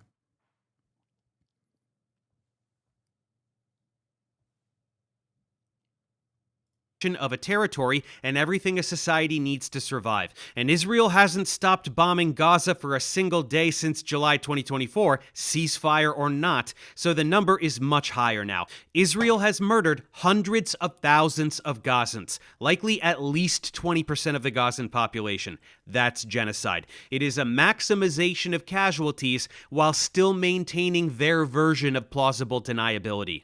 They also specifically... Yeah, Anne Frank died of typhus in the concentration camp. Not a death camp. Didn't get sent to the gas chambers. And yet she is, of course, a victim of the Holocaust, a victim of the genocide that Nazis launched against Jews and many others. Okay? Nazis try to claim and raise suspicion about our cause of death. Some Nazis claim that that's not technically, appropriate to add to the death toll. Okay? That's Holocaust denial. That's genocide denial. Meanwhile, Zionists make that exact same argument about how Palestinians die in Gaza. Oh, they didn't die to bombs. They didn't die to bullets. So technically, it's not a real death. They simply died due to famine. They simply died due to lack of access to medical care, necessary medical care inside of the concentration camp, also known as Gaza, the world's largest open-air prison. It's disgusting. Targeted hundreds of journalists, well over 1,000 doctors, and other key personnel publicizing the genocide and keeping citizens safe. That's genocide. The continued use of white phosphorus and other illegal weapons is documented by Human Rights Watch and Amnesty International. That's genocide. It's very easy to get much more granular with it as well. Francesca Albanese of the UN Refugee Agency published a report way back in March of 2024 that outlined a determination of genocide, and she has continued to update that report ever since. It documents explicitly stated intent for genocide, the long list of violations of international law, systematic torture and sexual abuse of prisoners with no legitimate charge against them, a total erasure of culture, the stripping away of any sense of dignity dignity for an entire people, Israel really hits every single point on the genocide checklist. For writing these reports and sharing these determinations with the UN, Francesca has faced a volume of harassment and threats to her personal safety that I can't even begin to imagine. And that's coming from someone who is harassed every day and receives threats sporadically. You heard Mehdi's list, but let's expand a little. Human Rights Watch cited starvation as a weapon of war and the creation of conditions calculated to bring about the physical destruction of the Palestinian population. Doctors Without Borders cited the testimonies of doctors reporting that they routinely received children who have been shot in the head or chest by snipers, as we mentioned. UNICEF reported that essentially all of the million or so children remaining in Gaza need mental health and psychosocial support due to immeasurable trauma, especially the thousands who have lost limbs, usually amputated without anesthetic, and those who have lost their entire families. The International Association of Genocide Scholars stated that the legal definition is cleanly met, citing war crimes and crimes against humanity. Jewish Voice for Peace, Amnesty International, even several Israeli organizations. It's a long list of organizations, and the list of criteria that qualify this as genocide is never-ending. 90% of Gazans displaced, absolutely all farmland unusable, continuous blocking of humanitarian aid, starvation and life-threatening malnutrition, mass executions of healthcare and rescue workers. Israel is a club of genocide overachievers. If you deny the fact that Israel is committing genocide, you are no different from a climate change denier or an anti-vaxxer or a fucking flat earther. You are denying the very obvious reality that we live in. Did you hear that, Stephen? Then let's talk about the complete demolition of the entire territory. Israel wants people to believe that they're the most moral army in the world, taking every imaginable measure to protect innocent civilians, while exclusively targeting filthy Hamas terrorists with laser precision. This is total horseshit. I mean, again, they proudly announced that they want to murder every last child in Gaza, so anyone who believes them when they say the opposite is a moron. But more importantly, there objectively is no precision whatsoever to the destruction in Gaza. More than 78% of Gazan infrastructure has been demolished by relentless carpet bombing. Every hospital, every school, every bakery, every city demolished. Once refugee tent camps were set up, they bombed those too. They tell them to evacuate even though they have nowhere to go and then bomb them anyway. They give them safe routes to evacuate and then bomb the safe routes. They designate safe spaces and then bomb those too.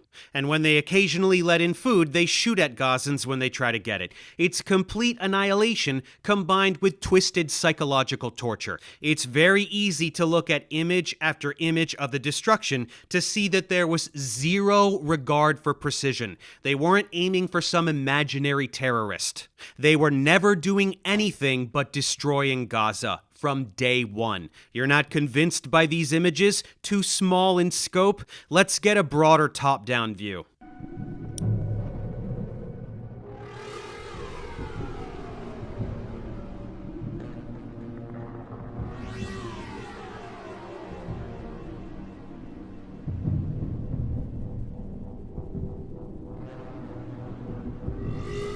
He's not cooking Sexpestany. He's using Sexpestany and his line of attack against them, his unjustifiable smears against them, as a jump-off point to deliver an hour-long video essay with great detail about Israel's genocidal actions, his genocidal intent, his genocidal ambitions, the entirety of the human rights organizations all around the world also declaring it a genocide, and also showing the great disdain that broad subsects of Israeli society have towards Palestinians, towards victims of Israel's endless appetite for death and destruction. It's a very smart and very good way to deal with it. Uma cidade normal, né? Tá cheio de pessoas, avenidas, cheia de construção. Entire town. This has nothing to do with terrorism. This has nothing to do with Hezbollah, whose label of terrorist organization is laughable to begin with. Hezbollah and any other group that is labeled terrorists by Israel are simply people desperately defending themselves against Israeli terrorism. Goat status. My man. Hezbollah formed as a direct response to the Sabra and Shatila massacres, for example. Israel is the... Luckily, Dave is not. Dave is white enough. He's Italian, so he won't get hit with the same fucking Hasan loves terrorism shit for just delivering basic objective analysis about how Hezbollah was formed, why it was formed, how it operates. So much of the motherfucking conversation around this issue literally is just, oh, dude, you love Hezbollah. You love Hezbollah. You're wearing the Hezbollah colors on your tie, as a matter of fact. You're a terrorist. You're a terrorist. It's the most commonly deployed thought-terminating term. No one ever wants to discuss why Hezbollah is formed, how they operate, what they're doing. Are they actually working within the confines of international law in many instances when they're defending their land against the illegal Israeli occupation? Aggressor state, slaughtering anyone they please, and anyone who stands in opposition to that is labeled a terrorist. These groups are the rebellion in Star Wars. Israel is the fucking empire. Do you think Emperor Palpatine would label Luke Skywalker a terrorist? Of course he would. Supporting Israel is like rooting for the fucking Death Star. Israel developing space lasers. But again, this level of destruction has nothing to do with Hezbollah or any other supposed terrorist group. This is demolition. This is an erasure of a people, their lives, their culture, to make room for Israeli expansion.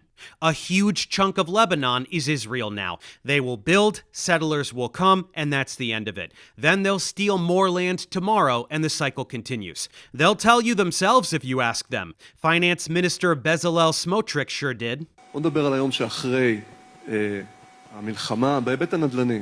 אתה כבר התבטאת לא פעם לגבי חידוש ההתיישבות היהודית ברצועת עזה. שאלה פשוטה, איפה מבחינתך צריך לקום היישוב הראשון ברצועה?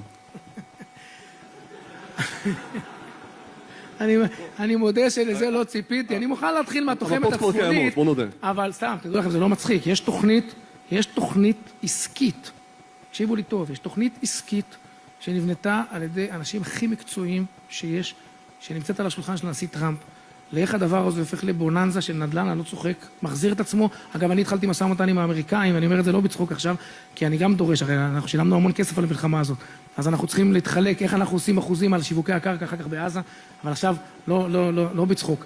את שלב ההריסה, שהוא תמיד השלב הראשון בהתחדשות העירונית עשינו, עכשיו צריך לבנות, זה הרבה יותר זול. It's not funny. There's a business plan. Thanks to Trump, the real estate mogul, cosplaying as the president of the most powerful nation on earth, it's gonna be a bonanza. When you decide that you want to steal some land, first, you demolish everything. That's always the first phase. If people are already living there, kill them by the hundreds of thousands if you want. What's the difference? They're not chosen people like us. Murder them, displace them, whatever you have to do. Destroy absolutely everything in the region until not a single building is left standing. Then go in, clear the rubble, and build luxury condos or whatever the fuck you want. Easy peasy.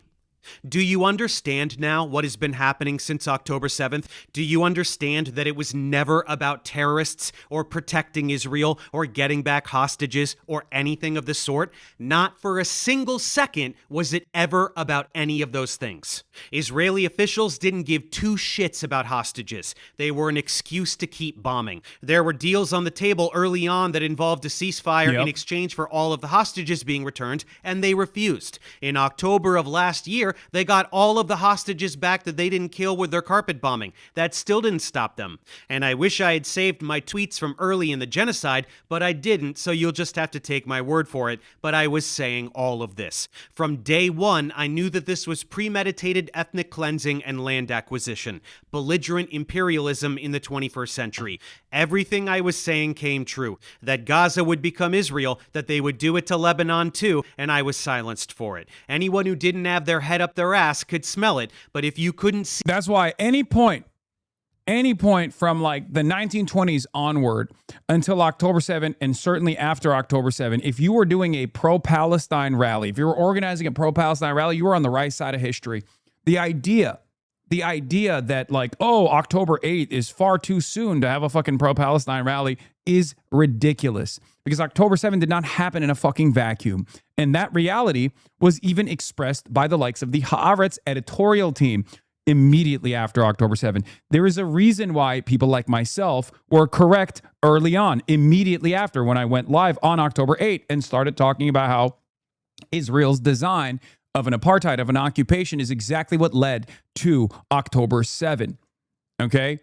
We didn't accidentally guess correctly. We just knew more information than all of these other people. And people like Matt Iglesias, people that are criticizing Daria Liza Avila Chevalier, have never stopped and thought about why Daria Liza was right on October 8th. They've never thought about it. They still try to endlessly punish people who were right but too early. Okay? See what was happening then? Do you see it now? Smotrich says they paid for this war. They paid money to fabricate pretense for a military operation with the singular goal of clearing out. I said it in October 7th happened because October 6th was an apartheid state. I said that back in 2023. Gaza to keep it, with Lebanon and Syria to follow shortly after. Now that they're most of the way there with Gaza, an American military base is being built within the territory, and plans are underway to round up remaining Gazans and put them into concentration camps while they clear out the rubble and start to build new Gaza.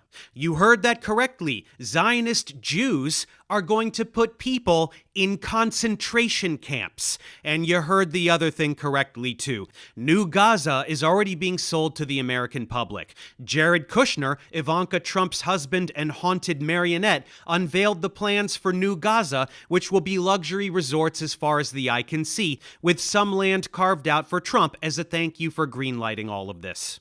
And guess what? If you were one of those folks thinking that Israel's actions are way over the top, but what are you going to do because October 7th? Well, I'm going to take that away from you as well. Israel almost certainly knew what was going to happen, and they did nothing to stop it. The music festival taking place just 3 miles from the Gaza barrier was moved there from its original location at the last minute. Military response to initial activity was delayed for hours in a way that is difficult to justify.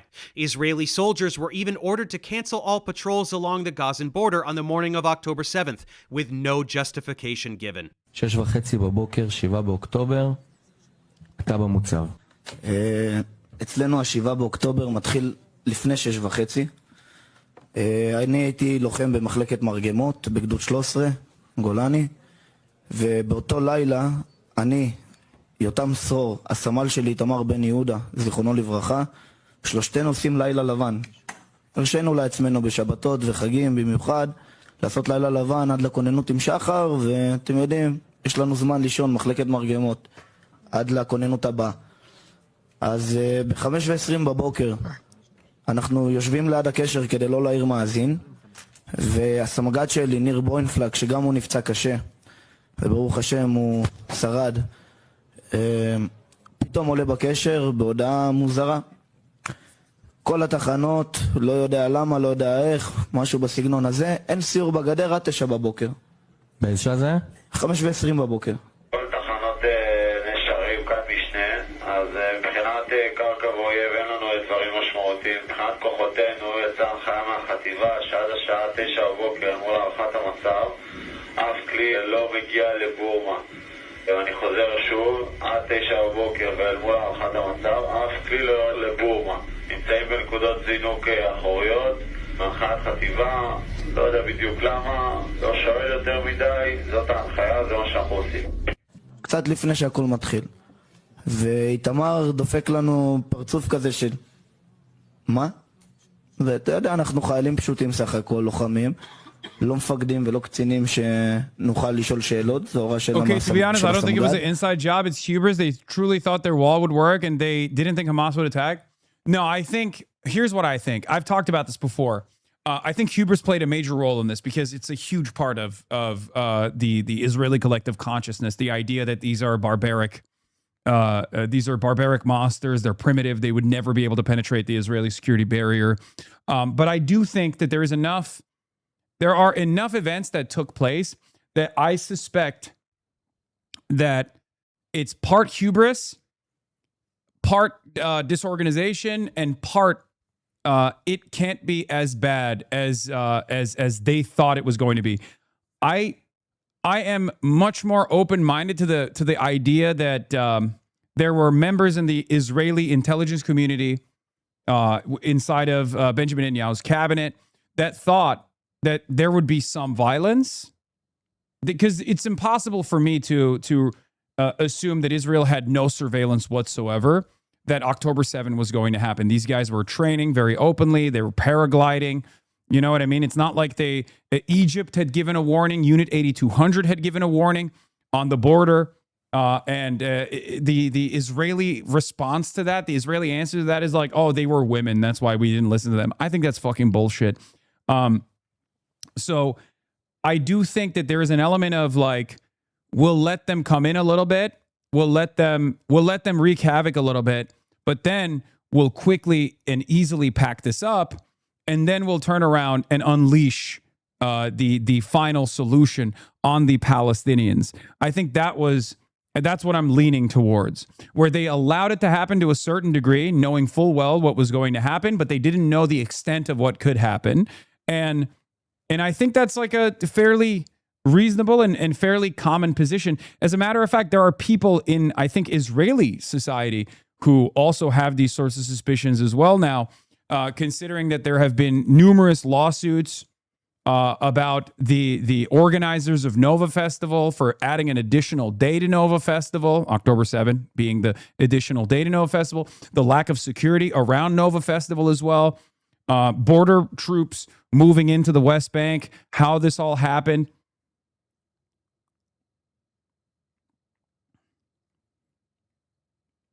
So I think that, like, my assumption on this, again, this is purely speculative, but my assumption on this is, at this stage, it's mostly hubris, it's mostly supremacist ideology that the Israeli security forces thought this would be a sufficient justification to do the final solution on the Palestinians, but it would never be 1,200 Israelis, including 400 soldiers and 800 civilians that were killed, some of which were killed by the Israeli security forces themselves with the Hannibal Directive. As we know, we will never know the full extent of like how many of the people that were killed on October 7 were directly killed by the Israeli security forces. But I suspect that they thought that there would be a number of acceptable casualties in the hands of the Israeli state, that they could use a sufficient response to justify what comes next. So that's what that's my assumption. But the hubris part of it is maybe they thought it was going to be like 20 to 30, and then they would be able to deal with it, and it turned out to be 1,200. And that was a egregious wound on the Israeli collective psyche.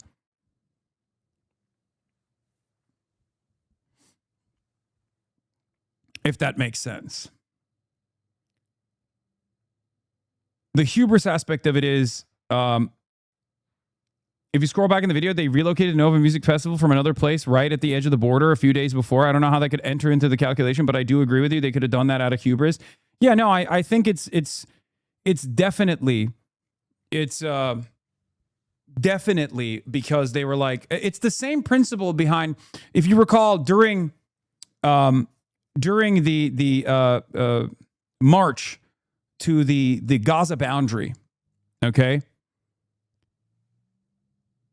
there were Hamas snipers that trained their crosshairs on high-ranking Israeli soldiers that were at the border during the March of Return.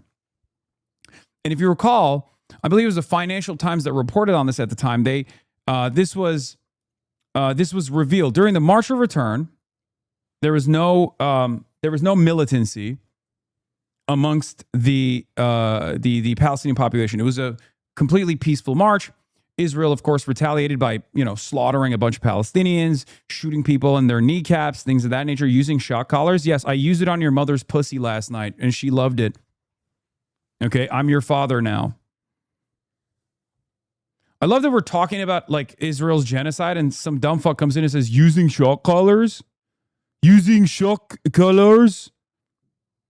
Yeah. It was consensual. She enjoyed it. It's kink.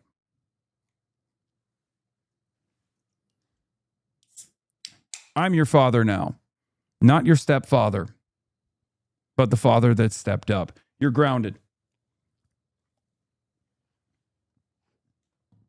Anyway,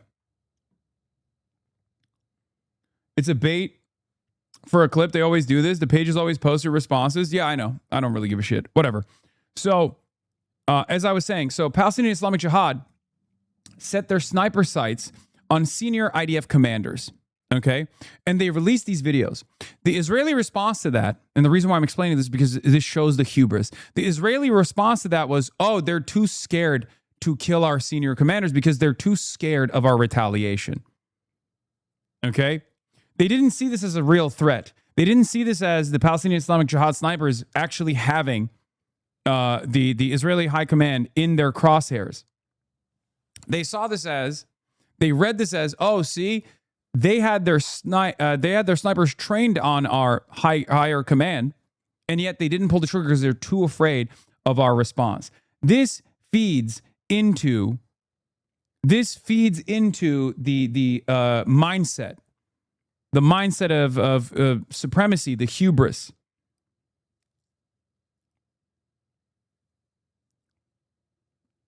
מקבלים את הפקודה הזאת ולא שואלים שאלות. הורדת פקודה רגילה. ובאמת, אחרי שעה, 6:30, פתאום אזעקות. תראי, אני אגיד לך את האמת, אני חייתי עם זה מה-7 באוקטובר, ומאוד חששתי לדבר על זה, וכשהגעתי לכנסת, זה היה אחרי תקופה ששאלתי כמה שצבא בכירים, מה בעצם קרה שם. והיו כאלה שבהתחלה אמרו לי, תשמע, צליפה של... Iran launched a wave of ballistic missiles. We're going to get back to situation monitoring after we monitor this situation. תתים על הגדר, לכן לא רצינו לשלוח חיילים, כדי שלא ייפגעו. ואז עם הזמן קצת נפל לי הסימון, ואמרתי, רגע, אם יש איום צליפה, איך יכול להיות שאני סך הכל 200 מטר מהגדר, לא יודע שיש איום, איך יכול להיות שחברים שלי נלחמים בלי וסט, עם תחתונים וגרביים, ואף אחד לא יודע שיש משהו, אנחנו סך הכל 200-300 מטר מהגדר. ואז זה עוד הפעם ישב לי בראש, ובאמת הזמינו אותי פתאום לכנסת. הרגשתי שזו ההזדמנות באמת לפתוח את הנושא הזה ולדבר עליו ולהבין בעצם מה קרה שם.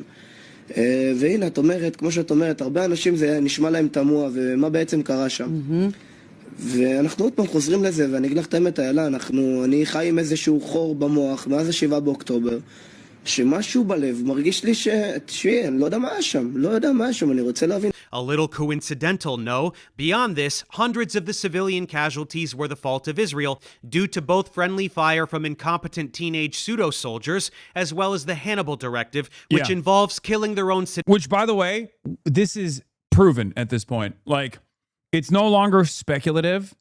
It's no longer it's no longer like a theory that Israel killed people on October 7. Israel killed its own citizens and maybe even its soldiers on October 7. We know that it was confirmed by current war criminal and former defense minister Yoav Gallant.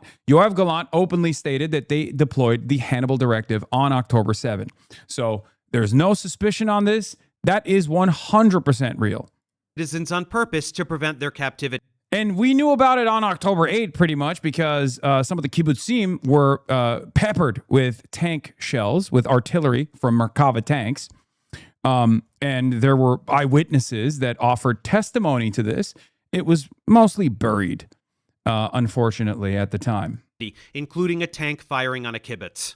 This is how much Israeli officials value the lives of their citizens. When you remove military and police casualties, which are absolutely fair game, as well as friendly fire and Hannibal Directive deaths, you're left with a number of civilian casualties that are exceeded by Palestinian deaths on any decent day for Israel since October 7th, and countless days before as well. Gaza was the most heavily monitored population on the planet. Israel knew that this was their opportunity to get 9/11 levels of support for murdering Arabs, and they took it, plain and simple.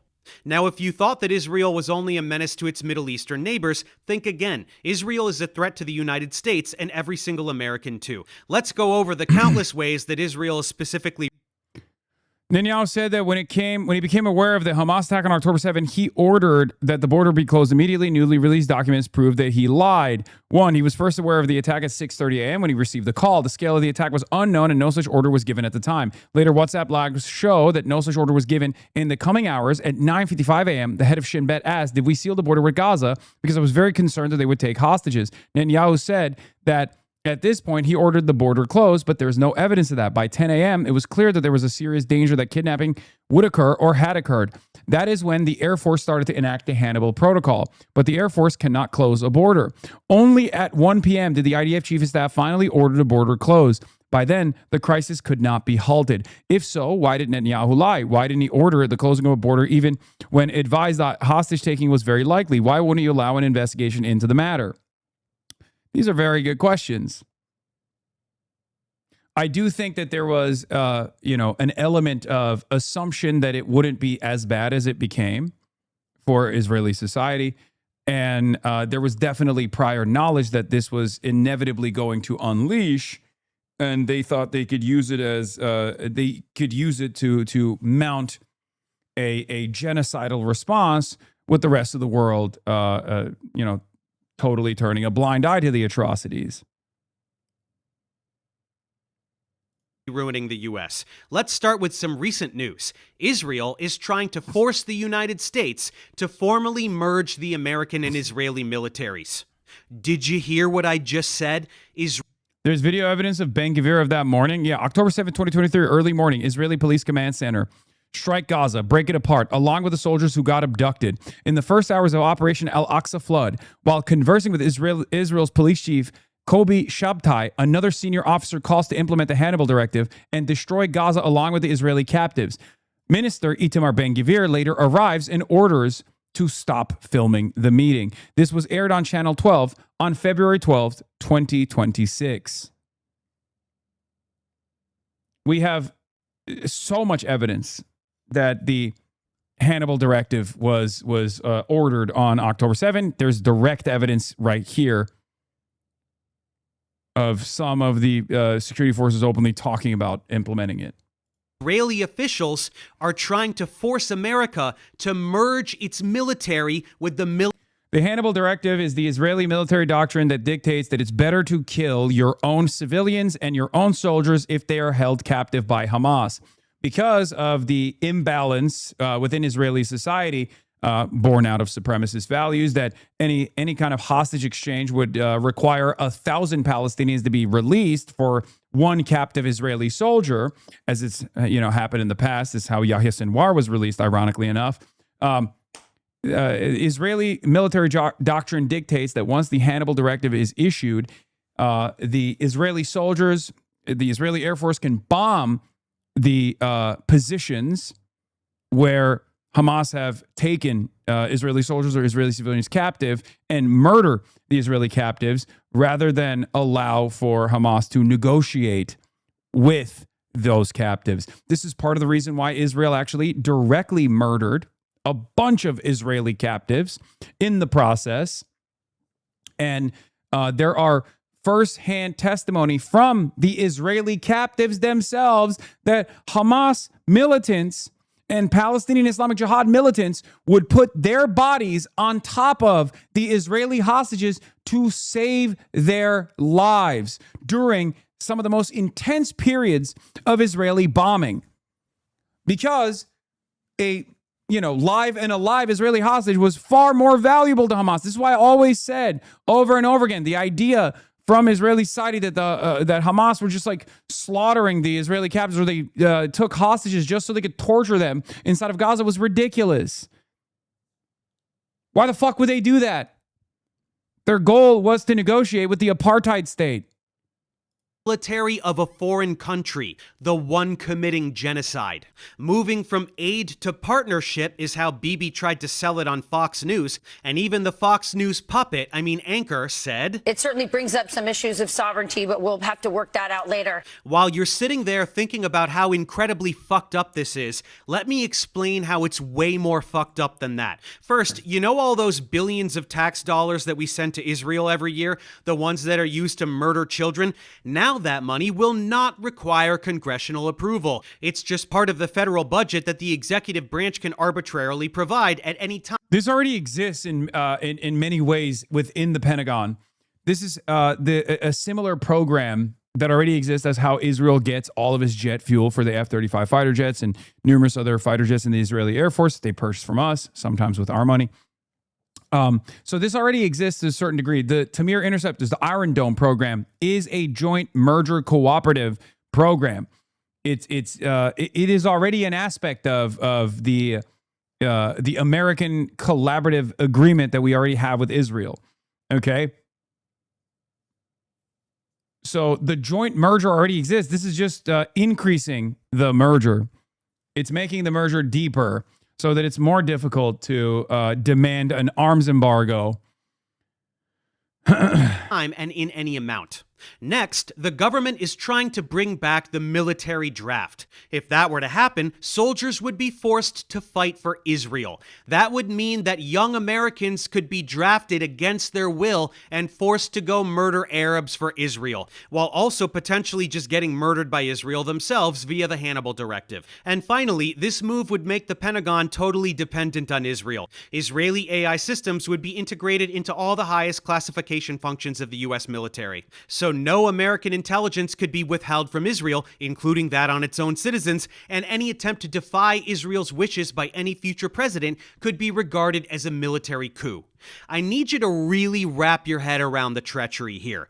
Israel is another country, a totally separate country from this one. If it were suggested that the American military merge with that of Switzerland, that already would be fucking insane. Now replace Switzerland's army with a literal terrorist organization that rapes and tortures and murders civilians every single day to expand the borders of a colonial ethno-state that violates international law. This is not a dystopian novel. This is real life, and it is happening.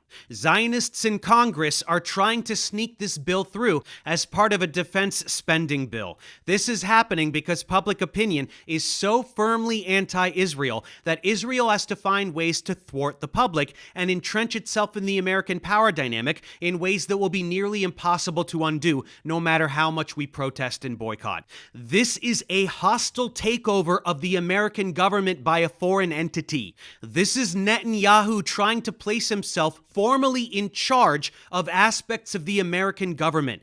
Every politician supporting this motion is guilty of treason, and nobody's doing anything about it.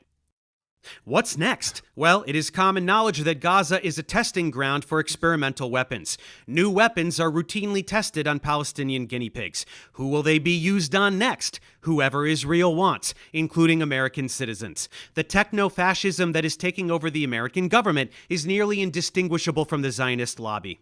Take a look at Palantir, co-founded by Peter Thiel and Alex Karp. Viewers of my channel need no introduction to Thiel. He's a disgusting gremlin who directly finances an overwhelming percentage of the... Also, this is who J.D. Vance is a blood boy to, just so you know. These guys did get their hand-selected pick inside of the White House. That's who J.D. Vance is. He is responsible for every aspect of J.D. Vance's political career and was able to quickly elevate him from Ohio Senate to the White House. So just remember that. The anti-science propaganda I debunk, whether coming from puppets like Eric Weinstein or Christian theocrats promoting intelligent design. CEO Karp proudly describes himself as the most publicly supportive CEO of Israel. And it's really funny because Alex Karp is also half black, and he never talks about that. And I don't know why. For those of you who didn't know. Did you guys know that?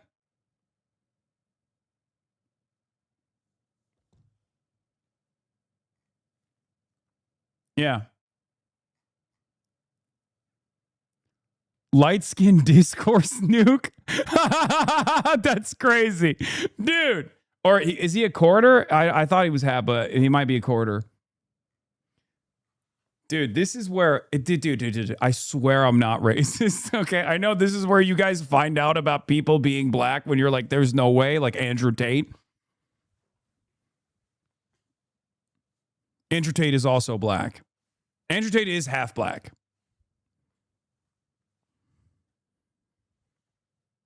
It's true.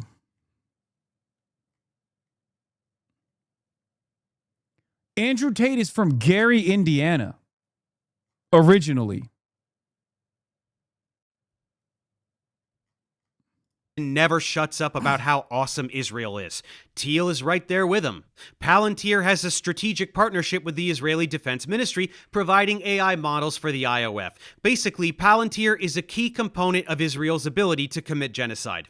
Guess what else Palantir is up to? Huge contracts with the Department of Homeland Security to give ICE the exact same tech that Israel uses in order to perform its own human rights violations, while also lending its tech to federal agencies who use data mining software to aggregate information from every single American. Palantir is a major entity pushing us towards an Orwellian police state here in America. More on that in a moment. Let's see, who else? Elon Musk. He has a direct relationship with Bibi. Agreements with Israel regarding Starlink. AI collaborations. Plans for an Israel-exclusive autonomous Tesla rollout. Mark Zuckerberg, along with Musk, both routinely censor pro-Palestine content on Facebook, Instagram, and Twitter. Posts, stories, and entire accounts are regularly deleted, most notably anything depicting Israeli human rights violations. If content is not outright deleted, viewability is altered such that it is seen only by followers and does not show up in general feeds. This is in direct response to my account requests from Israel's cyber unit. In 2025, an investigation published by DropSite found that Meta complied with 94% of takedown requests issued by Israel since October 7. That same year, The Intercept reported that YouTube removed 700 videos published by official... Yeah, Blasian. Oh my God, Alex Karp is actually half black.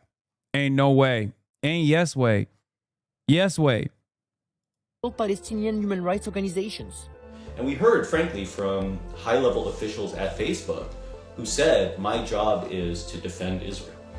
You know, so like, this isn't some sort of wild conspiracy. This is a thing that, you know, is happening in broad daylight, and there's nothing we can do about it because of these consolidation of these monopolistic companies that manage the entire global internet space. Why would tech oligarchs who fancy themselves above the law comply with requests from a foreign government? Ponder that. Then, of course, there is Zionist billionaire Larry Ellison, who purchased TikTok in January of this year. This was the platform where young people were most consistently learning about Israel's war crimes, so the Zionist lobby decided to put a stop to that. Ellison has long-standing personal and political ties with Israeli leaders, and he has personally donated tens of millions of dollars to the IOF, as well as investing in AI data centers in Israel. I don't even need to tell you that once Ellison acquired TikTok, pro-Palestine content was censored almost completely, and prominent Palestinian journalists were abruptly banned, in a last-ditch effort to maintain a sliver of support among the younger demographics. But don't worry, social media manipulation is just the tip of the iceberg. Israeli tech firm Cognite is installing its system FalcoNet in American police SUVs. This is tech that pretends to be a cell phone tower, such that every phone in the vicinity connects automatically and all its data is compromised. Texas, New York, Florida, and New Mexico are all currently using this tech. A foreign company has built invasive surveillance technology that tracks American citizens in American streets. A foreign company has unlimited access not only to private data of American citizens, but also the details of how American law enforcement surveils its population. And the contracts are redacted. Nobody can see what data is being collected, why it's being collected, how long it's kept, or who has access. Mass warrantless cellular tracking without consent and with zero transparency. This would be unconstitutional even if being done by the US government, but for Israel to be doing it here is fucking insane. What could this lead to? Well, to see what could happen to Americans tomorrow, we only need to look at what Israel is doing to Palestinians today. Check out this newest insanity. Unmanned cranes with machine guns are being used to murder Gazans. UNICEF reported a 12-year-old girl shot in the chest while in a tent. Another 5-year-old girl killed in her home. These cranes fire randomly and continuously at tents and exposed neighborhoods. Where will we see these next? Major intersections in American cities to protect all the patriots from dangerous Antifa? Preparation for the crackdown on American citizens has already begun. Anyone who criticizes Israel is being monitored by the FBI. A new legislation known as the National Security Bill grants the government broad powers to prosecute almost anyone under terrorism charges simply for doing routine journalism or peacefully protesting. Countless supporters of Palestine have been arrested under such pretenses already. Same with protesting ICE. 8 anti-ICE protesters were recently each sentenced to 30 to 100 years in prison. One of them wasn't even at the fucking protest. He just moved a box of pamphlets. And yet they will spend their lives in jail. Why? To establish precedent for labeling the activity of individuals. Yeah, I mean, I've said this before as well. Literally everything Alex Jones and the right used to piss their pants about under the Obama administration, utilizing FEMA funds on FEMA facilities, black helicopters, mass surveillance, government coming down and knocking down your door, flock cameras, okay? Constant round-the-clock surveillance by a foreign billionaire by the name of Peter Thiel. Demonic foreign billionaire by the name of Peter Thiel. It's all happening. Epstein pedophilia ring of close associates being deeply embedded in the White House. It's all happening. It's just happening under the watchful gaze of their guy, which is precisely the reason why seemingly all of these fucking the conspiracy guys on the right are perfectly fine with it. Your guy's doing it. Individual protesters as part of large terrorism networks. This is the blueprint for the legal framework being built around criminalizing protests, expanding terrorism rhetoric, and cracking down on any dissent from the twisted goals of those in power. This is how you transform political opposition into a security threat, peaceful protest into terrorism. Want to jail subversive individuals with zero basis? Just shout Antifa and your wish will be granted. This is an arbitrary category that can be expanded at will to encompass any political affiliation deemed unsavory to those in power. Doesn't matter what you did or didn't do. You're part of terrorist Antifa because they say so, and you go to jail for life. This is how you make people afraid to organize and resist authoritarian rule. On January 6th, people smashed windows at the Capitol. They assaulted police officers. They literally hunted down lawmakers. They erected actual gallows and called for the public execution of Mike Pence, who was in charge of the count. It was a coup that attempted to interfere with an election and install a dictator. What do they get? Jail time for being domestic terrorists? No. Trump pardoned them all and then tried to award them billions of dollars of taxpayer money for damages. What serves the state is good and heroic, no matter how obviously terroristic in nature. And whatever defies the state is terrorism, even if it's just holding a fucking sign or preventing ICE domestic terrorists from murdering civilians. And Fandora with another correct take, albeit presented in a contentious manner. They did this with black people in America 50 years ago. This ain't new. Imagine if I spent every waking moment on here being like, for the last 25 years, they've been doing this to Muslim Americans nonstop. This ain't new. You're not wrong, Enfant Door. You are right. I know. Don't know why you're bringing it up as though it's a contentious matter. They've also done this to Muslim Americans and just Muslims in general all around the world, if we're being real, for the last 25 years. Now they're doing it to white people too. That's the difference. Okay? They're doing it to white people as well. This doesn't somehow negate the past wrongdoings. I mean, we cover that all the time. Okay? It's not new. You're right. You're not making a wrong point. It's just, it is a severe escalation at this point.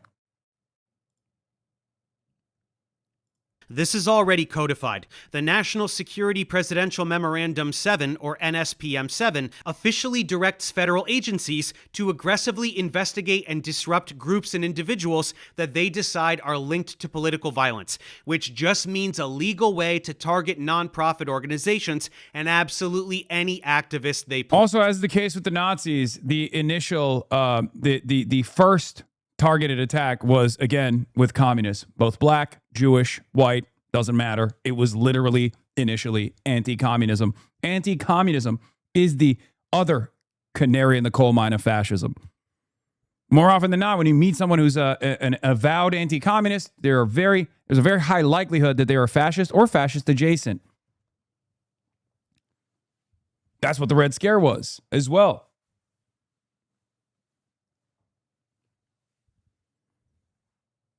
please.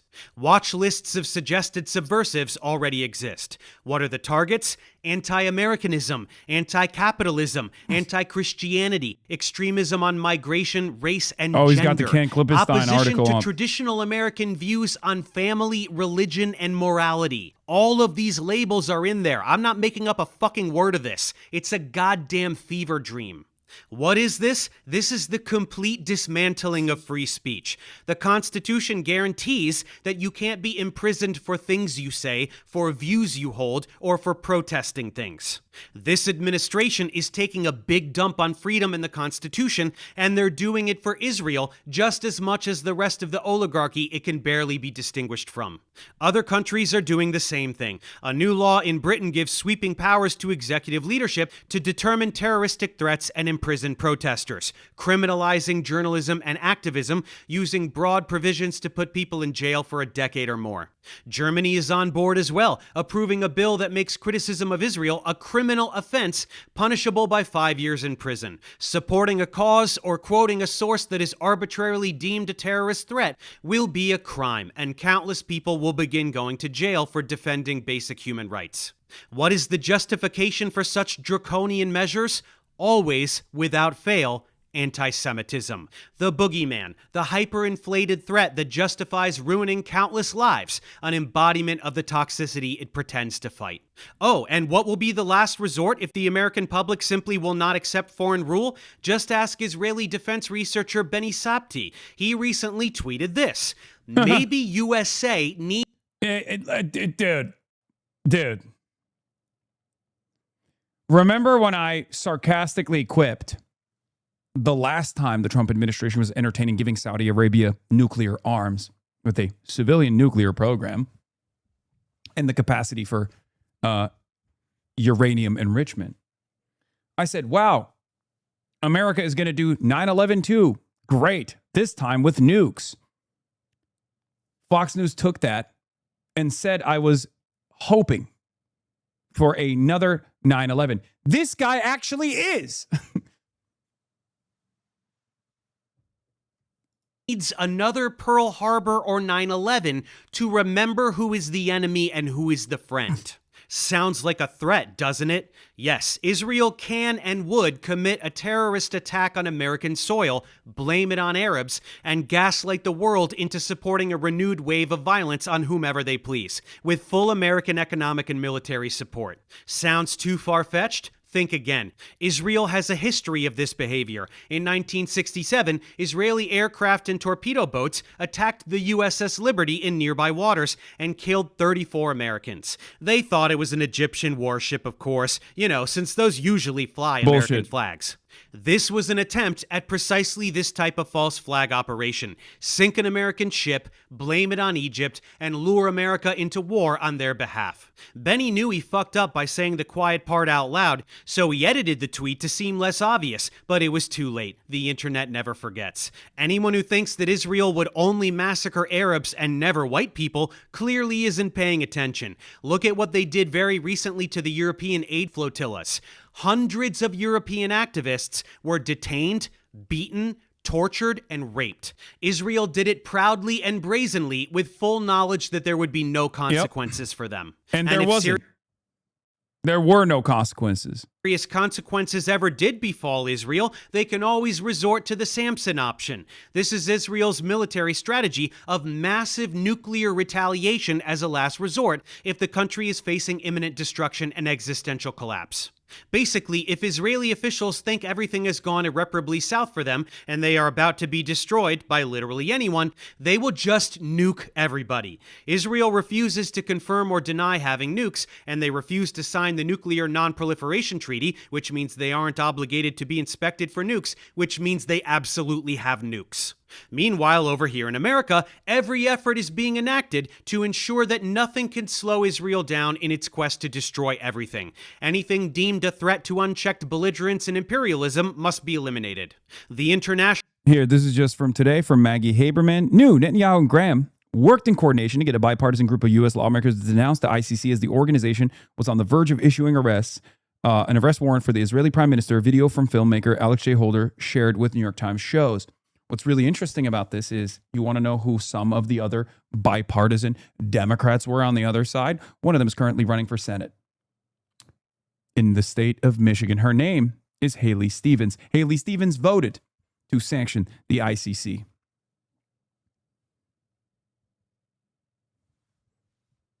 What gives? Israel comes to me in my dreams. That's right. If you're wondering where the $40 million of outside expenditures coming from AIPAC and AIPAC subsidiaries, what that price is for, well, you know, she's just getting paid back for her wonderful servitude to the nation state of Israel.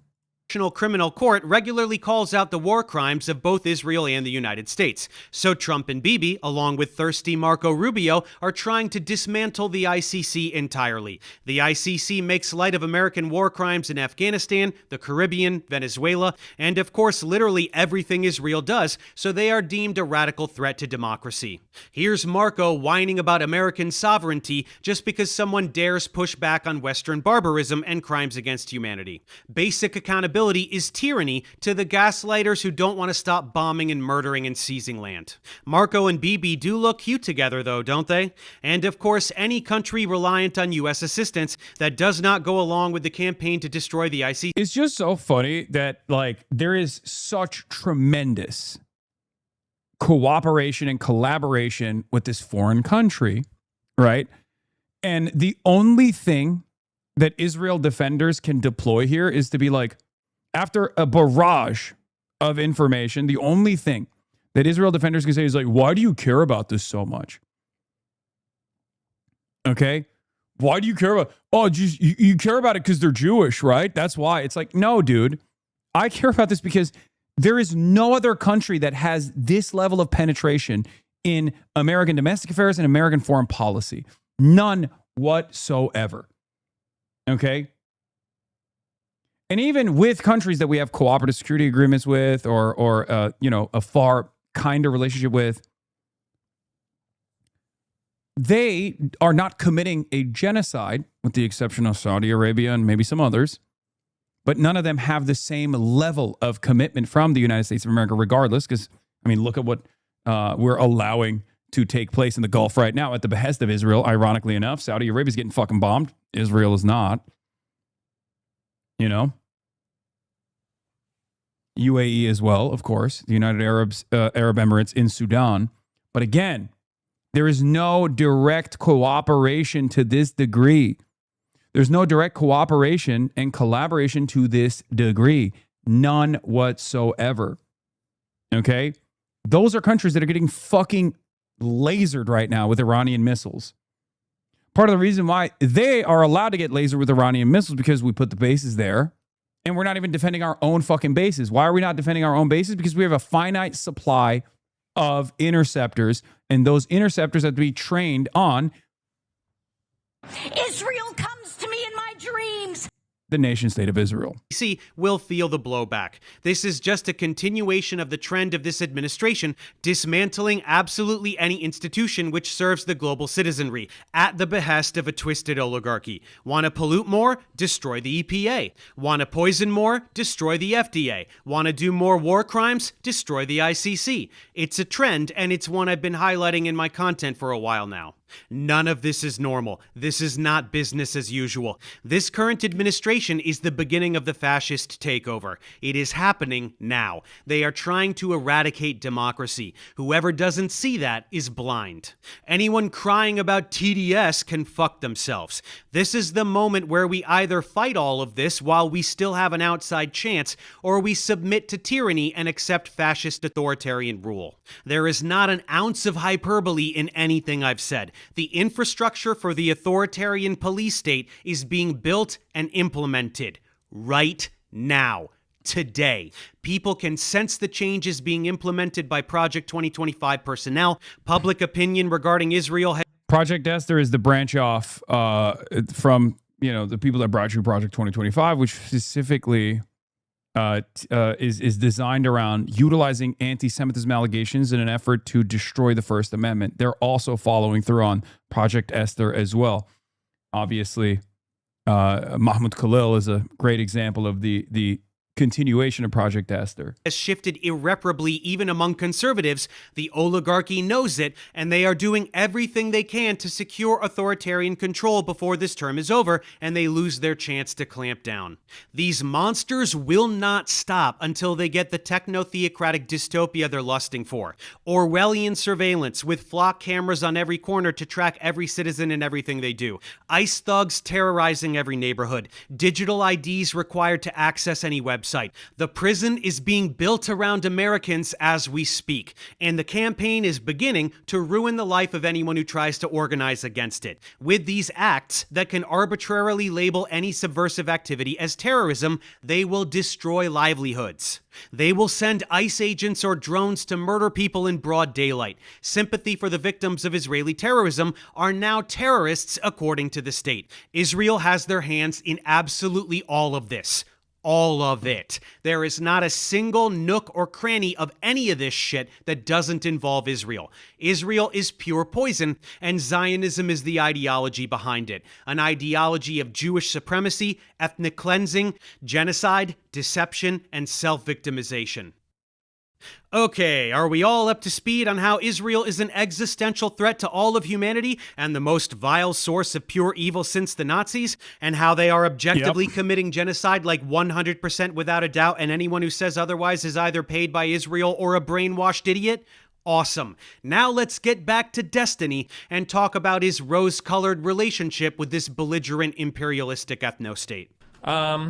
Honestly, I'm pro-genocide. It sounds really shitty, but I think that Israel should just draw up its fucking borders about where it is now, and basically Palestinians can go live in another place. That's really shitty, but that's about where I'm at. You just think the Palestinians should just pack up and Native American the fuck out of there? The problem is that it seems like there is a hugely general hostility to Jewish people across really the entire world, but definitely the Middle East.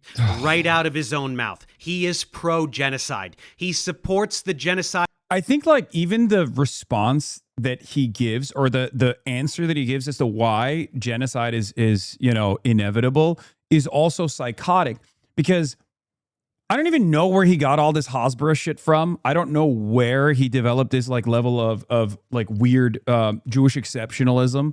I genuinely don't understand it, because his response is literally, well, people are anti-Semitic, so they have to be genocided. That's psychotic, man. That's literally psychotic. That's insane. I don't believe that anti-Semitism is acceptable in any way, shape, or form, but there's no world where I'm going to be well, we got to genocide people. We got to genocide everyone because they're anti-Semitic. It's also untrue, but it doesn't even fucking matter that it's untrue, because even if it was true, it still would not be permissible. Of Palestinians in Gaza. He thinks they should either be killed or removed, and that land should be Israel, because the whole world is just a bunch of dirty anti-Semites, so poor Israel gets to do genocide. Ethnic cleansing is super awesome, according to Destiny. Did you think I was exaggerating about this piece of shit? I'll take your apology now. And don't worry, we're just getting started. This is a fucking rabbit hole. Again, this was a group of civilians, including children, who were waving white flags. They had done everything that Israel had told them to do. They were in an Israeli-declared safe area, and they were in the process of evacuating to a different safe area. So what did Destiny think about this? Oh, God. Well, the interview complete, our cameraman walked away. So, why? So he is interviewing the guy who's about to go do some shit to get himself killed, basically. That's what's going to happen. We know from this point, that's what's going to happen. So he walks away, gets back a little bit, and then he sets up behind this thing, right? Is this concealment, I guess? Not cover, concealment, right? Because I think the tank's over here. Dave, don't do it, Dave. Dave, don't do it. He used the clip, but notice he didn't say who was talking. Dave.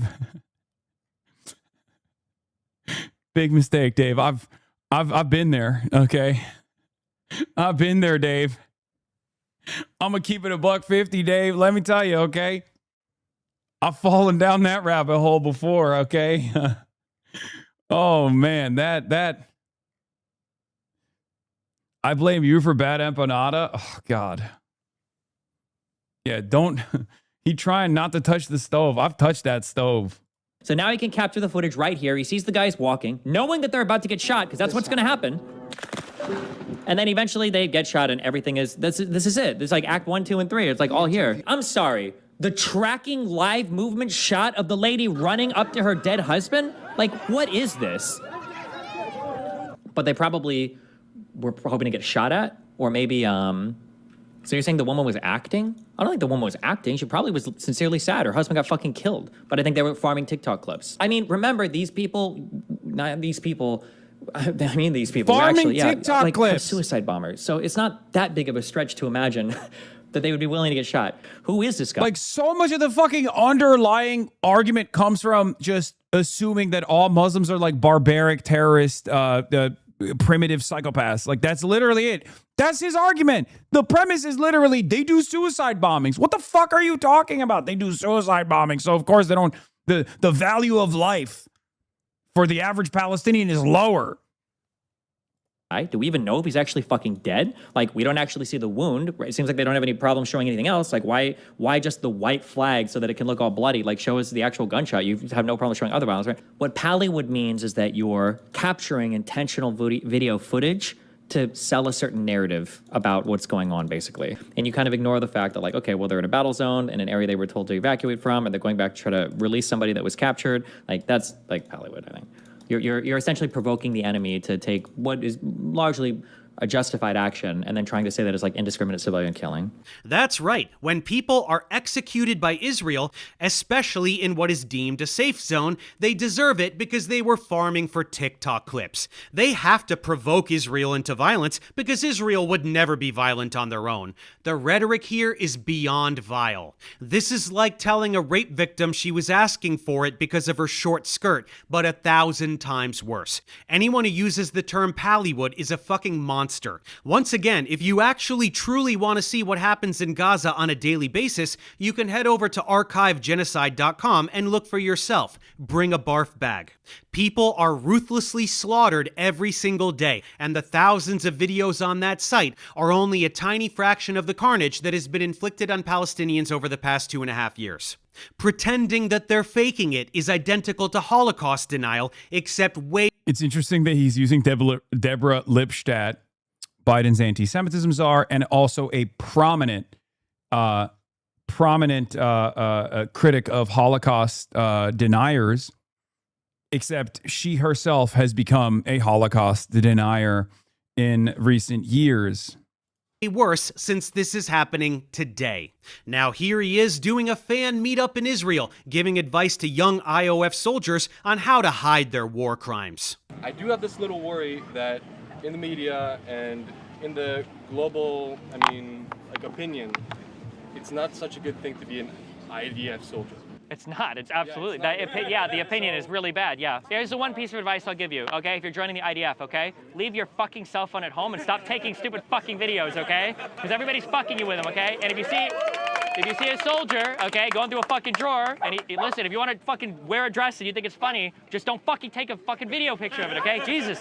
Yeah, Destiny agrees it's cool to murder Palestinians, and when you're done, it's super funny to go through their belongings and even try on their clothes like a little trophy.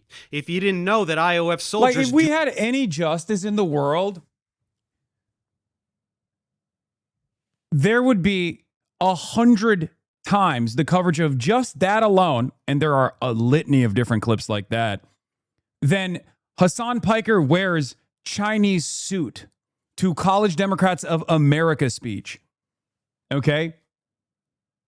It's fucking insane. It's insane.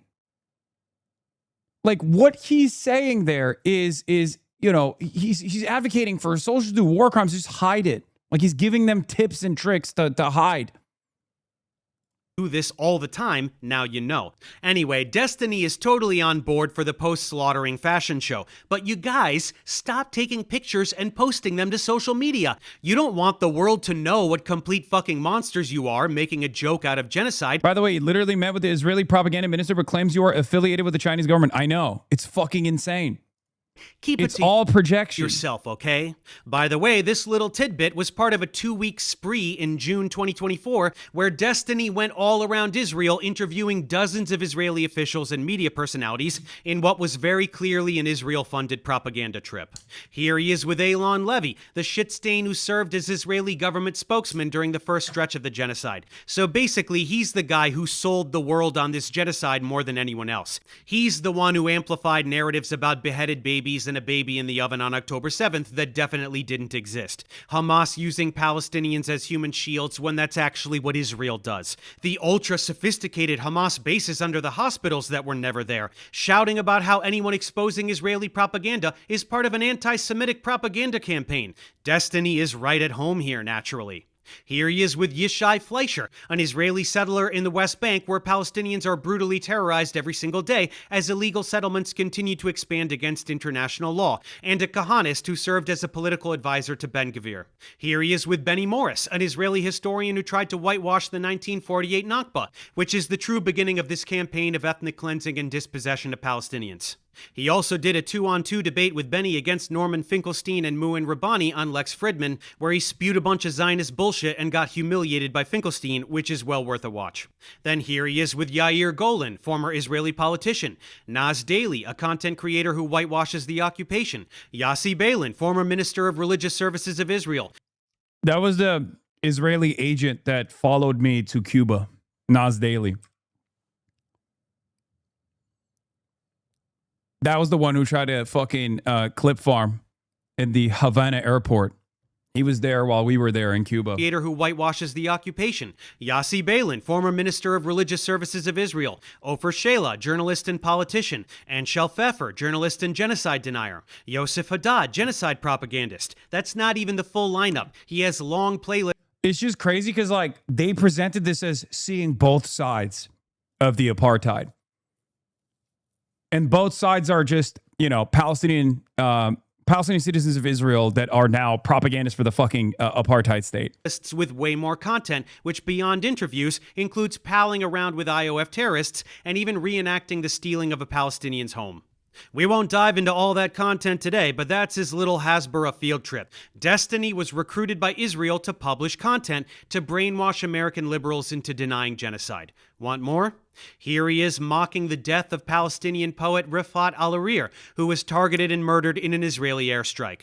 He's a garbage human who deserved to be murdered for speaking out against genocide. And what a horrible father he is for having children absolutely anywhere, since Israel bombs literally everywhere all the time, including and especially the places where they specifically tell Palestinians to go. People have been telling us that the Palestinians are starving to death for decades. People have been telling us since October 7th that no aid is going into the country, that has been kept on a caloric deficit. And now here we are, months and months and months in. Where are all the people dying for starvation? Something is not adding up here. The math doesn't work. Something is not right about the story that's being told. Yes, Destiny is denying the objective fact that hundreds of Palestinians have died of malnutrition and starvation during this genocide. He asks where the dead people are and can't even bother to look. Sam Harris does this too, by the way. Another genocide-supporting piece of shit and incredible disappointment of a human being. Who knows, he may deserve a video at some point as well. So you don't even deserve to be in What that do you want him to conversation. admit? What do you want him to admit? Why is there a blockade in Gaza? Yeah, you tell me. Why is there a blockade in Gaza? When you look at the fact that Israel is preventing cookies from going into Gaza, you know that it's not motivated. Why would cookies be prevented from going in? And What were potato custom chips. rockets? Yeah, this was a classic moment. Custom rockets are made with cookies. Filled with. Yeah, with cookies? Yeah, with sugar and fertilizer. Yes, that's how they made the early rockets. The first generation that was we're going to literally deny used. Palestinians in Gaza sugar because it might be used. You know what? First of all, you know what they're actually allowed back in because they use more sophisticated rockets. You might know. That's right. There has to be a blockade to prevent food from getting to starving Gazans because they will use the sugar to make rockets. That just came out of his dumb fuck face. Starving 2 million people to death is cool because we can't have tiny dinky little rockets damaging a bus stop while Israel continues to carpet bomb Gaza on a regular basis. Fuck me, what an asshole. Genocide is a special crime that has two elements. One of the elements requires some kind of destruction of a people or taking away of their children or sterilization, something like that, an obvious thing. But the second part is a highly specialized intent to destroy a group of people in whole or in part. And that highly specialized intent is what makes genocide so unique. And there are so many things related to genocide that don't apply to modern military conflict that you should take note of, because when you start to apply genocide in the way it's being applied to Israel, it basically would be applied to every single conflict. He doubled down on this today. With this belligerent imperialistic ethno-state? Honestly, I'm pro-genocide. Like, it sounds really shitty, but like, I think that Israel should just drop its fucking borders about where it is now, and basically Palestinians can go live in another place. That's really shitty, but like, that's about where I'm at. You just think the Palestinians should just pack up and Native American the fuck out of there? First of all, I like that this fucking I like that this quote was before October 7th, so I had no clue even that much about Israel, and I had no clue. Obviously there wasn't the terrorist act on all the attention on these on anything related to Israel Palestine, number one. But number two, this is essentially their position just reversed, where they're like, well, both sides are probably going to genocide each other anyway, so it should just be like an Arab state, and maybe they have to... It's not the fucking position of the Palestinians at all. ...do all the Jews out for it to succeed. Like, it is the opposite position, but it's also very obvious here that my position is like, I don't know, man, doesn't sound like there's a solution. It seems like pretty shitty. I don't know, I guess if one side is going to kill each other, I mean, I'd probably side with the Israelis over the Arabs. They have like 60 states anyway. Do they really need a 61st? I mean, obviously we don't want either side to genocide them, but... The problem is that it seems like there is a hugely general hostility to Jewish people across really the entire world, definitely the Middle East. Right out of his own mouth. He is pro... Yeah, maybe don't say things like that, to be fair. No! I will say things like that, and I'll stand by it, because the people on your side literally watch terrorist fucking videos and they cheer them on. So suck a People on your side. I wonder who he's talking about. Yeah. Really, really getting a lot of mileage out of the terrorism designation not being deployed evenly to Israel, which would be a far greater terrorist than Hamas ever could be, as they are literally doing a genocide, is you're defending them doing a genocide right now, after they have done the genocide. It's so crazy that it's just always his butt Hamas's butt Hasan. Fucking dick. It is such the tone policing by you loser fucks that also don't care about this conflict and don't know anything about it. Like, maybe you shouldn't actually say you're pro-genocide. Well, sit here with your fucking kafayas backwards and you're in the most retarded fucking statements you could ever make about like, oh, Hezbollah is just like the government of Lebanon and blah, blah, blah. Suck a fucking dick. Don't sit here and fucking virtue signal now. No one says Hezbollah is just like the government of Lebanon. People say correctly that Hezbollah is an active party within the Lebanese parliament, which is just true. I know it probably hurts your feelings to recognize the truth there, but, you know, they do have civil governance duties. It's just true. Okay, when you're cheering for dead Palestinian babies because you can jerk off to them and send them to your fucking friends online. Get the fuck out of here, fucking retards. Genocide. He's such an insecure little shit, and he knows deep down inside that he fucked up. He thought, because he considers himself to be brilliant, okay, he thought that there would never be pushback on this position. He thought he could carry this position to glory. He even repeatedly said in like 2024, by 2025, I will have eclipsed Hasan in viewership. He's on a downward trajectory. Everyone hates Palestinians. Everyone hates Palestine. He's pro-Israel. He genuinely thought that this was going to skyrocket his success, not realizing that there would be a sea change. So now he's just stuck, constantly having to double down. And I only say this because he's a fucking mercenary. He doesn't really give a shit about any of these values, right? Here's another Destiny clip. Responding to a chatter skeptical of his trip to Israel. Given the opportunity to go back in time, I will prefer to the Israeli side 100-0. Obviously, the Israeli side of this conflict is a trillion times more compatible with Western values.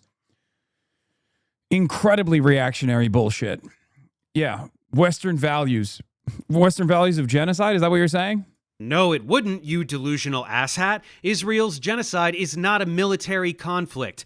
Palestinians don't have a military. They're a prisoner population being indiscriminately slaughtered while their land is demolished and stolen. That's why it's a fucking genocide. There is no conflict happening in the world today that better fits the definition of genocide that he just listed, and yet it doesn't apply to Israel because reasons. In this clip, he also states that the invasion of Rafah needs to happen. Ethnic cleansing is not a real thing. He tries to deny the systematic sexual abuse of Palestinian prisoners. It's a fucking clown show. You have statements going. You understand, all the for way just as a real to quick thing, Robert. you understand that transfer is not the same thing as ethnic cleansing, right? You understand that Benny Morris has said that it's ethnic cleansing and that that's his euphemism. Hold on, correct? no. That's right. If Israel was to forcibly transfer... Benny Morris has admitted that it's ethnic cleansing. He just agrees with it. He thinks it's necessary for the inception of the Israeli state, which he places a higher value on. For all Palestinians out of their territories to keep the land for themselves, effectively cleansing the land of the indigenous ethnic group. That wouldn't be ethnic cleansing. How silly. My BFF Benny Morris told me so. Like, I think a broad general problem with Arabs in the Middle East is they genuinely believe, like, Jewish conspiracies are like the underpinning of their entire understanding of the world. That Jews control all of the West, all of the banks, all the countries, and that's a thing that a lot of them believe. I don't know how relevant that is to their day-to-day life or how much it matters, but yeah. It's probably a problem. This is a fucking... The Hong debate, I will have to watch recaps of because I didn't realize that the Francesca Hong debate starts at 5 p.m. and I scheduled a Trita Parsi conversation for 5 p.m. Insane unfortunately. thing to say out loud. Arabs in the Middle East have been dealing with Western imperialist aggression for their entire lives. Palestinians watched Zionist militias invade in the 1940s and murder entire bloodlines while stealing entire villages. They watched their land being usurped and given to settlers while a system of apartheid was built around them. There's no fucking conspiracy here. This is their personal lived history. Their family members slaughtered. Their homes stolen with all of their possessions inside.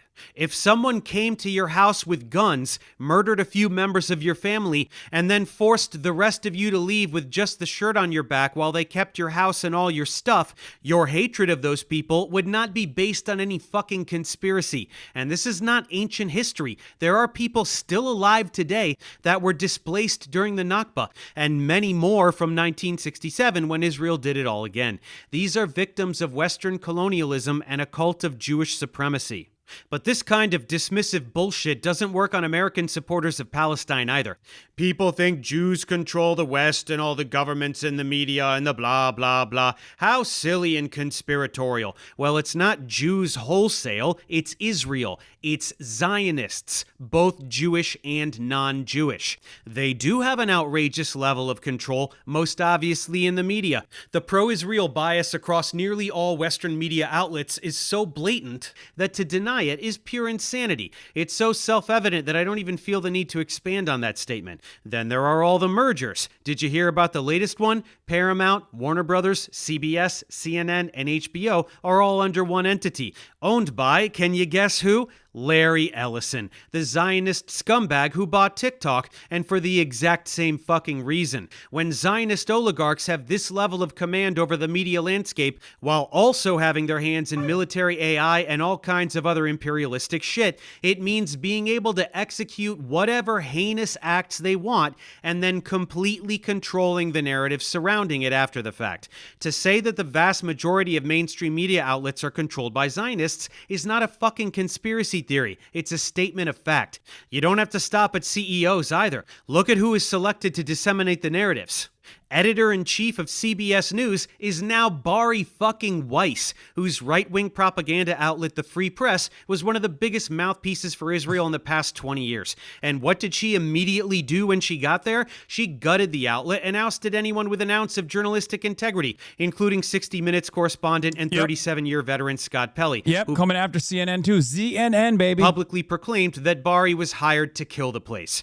With the ship now sailing where Bari wants it to go, guess who shows up on CBS News? They're coming from the Pentagon, NASA, the CIA, the FBI, and the Energy Department. So let's bring in Avi Loeb, who now leads the White House UAP Council.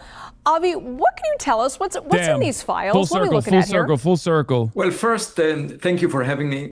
Avi fucking Loeb, the exact fraud I debunked that made Destiny cry about how I use the word. I'm working to reschedule a treater right now. I'm working to reschedule a treater right now so I can watch the Wisconsin debate. Shut the fuck up, chatter. Shut the fuck up. I'm being super rude to him because it's literally half an hour from now.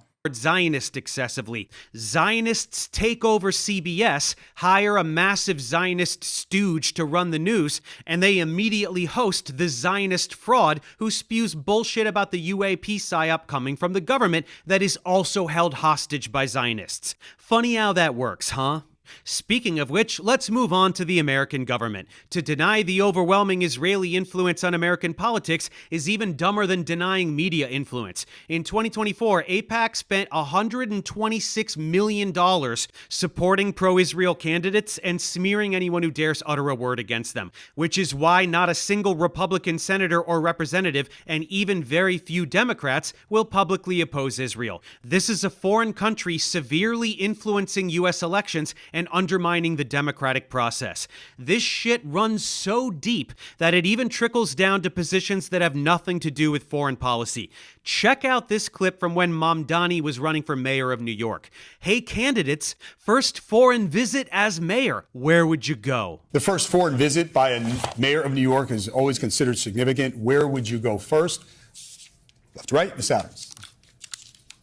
First visit, I would visit the Holy Land. Mr. Cuomo. Given the hostility and the anti-Semitism that has been shown in New York, I would go to Israel. Mr. Tilson, where would you go? Yeah, I'd make my 4th trip to Israel, followed by my 5th trip to Ukraine, 2 of our greatest allies fighting on the front lines of the global war on terror. Mr. Mamdani. I would stay in New York City. My plans are to address New Yorkers across the 5 boroughs and focus on that. All of them except Mamdani would visit Israel. They're so excited and so proud to brag about how much they love Israel, the genocidal ethno-state, and how, as the mayor of New York City, it would be so important to them to visit Israel. Why? Why the fuck would they do that? This isn't the president, not the secretary of state, not even a senator, a goddamn mayor. It makes no sense. Only Mamdani had the balls to say that he would stay in the fucking city he is the mayor of like a normal person. When Israeli influence has infected American politics so thoroughly that it shows up in bizarre ways like this, you know the system is completely broken. Anyone who denies this is a gaslighting asshole. Well, Destiny is one such asshole, and it's finally time to listen to him talk some shit about me. Ready for this thing? Let's dive in. I wish you'd mention anti-Semitism less. You have genuine important points to make regarding Zionism and genocide, arguably more, or important as debunking pseudoscience, but bringing them into all sorts of pseudoscience debunking just muddies the water. You help me deprogram from my scientifically absurd upbringing, and for that I'll forever be grateful. Please help others understand Avi is a grifter fraud without bringing Judaism into it, one step at a time, mate. There's no muddying the waters here, sweetie.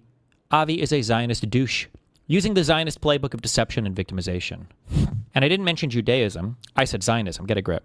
This kind of like rhetoric right here, you know you don't. This is Nazism right here, right? Deception and victimization are like the 2 key pillars of kind of neo-Nazi belief. It's the idea that Jews are secretly behind the scenes controlling everything to deceive you, and they deceive you about that control. And then the self-victimization. Care to comment on Professor Dave's stance on Professor Jiang? Oh no, did he do a Professor Jiang video? That actually would make a lot of sense for him to do a Professor Jiang video. As they constantly harp about the Holocaust. Oh my God, we get it. But the reason why they have to harp about the Holocaust is because they have to center their victimhood so that they have an His fans have been trying to push this narrative and that blaming AIPAC is just a crazy conspiracy. I know. You know what's also funny? You know who else does this? And their fandom does this? Asmongold. Oh, everything you see AIPAC everywhere. That's what they always do. And it's so funny because it's like, dog, it is deeply embedded. Okay, it's deeply embedded into American discourse. Why the fuck did Daniel Biss, when running for governor against the current governor of Illinois, J.B. Pritzker, fire his lieutenant governor? He fired him because the lieutenant governor that Daniel Biss was working with was pro-Palestine and a part of DSA, and a part of DSA's platform was pro-BDS. That level of involvement is unfucking believable. What other person running for Senate right now in the state of Michigan has said something like this? Israel comes to me in my dreams. Is there a clip out there of any other person running for any other point of office that has said things like Lithuania comes to me in my dreams? Bad Empanada had a video about AIPAC isn't the problem. He's paid. No, I don't think so. I assume, and I haven't seen that video. I haven't seen any Bad Empanada videos. Let's be real. But in a quite a while, big mistake to even watch any Bad Empanada videos to begin with. But what Bad Empanada was probably trying to make the argument for was that it's far beyond AIPAC, which is true. It's far larger than AIPAC. The problem is like far greater than AIPAC. Infinite blank check basically to deceive you and to control society. It's kind of crazy to just, but whatever. That's right, folks. It was an anti-J Street video? Oh, okay, that makes sense. Yeah, see?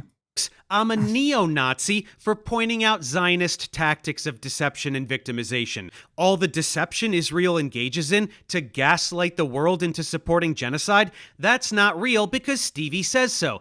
The victim complex they espouse, perpetually claiming to be the victims of terrorism while they commit heinous acts of terrorism, that's also not real because Stevie says so. In reality, there are no neo-Nazi tactics afoot here. Instead, there is only the Zionist tactic of irrevocably tethering Zionism to Judaism so that they can shout anti-Semite at anyone who points at their disgusting behavior. Any assault on Zionism... God damn it, I'm turning into fucking Asmongold up in this bitch. I've never watched a video that I found myself in agreement with so much that there's like no additional notes that I can put, so I just keep going, yup, yeah, based. This motherfucker turned me into Asmongold. The way he's cooking. Fuck!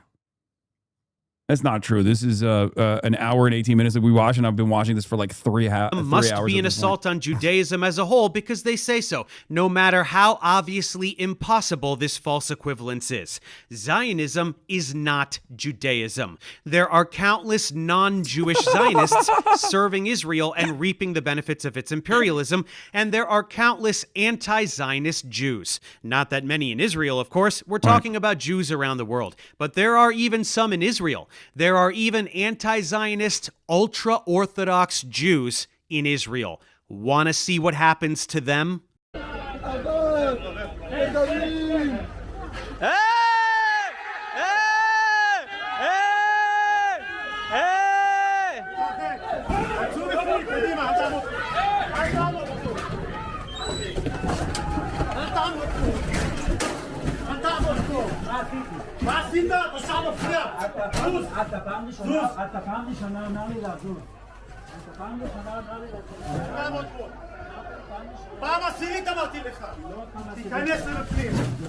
Serves those anti-Semites right, don't you think? No, I wasn't talking about the police officers beating up Orthodox Jews.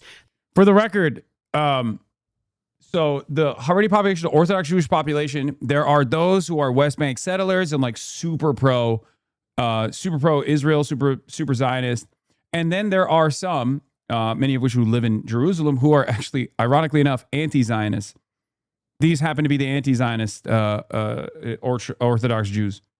That's not anti-Semitic, you silly goose. I'm talking about the Orthodox Jews standing with Palestinians in defiance of Zionist ideology. They're anti-Semites, obviously.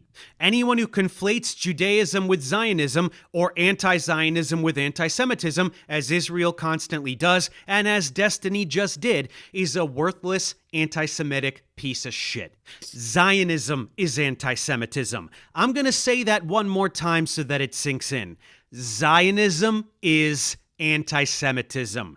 Zionism is a disgusting political ideology that has hijacked Judaism and Jewish history 100%. To justify imperialism, apartheid, and genocide. And Zionism is responsible. Which, looking at the long trajectory of Jewish culture, Jewish history, being victim to pogroms, being victim to the Holocaust, and having outright revolutionary sentiment baked into many prominent, the understanding of Jewish culture, baked into the understanding of Jewish history, Zionism is inherently antagonistic with the long-standing 2,000 years of Jewish history.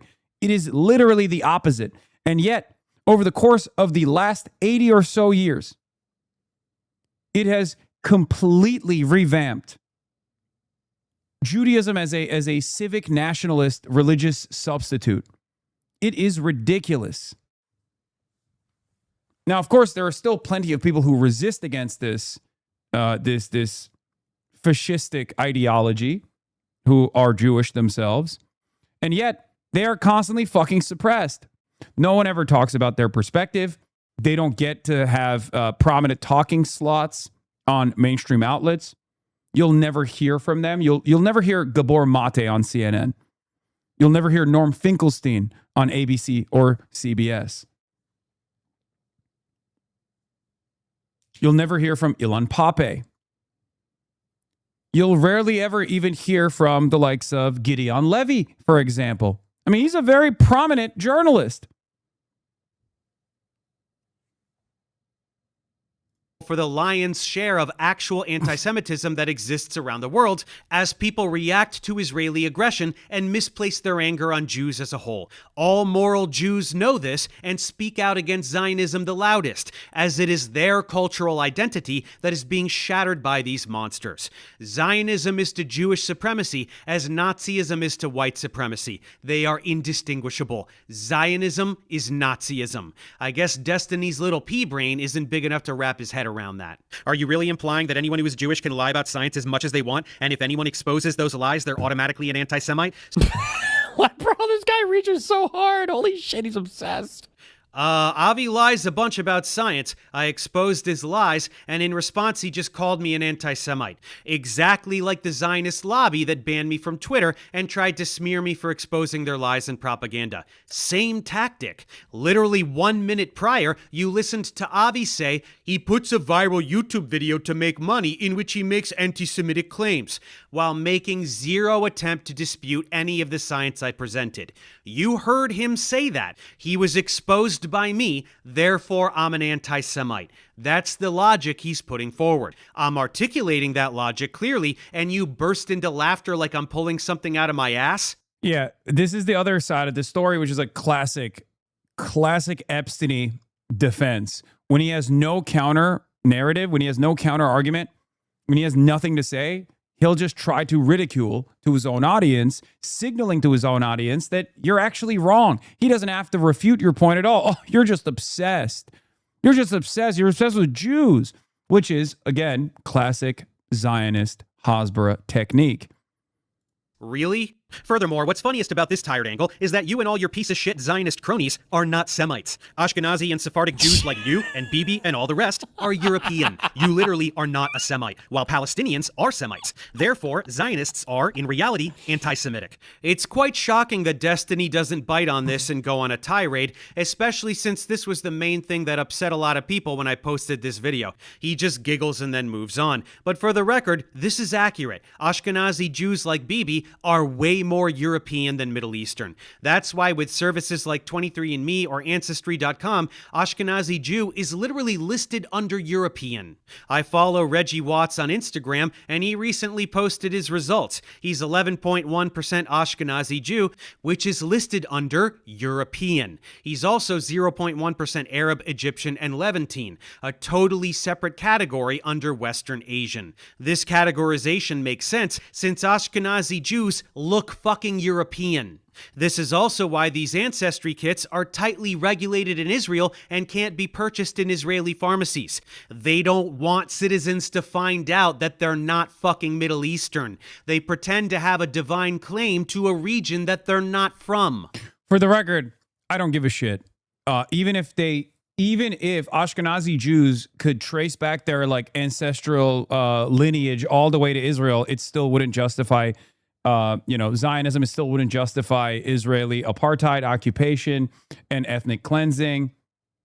Also, it's just not true. DNA testing isn't illegal in Israel, and Israelis know that Ashkenazi Jews are from Europe. Yes, it's actually a big point to the inception of the Israeli state to turn this desert land of scary barbaric Arabs into a Western style country. That's part of the reason why there was a lot of eco-terrorism that took place as well. Like that's the reason why the previous names of certain villages and towns after they were destroyed were given European style names as well. It's actually a big part of the whole settler colony mentality.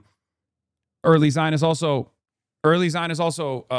very clearly signaled that they were engaging in a colonial conquest in order to, draw more support from European colonists.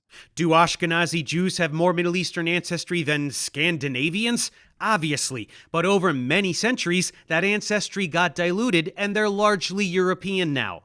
This is in stark contrast with Palestinians, who have had a continuous presence in the Levant since antiquity, along he said regulated, not illegal, with Mizrahi Jews, who, by the way, experience systemic discrimination in Israel, which is socially and politically dominated by European Ashkenazi Jews. It's almost like there's some white supremacy in their Jewish supremacy, wouldn't you say? You can talk about the etymology of the word anti-Semitism all you want, and that's totally fine, but the facts regarding biology remain, and that was the main point I was making. Europeans pretending to be Middle Eastern has the same vibe as some Karen in Massachusetts bragging about being 3% cherry. Actually, this is identical. Another interesting through line. It is identical to that. Just like saying yallah, or taking Arabic food, or taking Arabic terminology in general, many of which Ashkenazi Jews commonly deploy, specifically in Israel. But also another interesting through line is the German philo-Semitism that we've discussed. It is also identical to the Americans LARPing as Native Americans. That there is this German philo-Semitism, the fetishization of Jews in Germany, as I think another version of this exact same thing. You're engaging in engaging in the ethnic cleansing of a people, and then you fetishize them and fantasize about being the same people that you ethnically displaced or ethnically cleansed or destroyed the culture and humanity of. Indian. This claim to ancestral land that Zionists espouse in order to justify murdering people and stealing their homes is total horseshit. We all originated in Africa, so white people should be able to steal African homes too, yeah?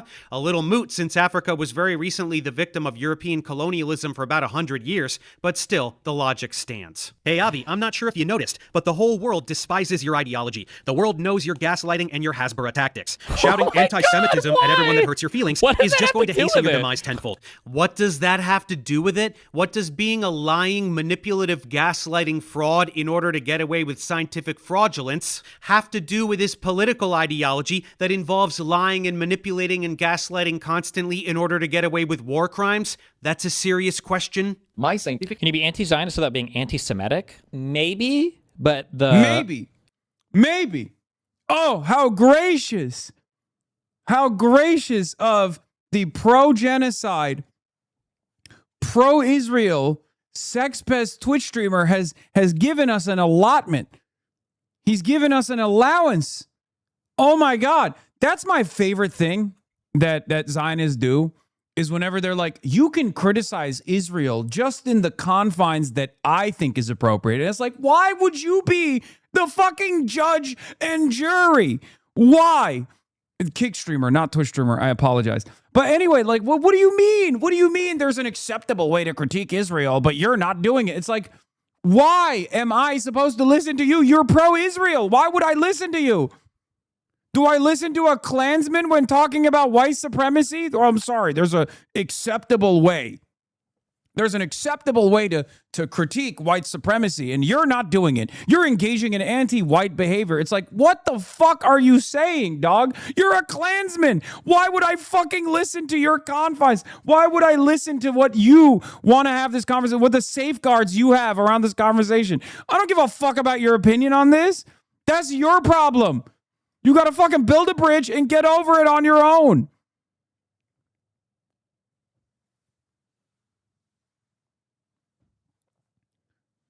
Yeah, I guess the only appropriate way to criticize Israel is if you go to Israel and you talk to Israeli occupation forces directly on camera and critique them on, how they're doing their war crimes. Like, do the war crimes is fine. Just don't film yourself doing the war crimes. That's the only appropriate way to be critical of Israel in the Hasbara manual.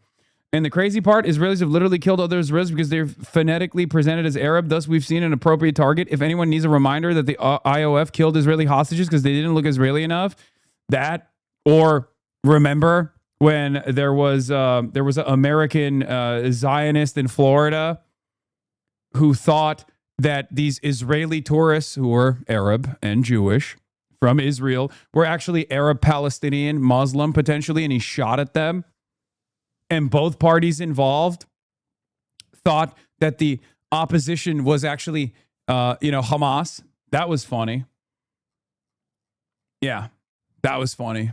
Classic Florida moment, which this fucking sex pest happens to reside in as well. If you really, really, really wanted to dive into it, there's like a big, I think it's actually a pretty deep argument, but most people aren't even close to being able to have that discussion. Hey, jackass, why don't you try having that discussion with any of the thousands of anti-Zionist Jews who fiercely oppose Israel's genocide and co-opting of their faith? I'd love to see that. There's nothing deep about it. Anyone with a moral compass is anti-Zionist. Many Jews have a moral compass. Are you seeing the Venn diagram? Like, I don't think, does anybody in the Western world ever say, like, is there a position for, like, I don't think Kurds should ever have a country. Like, I don't even know if that's like a position that people have. I think people are generally just like, oh yeah, I mean, they should, but I mean, it sucks for them, I guess. I don't know, but I mean, we don't really talk about Kurdish people much in the West. But to have like a unique person. Can you imagine if America treated Israel in the way that they treat Kurds? It's ridiculous.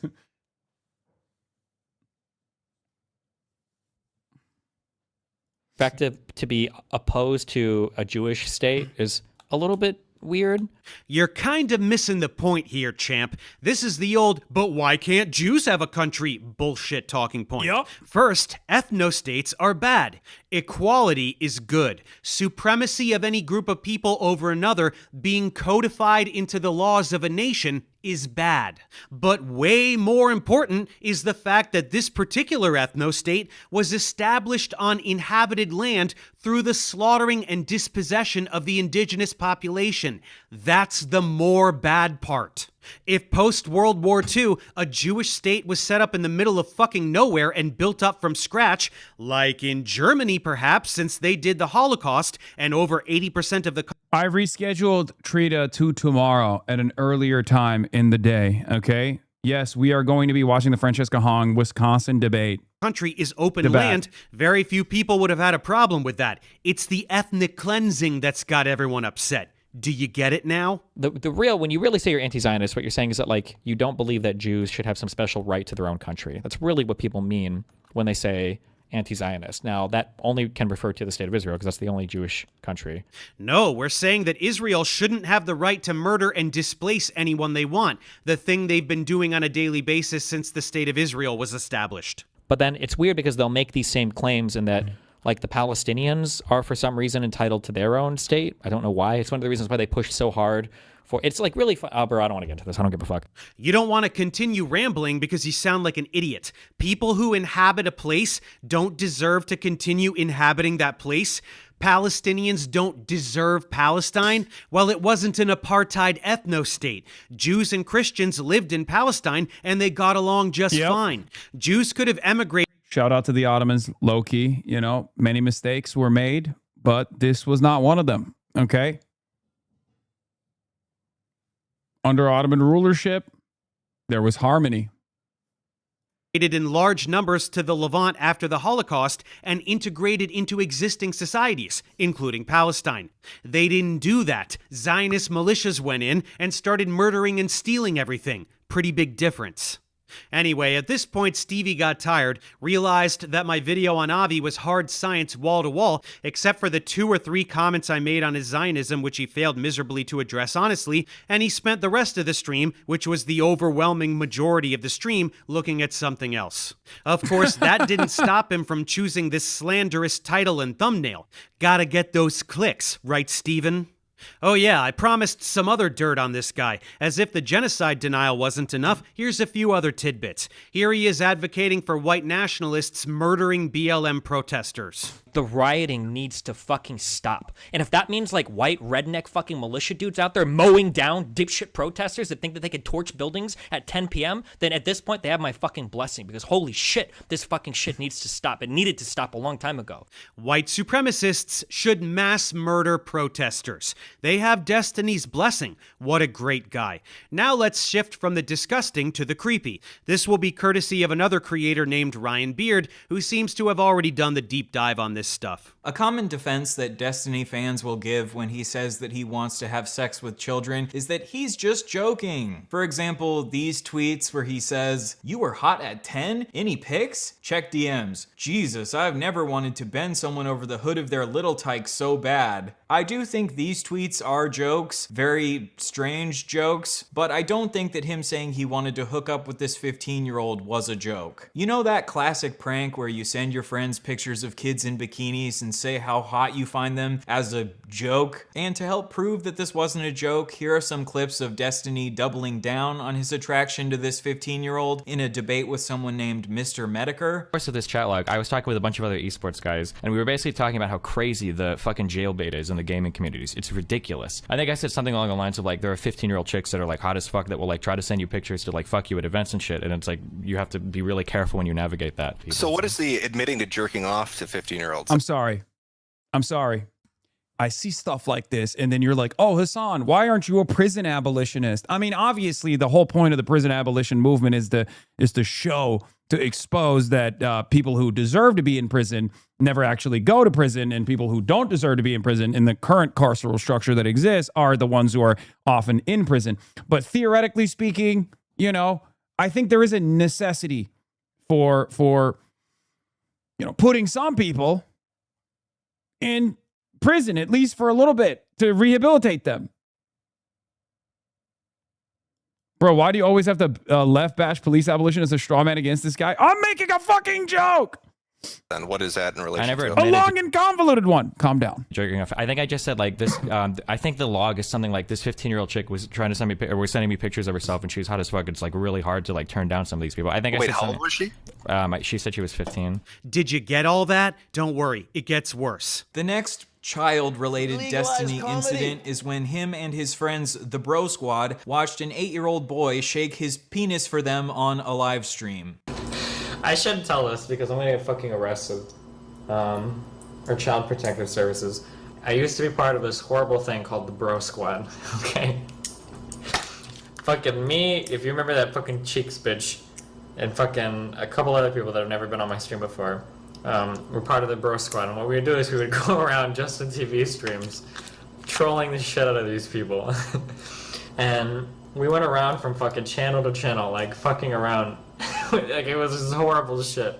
We went to this channel with this fucking like, this kid was like 8 years old, and he was fucking broing out with everybody in this chat. And for whatever fucking reason, this kid decides to fucking take his pants off and fucking wiggle his 8-year-old dick on stream. I can't even believe it. Oh my fucking god. It was like, I didn't even know, like, we were on Skype, we were like, holy shit.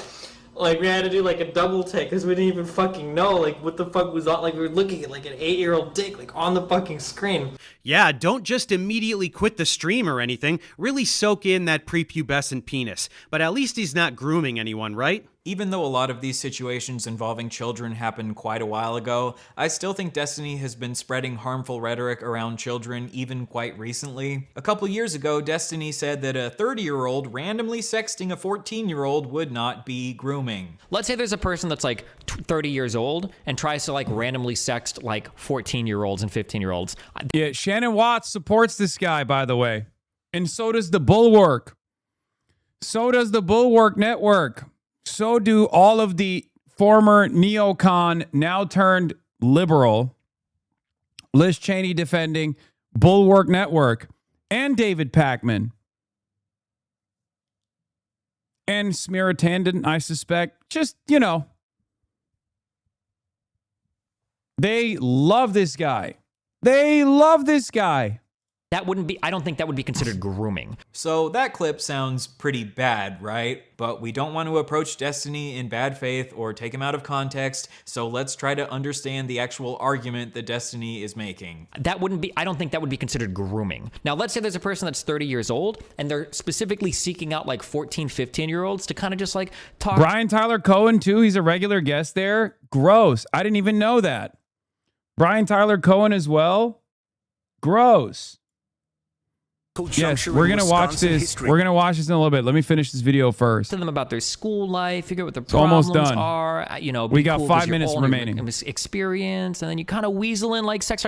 That's like grooming, right? That would be like grooming. So Destiny's argument is that a 30-year-old randomly sexting a 14-year-old isn't grooming, but if a 30-year-old tries to weasel their way into a 14-year-old's life and slowly manipulate them into sexting them, this would be grooming. But this argument goes against the definition of grooming. The definition of grooming is the action of attempting to form a relationship with a child or young person with the intention of sexually assaulting them or inducing them to commit an illegal act. Guess what, Destiny? Nowhere in that definition does it say that grooming has to be a slow process. Okay, that's weird, but those are just words and not actions, right? Alright, let's recap all of Destiny's treatment towards women. Destiny sexually assaulted a woman. Destiny has a long history of sharing women's nudes and sex tapes without their consent. Destiny allegedly recorded a woman having sex with him without her consent. And in his messages to his Discord kitten Rose is Coming, he sent her audio recordings of men that he had slept with from Grindr and said, "I went out and sucked a guy off a few nights ago and recorded the audio. It's really scuffed in my pocket, lol. Did I ever send it to you?"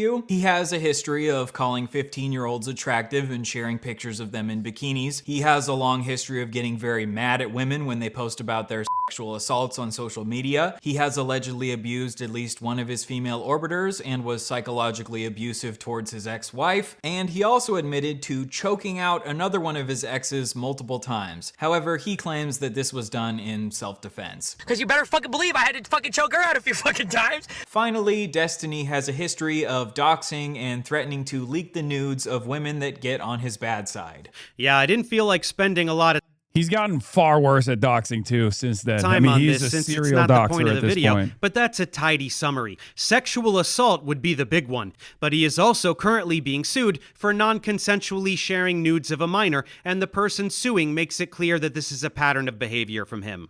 I'll link to that Ryan Beard video and this Substack post if anyone cares to follow up and get more details. I just wanted to briefly make people aware that there is a pattern of predatory behavior that goes along with Destiny's genocide denial, so it's a rich tapestry. Speaking of being a sexual predator who supports Israel, do you think there could be a connection there? After all, Israel is a safe haven for rapists and child molesters. That's a whole separate rabbit hole we won't go down, but this is a very well documented fact that foreign sex offenders can relocate to Israel and exploit its laws to evade justice. Especially Zionist Jews, of course. Maybe that's why he's getting so cozy with Israel? Food for thought.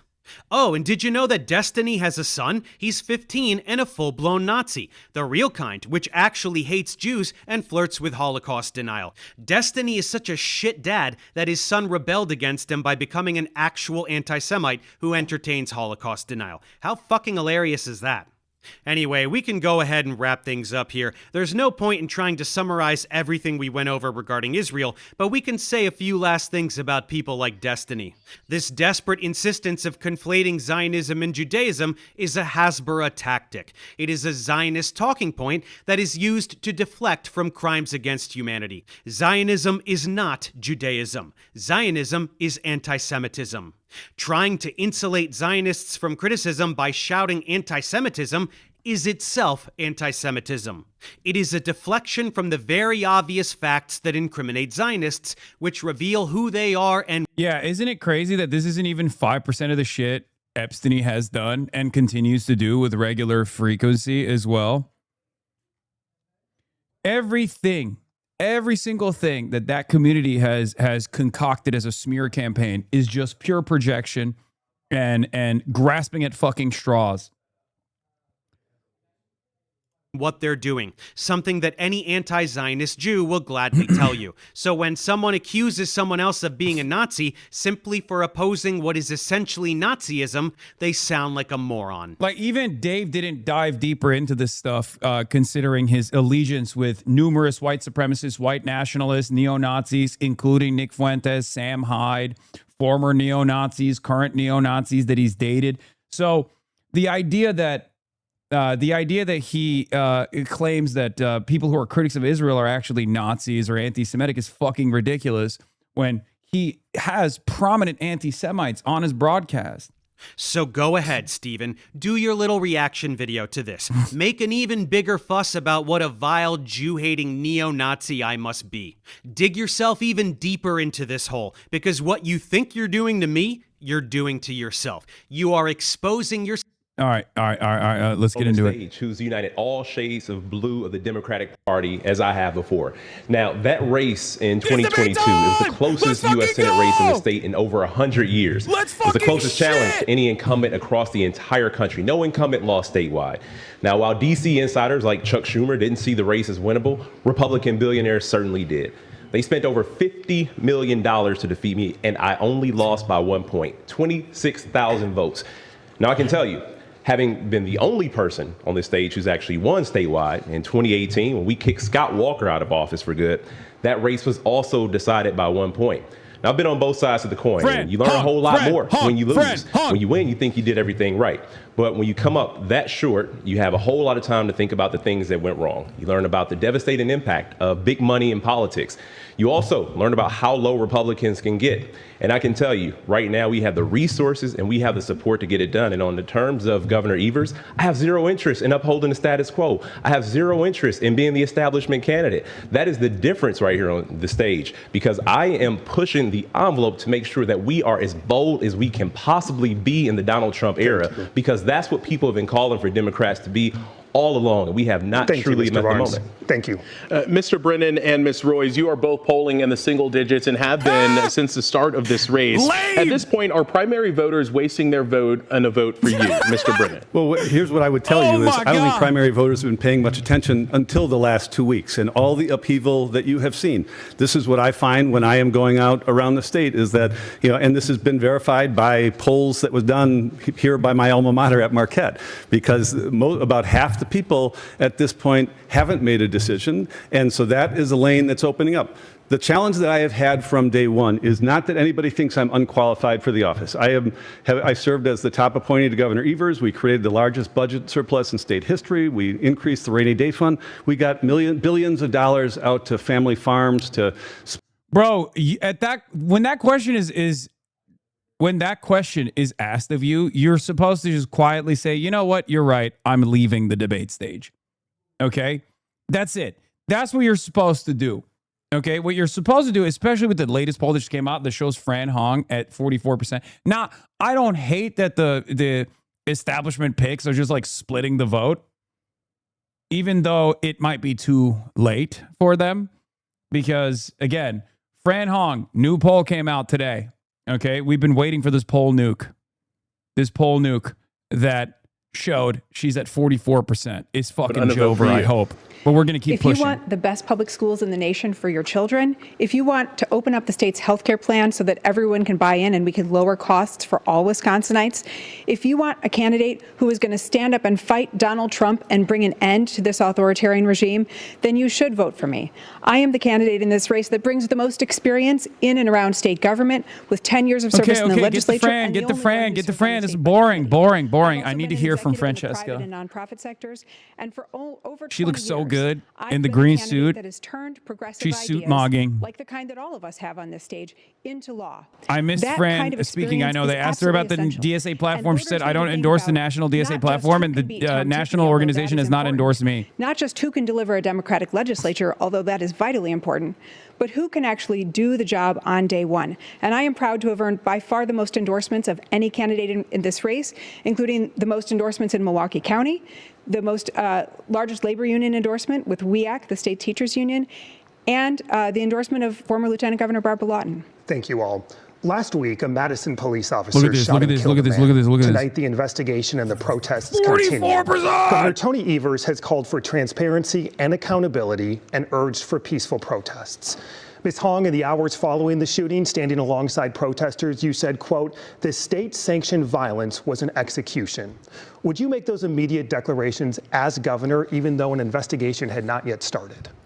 You know, the governor has the largest microphone in the state, and there comes deep responsibility with that. But what we saw in videos and what I had talked to folks who had witnessed that, I think what we saw, it was clearly the type of violence where no one's life should have been taken. My thoughts are with Corey Ruiz and his family, and I hope that the accountability and transparency that both the Governor Evers and I have called for, the independent investigation, the investment in body cameras. We want local governments to be able to invest in public safety, to be serious about public safety, and I plan to be a partner in that. You have also called to defund and abolish police before, while saying your ideal world is one without prisons. Would you sign a bill or budget that cuts funding for police departments? No.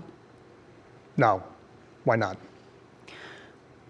The governor cannot defund police, and I'm not here to govern by slogan. I'm here to make sure that I am the governor that is most serious about public safety, and that means investing in the things that we know prevent crime, and getting resources to victims, and ensuring that the people who are incarcerated and the folks who are working in our prisons are able to live a life of dignity and work with dignity. I think it's important that we invest in communities, including our public schools, out of school programs and mental health resources, and attacking the opioid epidemic. These are things that are proven to prevent crime, and this is what will help to make sure that we have a government that is serious about public safety. Mr. Barnes, you have previously shown support for reducing police funding and abolishing ICE. Following the Madison shooting, you said you were deeply disturbed and pained. Would you sign a bill or budget that cuts funding for police departments? First of all, we should all be very disturbed by what we saw in those images, what we saw in the video, and we should fight as hard as we possibly can as a state, as a people, as a society, to make sure that never happens again. And body cameras, of course, are the norm. It should be the norm. And I wish that the Madison Police Department did have those body cameras. So, of course, I would not sign a budget that reduced funding, because obviously that police department needs the funding to have body cameras. Ms. Royce, after the Madison shooting, you said we do not have to accept this as inevitable. We can create a more fair, safe world. Would you sign a bill or budget that cuts funding for police departments? No, but I think we need to actually fund local communities so that we can do evidence-based programs that actually reduce and prevent crime. At the end of the day, I'm a mom and stepmom of 5. I want my kids and every kid to be safe in our communities, and I want law enforcement officers to be safe in our communities. That means that we have to invest in proven strategies that actually do that, unlike what Republicans like Tom Tiffany have done, which is cut funding to local governments and take away local control so that communities don't have the resources to be able to actually solve these problems effectively. I am really proud, as the only attorney on the stage, to be someone that has fought for and passed criminal justice reforms to make us more safe and more just. I have taken on racial disparities in areas from health to criminal justice. And I believe that Wisconsin can be a place where everyone has the freedom to thrive, but not if we aren't willing to tackle these really tough issues. Mr. Brennan, after the shooting in Madison, you are also calling for a full DOJ investigation. Would you sign a bill or a budget that cuts funding for police departments? Of course I wouldn't. And I think, as others have said here, there's been a generation of disinvestment and a broken system between the state, the broken partnership between state and local government. And so we need to make sure that we're robustly funding that. It has been demonstrated this 115-year-old contract that we have had between state and local government worked pretty well for the first 80 years, and then the Republicans just turned off the spigot and stopped funding local government. So we need to make sure we do that. On the larger issue of criminal justice reform, we need to look a little bit to our neighbors to the west. Who the fuck are these guys, and why are they getting far lighter coverage? Criminal justice in that state. They're about the same size. They have about the same crime rate. We have about 3 times as many people incarcerated. In Wisconsin, we spend about $315 per capita on that. As a long-term target, spending that $600 million difference that they spend on other things in Minnesota, spending those on early childhood, on K-12 education, on other programs in Wisconsin, that would be the kind of investment over the long term that would put us in better stead and keep us from having fewer of these incidents, because they should outrage all of us, but there are ways that we can make a difference on those by spending our money differently. Mr. Brennan, thank you. Mr. Crowley, without first seeing any video, you said that you were horrified by the reports of the shooting and immediately pointed to other police shootings in Kenosha and Minneapolis. Did you rush to judgment with your comments, and would you sign a bill or budget that cuts funding for police departments? No, I did not rush to judgment with my comments. My thoughts and prayers are not just with Corey and his family and friends, but with the entire Madison community and everybody who's been affected and re-traumatized by this. Again, we have seen these types of incidents happening here locally with Jacob Blake, as well as George Floyd in Minnesota. And so it's extremely important that we have transparency. We platform Donovan McKinney. I already have, and I will again. Shut the fuck up. We should be investing in public safety, and that doesn't mean more money to police officers. That's like investing in systems like the community violence interruption. Milwaukee County, we have been a leader in actually helping to reduce violent crime here in Milwaukee County, working directly hand in hand with not just police departments, but also community organizations. And so we have to focus on not just investing upstream, but making sure we wrap around services around families so that they don't have to go down the road of criminality in the first place. Madison police currently do not have police body cameras. Raise your hand if, as governor, you would sign legislation requiring all police and sheriff's departments in Wisconsin to have body cameras. All of you. All candidates. Let's move on to the economy. Tonight, Wisconsinites overwhelmingly say inflation and the cost of living is the most important issue ahead of this election. The failed tax relief deal negotiated by Governor Tony Evers and Republican leaders would have delivered rebate checks to Wisconsinites, directed money to local schools to lower property taxes, increased special education funding, and eliminated taxes on tips and overtime. It failed in the state Senate. I'd like you to raise your hand if, as governor, you would have signed that deal into law if it passed. If it passed? If it passed, would you have signed it into law? 1, Mr. Crowley. Ms. Royce, you were one of the 15 Democratic senators who helped kill the deal. Why? Because at the end of the day, my job is to be a responsible steward of taxpayer dollars. And this would have created a $2.9 billion deficit down the road, which our schools and our healthcare system and our local governments cannot afford. I'm sorry to say this, Wisconsin, but you're getting local news mogged by Michigan local news. It's kind of sad to see. When we are spending money that Wisconsin is getting a little bit local news mogged by Michigan local news. They have cooked up incredible debate formats. Calm, collected, calculated, insightful. And making sure that we have a more fair, just tax system. All we are doing is throwing that money away on a political gimmick that was frankly cooked up by Robin Vos as he sees the blue wave coming and wanted to do anything that he could to either protect his members from losing their seats and run away from their terrible record on public education, which Tom Tiffany is partially responsible for. Quickly, that projected deficit factored in zero economic growth. Would you consider zero economic growth? Would that be part of a Roy's administration if you cite that deficit? I'm looking at having a president who is hell-bent on making things as expensive and challenging for families across the state, and a congressman running for governor who has done nothing but rubber stamp Trump's agenda 100%. Thank you. Mr. Crowley, you were the only one who raised your hand to sign what the deal. Comey says, thank you for the 25 at the subs. Well, I would have signed it into law because we would have gotten a bipartisan deal actually done. I think folks understand here in the state of Wisconsin, when you have divided government, it can be a bit chaotic. Were there things in this bill that I did not like? Absolutely. I love the fact that we were going to give relief to our schools and property tax relief, and there are other things in this bill that I didn't like. At the end of the day, we know that there are many Wisconsin families who are desperate. We should be focusing on how we lift them up and not playing politics. And so I would have signed that bill because that means it would have passed with bipartisanship. Congressman Tom Tiffany is campaigning on the fact that he would return the entire surplus, he says, to taxpayers. Ms. Hong, would you return the surplus to taxpayers, or how would you spend the projected $2.5 billion? Those are the taxpayers' dollars, but investment is what we need, thinking about our shared future, our kids. It is an investment when we invest in public schools and ensuring that we are cutting property taxes but doing right for our kids. Our campaign is about permanent affordability and putting all of those surplus dollars back into taxpayers' money. I think that it would be irresponsible, and the reason reason why that surplus deal was so problematic is that those who are on fixed income would not have received that check. Folks who are lower income would have received less. I think it's important to think about some of the working class families across our state that deserve real relief, durable relief, and that deal was not it. We should mention you did vote against that in the Assembly. Quickly, what would you spend the surplus on? Public education and health care. Mr. Brennan, would you return it to the taxpayers, or would you spend it, and how would you spend it? Well, I think Tom Tiffany and the Republicans have already shown their hands about how they'd return it to the taxpayers. There are 3 sections in the studio audience here tonight. If the poor people were, and the people on fixed income and Social Security were sitting over here, they would get nothing.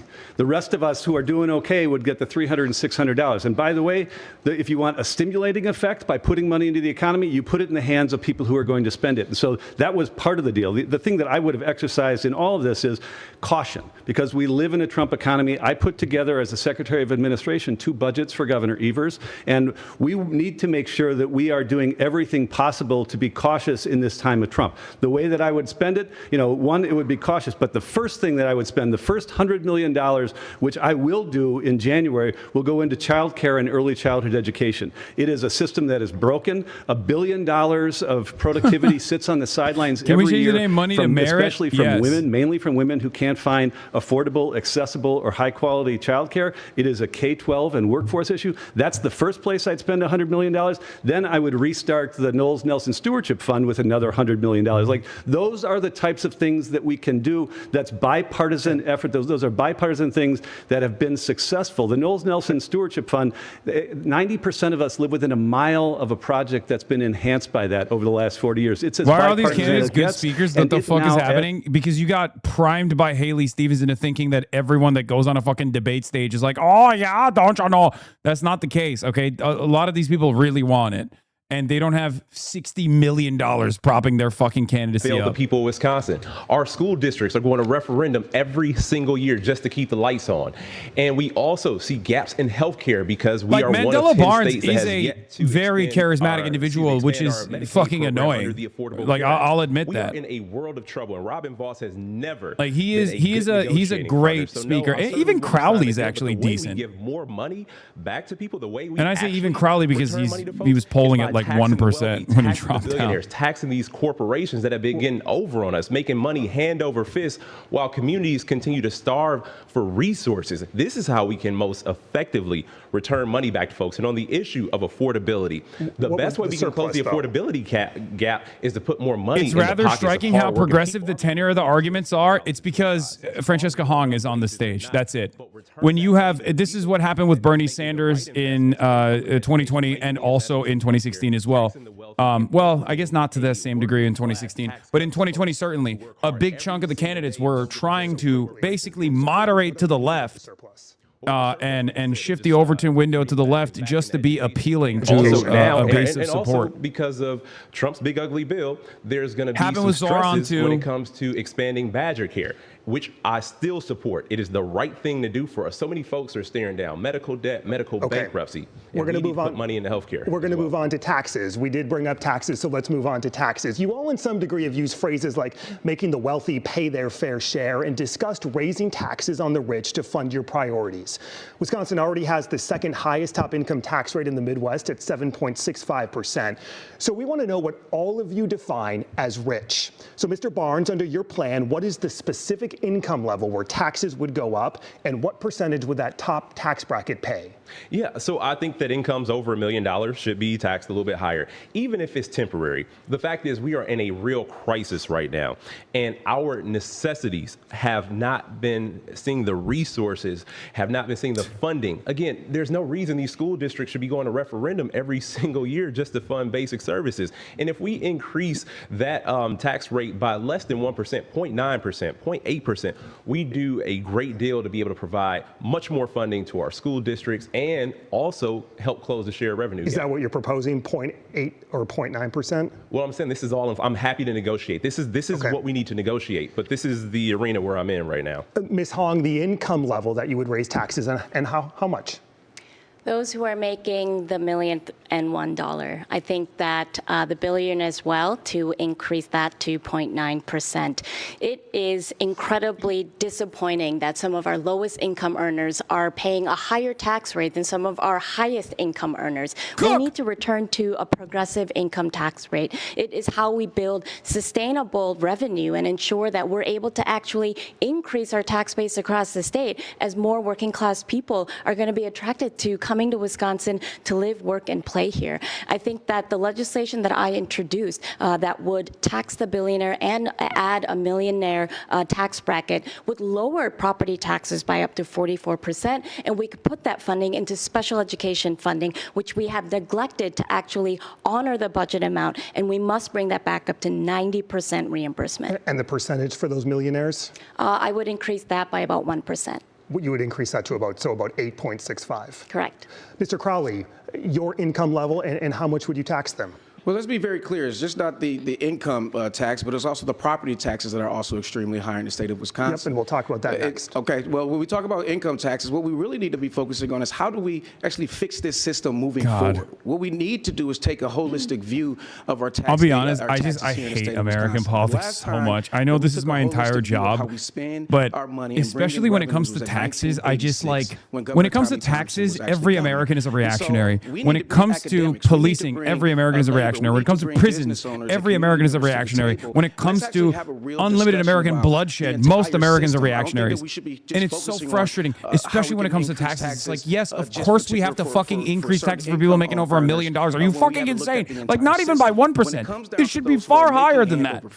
It should be far higher, but I know that is electoral poison. The moment that you bring that shit up to an understandable rate, and I say this as someone who is certainly in that income bracket, okay? But as soon as you fucking bring that up, every American that makes $30,000 a year loses their dang minds and starts fucking freaking out. They're like, oh my God, they're gonna garnish my wage. They're gonna take away my Honda Civic. Shut the fuck up. You make 30 grand a year. That have run rampant over the last 15 years of Republican rule. We have rolled out the red carpet for Foxconn. The AI data center tax breaks are estimated to cost us $2 billion. All that at a time when we are spending $0 on early childhood education, when our public schools have been starved of resources, jacking up people's property taxes just to help our kids keep teachers in the classroom. So as a small business owner, it offends me that the largest businesses in the state are not only not paying their fair share of taxes, but they're often getting public resources. These are going to big polluters, big corporations, out-of-state corporations. They're not tied to job creation, and we need to not just tax the wealthy, but make sure that big corporations pay their fair share too. Do you have a specific percentage in mind? I think it's concurrent with what my colleagues have talked about. Mr. Brennan. You're going to find that I have general agreement that people making over $1 million should pay a little bit more, and we could talk about what that is. But I also think that there are other things, the manufacturing and agricultural tax credit, which is generally not paid to farmers, and which has continued to increase. Where's the disagreement? Everyone is Francesca Hong, actually. You guys don't understand. Everyone is Francesca Hong except for Francesca Hong. Okay? Is making sure that we have had middle class tax cuts and ensuring that we can continue to do that. Now, the other thing about this, however, is that I like to win, and we are losing right now to Ohio, we're losing to Michigan, we're losing to Minnesota when it comes to economic development. And so if we're truly going to get to the Wisconsin that we need, if we're going to increase our population, if we're going to increase what we're getting out of our government, it's going to come from economic growth. And I think we need to make sure that we are aggressive in those things. You don't need to tell me about Foxconn. I spent the first year of the Evers administration trying to figure out how do we get out of that $3 million obligation. Ultimately, we brought that down to $80 million, and we were able to invest and treat them like virtually every other company, and then be able to invest in Main Street businesses. So this is not just about how do we raise revenue, it's how do we raise revenue by taxes, it's how do we raise revenue through growth and making sure that we are growing our own and investing in economic development in our state. Real quick before we move on, what if all the millionaires leave the state and go to a state near us that has a flat tax rate or a lower tax rate? Then all of these plans collapse, correct? I think that's why that's why this needs to be a holistic strategy. You know, there's a whole bunch of ways in which people don't trust government and don't trust Democrats, and we better be in a position where we can demonstrate to them that when we're spending these things, they're also getting some benefit on it. So if all we're talking about is raising taxes, and if this is all going to be about in your scenario, I drive a Honda Civic and make 30 grand a year, I also have to shut the fuck up. Yes, if you're literally worried about a millionaire tax, then please see yourself out of this fucking conversation, dumbass. We're trying to get the millionaires, myself included, to literally pay a fucking tax rate that is maybe a little bit more reasonable. Okay?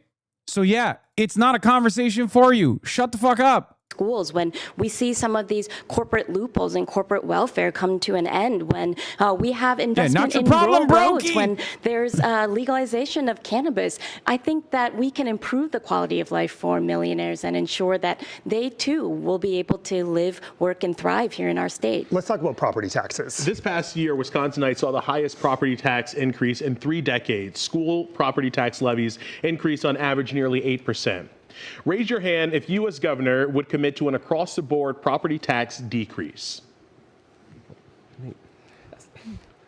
All candidates agreeing to a across-the-board property tax decrease. We'll start with you, Mr. Barnes. How would you make that happen? Well, first of all, we have to get school funding off of the property tax rolls. That's the biggest thing. The reason we have seen these historic property tax increases is, again, because communities all across the state of Wisconsin have voted to raise their own property taxes. I'm thinking of like a busted-down 1992 Honda Civic. It is a very irresponsible way to fund education, to fund our future, to prioritize our children. When I talked about Robin Vos not being a good negotiating partner, when I talked about the priorities in Wisconsin missing the mark, this is how we end up with a surplus, because our schools don't have the funding and the resources that they need. So what we need to immediately do is get to the state's constitutional commitment of 2/3 funding. We have to make sure our schools are fully funded. When our schools are fully funded, that burden doesn't fall on the property tax rolls. And then gradually over time, we'll be able to decrease property taxes. We are there right now at 2/3 roughly? We are not. We're not there yet. We are not there yet. We're not there yet. Mr. Brennan, how do you make an across-the-board property tax decrease happen? It was mentioned a little bit by Mandela, but this spring when we all celebrated Chris Taylor's win,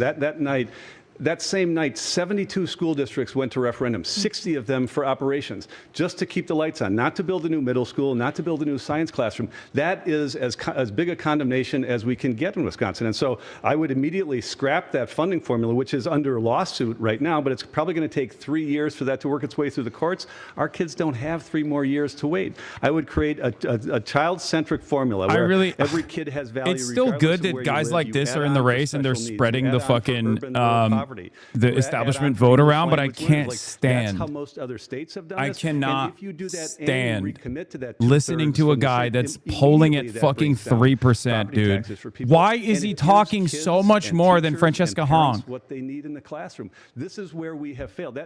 Like this guy cannot shut the fuck up. Dude, you're polling at 2%. You cannot be talking 50% of the fucking time. Property taxpayers against kids. Ms. Hong, how do you bring property taxes What the down across hell? board? As I mentioned, that we have already introduced legislation that would Zoran was add at a tax 3%. to the Not millionaires literally a and week out increase from the the fucking millionaire tax primary, you bracket idiot. As well as a billionaire tax. You know, this would help us fund Zoran special wasn't education polling at while 1% lowering a week property out from the taxes fucking by up to primary. 44%. It is essential that we return to 2/3 funding fucking and make sure idiots. that we are bringing a responsible end to the voucher program. This is a program that currently the state is spending over $1.2 billion, and I think that it is not just public school funding that is raising property taxes. Robin Vos and the Republican-led legislature has been decreasing shared revenue, and it is a deep inadequate funding for our local governments, and they too have had to go to referenda, and many are increasing property taxes. So increasing the levies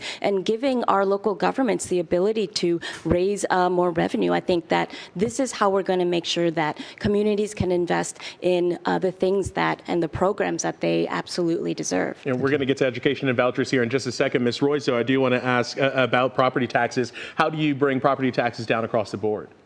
The most important thing that we can do is appropriately fund our local governments and our public schools at the state level. That means getting to the 2/3 funding commitment that was made but has never been met.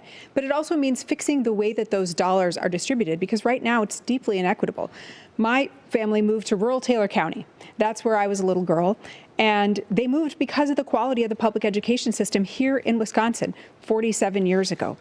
Now, raising my kids in Dane County, I can see that we have been shortchanging our kids, and that is not okay with me. So we do need more state resources to end this divisive cycle of referendums that are pitting neighbors against one another, grandparents against their grandkids' schools.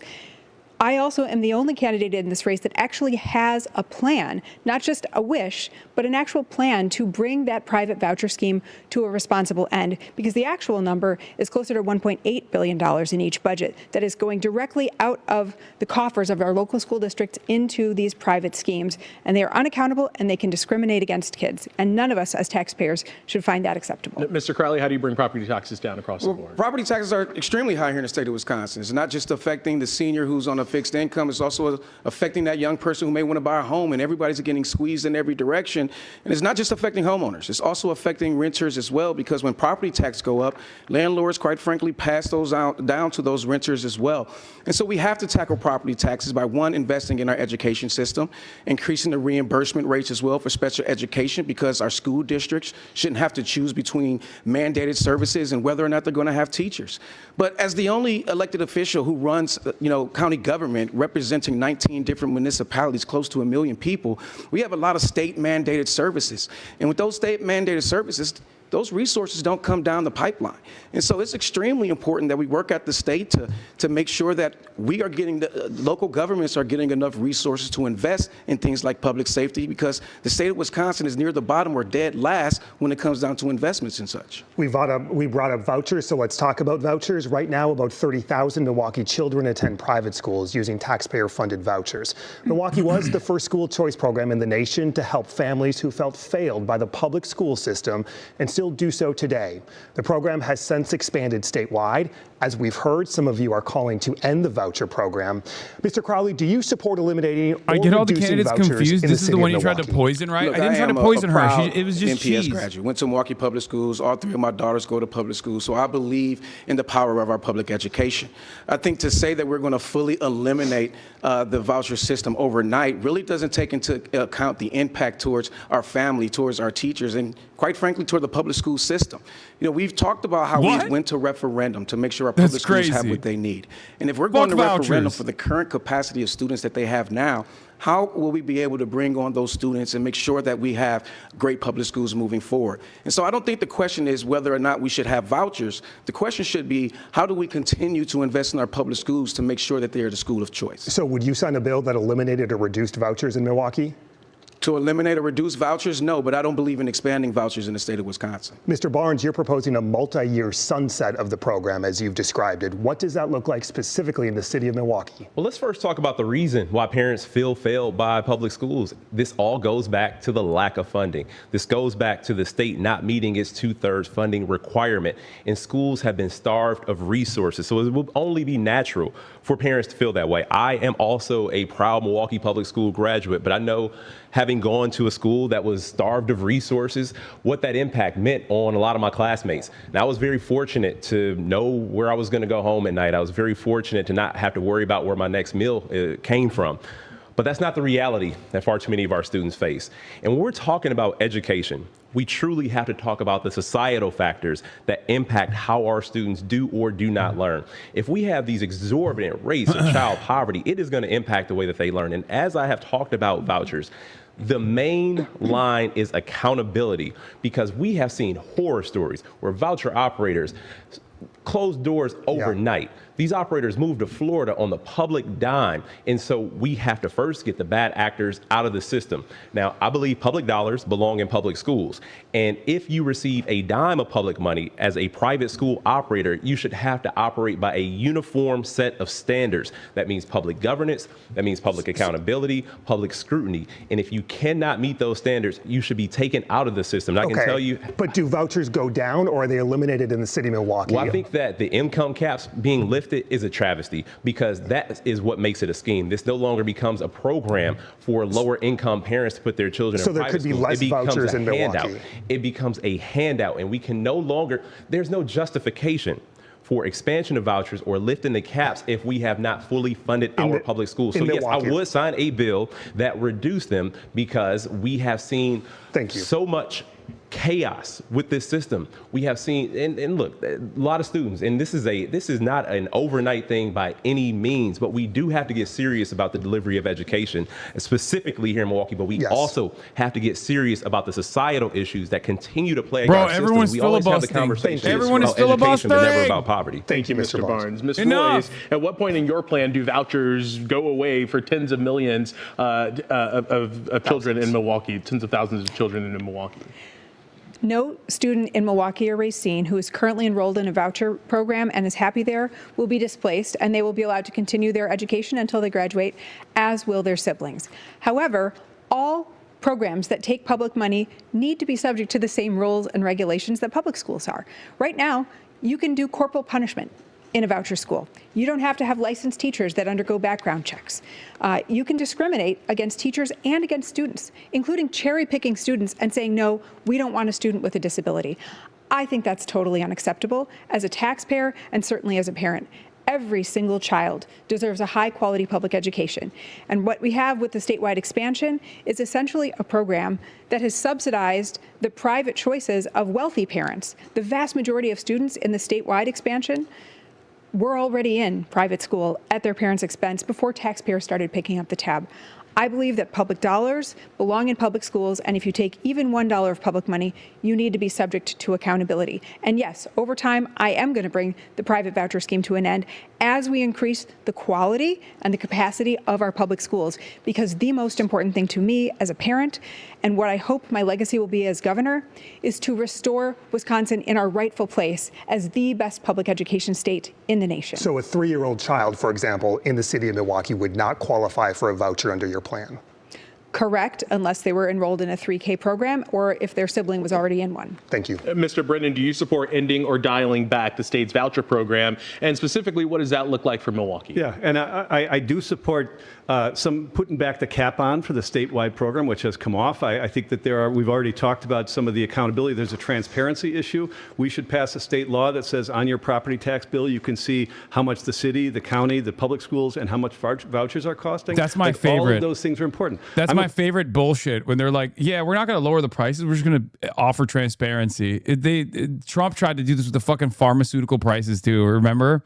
He's like, oh, we'll just put bill transparency up. Oh, okay, great. Because there are representatives in Milwaukee who represent the city of Milwaukee for whom more than half of the people who live there are sending their kids to private schools. Like, we have to live in the real world. This is an issue that is dividing Democrats, because in Milwaukee, what parents deserve is a great option. And I want to make sure our public schools are better than any, bar none. We have the largest achievement gap in the country right here in my hometown. That's not acceptable. So the results aren't what we want. We need to hold everybody accountable. You know who doesn't like accountability? Lousy schools, no matter what kind of school they are. So we need to make sure we are holding ourselves accountable, but we need to also make sure that that we are living in the real world here, because I wouldn't put legislators in a position where they're going to have to tell parents that they can't send their kids to the school. But let's say a bill got to your desk. Would you sign a bill that reduced vouchers in the city of Milwaukee? I wouldn't right would now, because I think we need to make sure that we are doing right by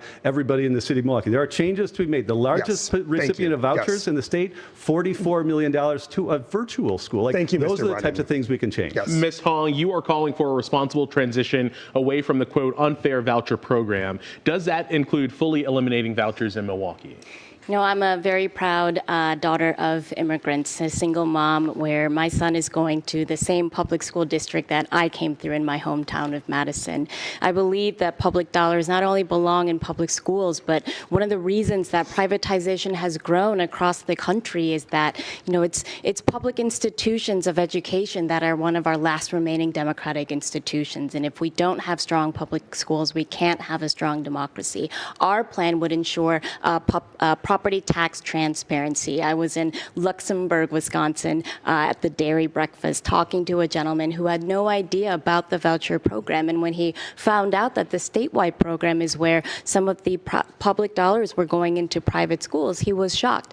Ending that statewide program and implementing property tax transparency, and then moving to Milwaukee and Racine and looking at accountability and transparency measures that is uniform across what public schools are having to be audited for and the different regulations that public schools are responsible for. And I will say, I introduced the Healthy School Meals for All legislation, and that is a bill that would include all students in K through 12. It includes vouchers and it includes private schools, schools for the visually impaired. And this is a type of bill that not only helps to reduce costs for families, but would help all students across the state. So it's to the point of fully eliminating vouchers in Milwaukee. Your plan? It has to be a responsible program and process where we work directly with the families and the different schools where the voucher program, depending on how expansive it is in the school, but it would need to come to an end. And I can see, I don't want to put a firm number on it, but I do believe that, again, public dollars coming in public schools, understanding that we have built this system where it's deeply inequitable, and I think that it's important that we put in the responsibilities of working with our partners to end the program in Milwaukee. Eventually a full end in the city of Milwaukee. I believe that that is what bringing a responsible end to the voucher program is, Matt. Thank you. Let's talk about data centers. In Marquette's latest poll, 76% of Wisconsinites say they believe the costs outweigh the benefits, and that includes a majority of Democrats, independents, and Republicans. You've all outlined varying plans on how you would approach the boom in data centers, from new regulations to construction moratoriums. State lawmakers recently attempted to pass a series of regulations, but they failed to pass the full legislature.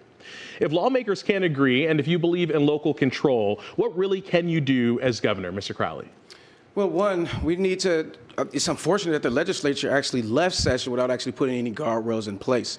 And so as governor, we need to make sure that we're protecting ourselves from the data centers that are currently here. I do have the same concerns that many folks have across this state, but I think a moratorium, a short-term moratorium, doesn't address the long-term concerns that we have. And so as governor, we will make sure that we hold these data centers accountable, that they pay for the energy use, they pay for the grid upgrades, and they bring the Beyonce approach, bring your own new clean energy. We need these data centers to be as close to 100% renewable energy as much as possible. But they can go anywhere in this country. But we have to understand that our clean air, our clean water, it doesn't stop at the borders of Wisconsin. And so as county executive, we have put in place a climate action plan to reduce our carbon emissions, and we're 50% of the way there. And we need to make sure that we're having that same level of accountability here in the state of Wisconsin. But if they are going to be here, let's make sure we're utilizing union labor. Let's see project labor agreements, prevailing wage, and community benefit agreements across the entire state, because we're all going to be affected. And I believe they should be subsidizing win the primary. All vibes, not bad vibe. She just doesn't have the juice. You said they could go anywhere. Do you want them here? What the fuck are you talking about? You said they could go anywhere. Every person that has spoken the entire fucking debate stage is literally like 30 points away from her right now. What the fuck are you even saying right now? She's at 44%. She's polling at 44%. David Crowley, the guy who's talking right now, is at 15%. The fuck do you mean she doesn't have the juice? Or the other Democratic legislation that had been introduced by my colleagues, and yet Robin Voss ended session early. I think it's important that we have enforceable regulation, that we bring union workers to the table, that this is very similar to what I believe could be seen as more collective bargaining, to make sure that we're protecting union jobs, and that, you know, the natural resources, we're letting some of the big tech companies know that they are not for sale. And until we fully fund the Department of Natural Resources and we have the actual regulations to hold polluters accountable, that we are including in the Public Service Commission, you know, different types of phases where we have stricter legislation and clear definitions of how data centers can actually move forward. This moratorium is necessary so that we can responsibly and put in enforcement mechanisms to protect communities. And seeing local governments already put moratoriums into play, we want people to have local control, but we also want to make sure that there are the guardrails, the legal resources, and that if data centers are going to come here in our state, that they pay their own way and actually pay up front. And I think it's important to say that, the data centers that currently exist in our state, there is a sales tax exemption with over $2.1 billion that could go back into infrastructure for clean, renewable energy, green union jobs. Thank you. Mr. Brennan, if lawmakers can't agree and you believe in local control, what can you do to address the boom in data centers? 3 words to start with: get new lawmakers. That's why the stakes are so important this year. That's why we need a nominee who's going to win down ballot and make sure we can have a majority in the state assembly and the state senate. Once we do that, what people think about when they think about data centers, they are angry. They're angry because government has failed them. The state got into the data center game and they put no guardrails on. And I have not called for a moratorium, but I have said that I would put a pause on the construction of new data centers, not for a year, but in the first 100 days, we can do 4 things. We can make sure that nobody watching tonight pays for the construction, the operation, the transmission, the ultimate retirement of these. Make sure that there are real teeth in the environmental regulations, making sure that they're having to do renewables. Make sure that there are Wisconsin union workers who are building these if they happen here. And number 4, make sure that there are never going to be the non-disclosure agreements that are the reason why people don't trust government, why they're so angry about these things. If we can demonstrate in that first 100 days, and there's good legislation that's gone through 12 drafts, and Democrats and Republicans both, and stakeholders have had involvement in that. If we can do that in the first 100 days, it's not going to make everybody happy, but it's going to set the bar and take away that uncertainty and take away another reason why people distrust government and why they're so angry. Like, that's, I think, what governing is. Mr. Barnes. So as a governor, the response has to be bigger than buzzwords. Now, I do think that there should be no new data center construction without those guardrails in place. If a community rejects a data center proposal, then there should be no new data center constructed. And with the guardrails, with the framework that protects our natural resources, that makes sure that water quality, air quality is protected, that also makes sure that people's utility rates aren't increasing. Nobody's attacking each other. If that framework is in place, it also needs to be retroactively applied to existing data centers. And we also have to have a renewable energy mandate to make sure that they are contributing energy back to the grid. And I want us all to, caution, especially, because I do, again, no new data center construction without those guardrails in place. But even as the representative mentioned, a full in urban Milwaukee was reported that a full Fran's data doing well center when you're the big moratorium favorite may like she face is. The legal most important thing is to be steady repercussions. and Those were calm. the words Voters of are going to final gut Representative, check not on her, mine. and she's And absolutely it is killing it. The rest of the field is important just for us to copying her empower platform. the I know. I'm Department of very Natural annoyed by it. Resources to make sure that they have the funding to engage in the ongoing quality I'm monitoring very annoyed of by these it. data centers to ensure The that they entire aren't fucking negatively impacting debate air stage is water just quality. copying verbatim the shit that Royce. she has said. Something that none of my colleagues have mentioned, even though we are all running for There's no governor, is fucking using debate. executive They're all power saying the same against the shit. existing projects that are under construction and were put under construction over the strenuous objections of those communities. We have a Department of Natural Resources that should be protecting our air and our soil and our water. We have a Public Service Commission that needs to be much more aggressive about making sure that the big guys are not asking us to subsidize them. I have put forth the strongest legislation and the strongest plan of the candidates in this race to actually address and stop the unregulated development of data centers, because I believe the status quo is totally unacceptable. The moratorium bill has very little support and is unlikely to pass, but the strong regulation bill that many of my colleagues have described is poised to pass in January. But I will not stop there. I will also establish a public negotiating team. I think they so that literally any realize Francesca Hong is unbelievably popular for good reason, because her policies are really popular. Her platform's really popular. So they were like, oh, we're more electable, but we have the same platform. Like, that's the argument that they're trying to present, which, by the way, you can't make an electability argument when you're trailing the fucking front runner by like 30 points, obviously. But that's literally what they're trying to do. They're trying to left bait to the best of their ability without any of the fucking credibility of being on the left. They're all establishment candidates, or even Mandela Barnes is basically an establishment candidate himself. Every single one of them is basically saying, like, there's no distinction between me and Francesca. It would require K-12 schools to teach Asian American history. So much of working in government has to do with building strong relationships, and I have done that with Republicans. I am willing to work with anyone at the table who wants to actually deliver for working class families and improve lives and work on policies that are going to be deliverables. And I believe that shared revenue, healthcare, and public education education are three areas and some of my top priorities where Republicans have shown some support, and I've talked to them about these issues. And so I believe that even with the split legislature, my focus and my leadership will ensure that we are governing to actually deliver for working class families across the state. Thank you, Mr. Barnes. How do you get anything done with Republicans? Well, I can tell you that's why this race is so important. That's why rejecting this broken system matters so much. That's why rejecting the status quo is so important when people go to cast a ballot. Look, we'll never be as bold as we need to be as a state if we continue down this path that we've been going. And it's been mentioned that the county executive had his campaign resurrected by special interests in a dark room with people with their thumb on the scale. This means things will always be the same with that sort of leadership. We should be asking for more. We should be demanding more. And if we lead with a bold platform, we implement a mandate.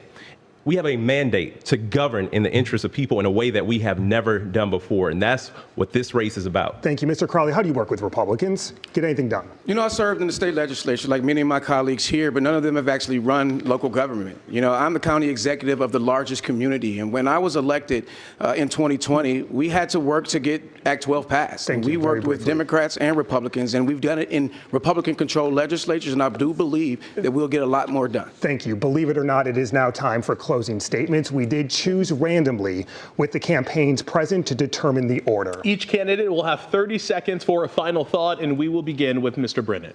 Thank you very much. While you've seen differences amongst us today, we have a common threat. It's losing to Tom Tiffany and Donald Trump. And the stakes have never been higher. We can build 100,000 new homes. We can expand Badger Care. We can stop having property taxpayers pitted against kids in Wisconsin. But we have to win in order to do that. For 25 years, I have been somebody who has solved problems. I'll be a governor who's more interested in results than rhetoric. I hope that I can get your support on August 11th and November 3rd. Thanks for tuning in tonight.